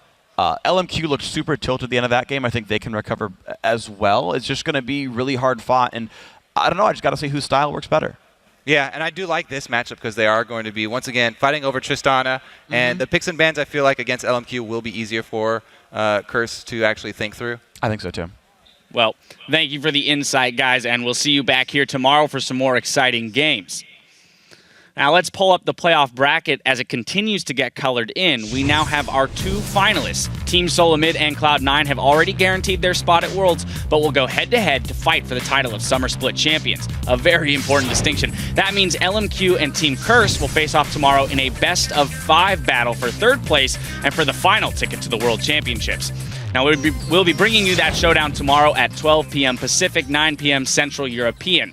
And that's going to do it for us today. So a very special thank you to Prawley for joining us on the analyst desk and sharing his insight. Now, on behalf of myself, Zyrene, Freak, Kobe, Jat, Riv, and the entire live broadcast crew, thank you for watching, and we'll see you tomorrow.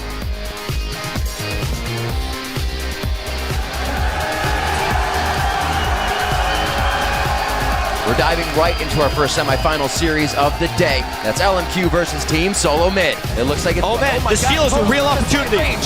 Sonic Wave's on, goes in, stolen! Oh my god, it was actually stolen by Vasily! LMQ finds the victory. Okay, let's do it, man. Let's do it. Now they know they need to turn around. The bubble on the Xiao, the finisher from Bjergsen. You can see Vasily's damage is still something to be reckoned with. Team Solo Mid takes game 2. Here comes Amazing. The blood boil's only on him, so he's got to wait for that cooldown. Oh my gosh, Bjergsen comes up with a solo kill. It's a pentakill in his eyes. He looks for the hit. He goes to left boy. That's the triple. He gets the speed up from the bubble. Pentakill for Xiao. Unreal series we have here, Riv. Of course it's going to go 5 games. Xiao throws the ball off, and he's going to get tidal wave. Dyrus very low, does get dropped. Few kills coming in there on TSM side. World Turtle going hard. TSM won it. We made it! We did it! Yeah, we made it to wins, guys. What a series TSM wins!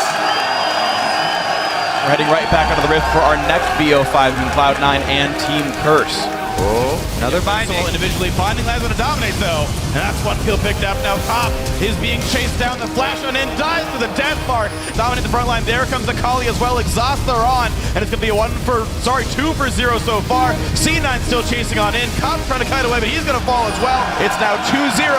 One more game, and Cloud9 heads to Worlds.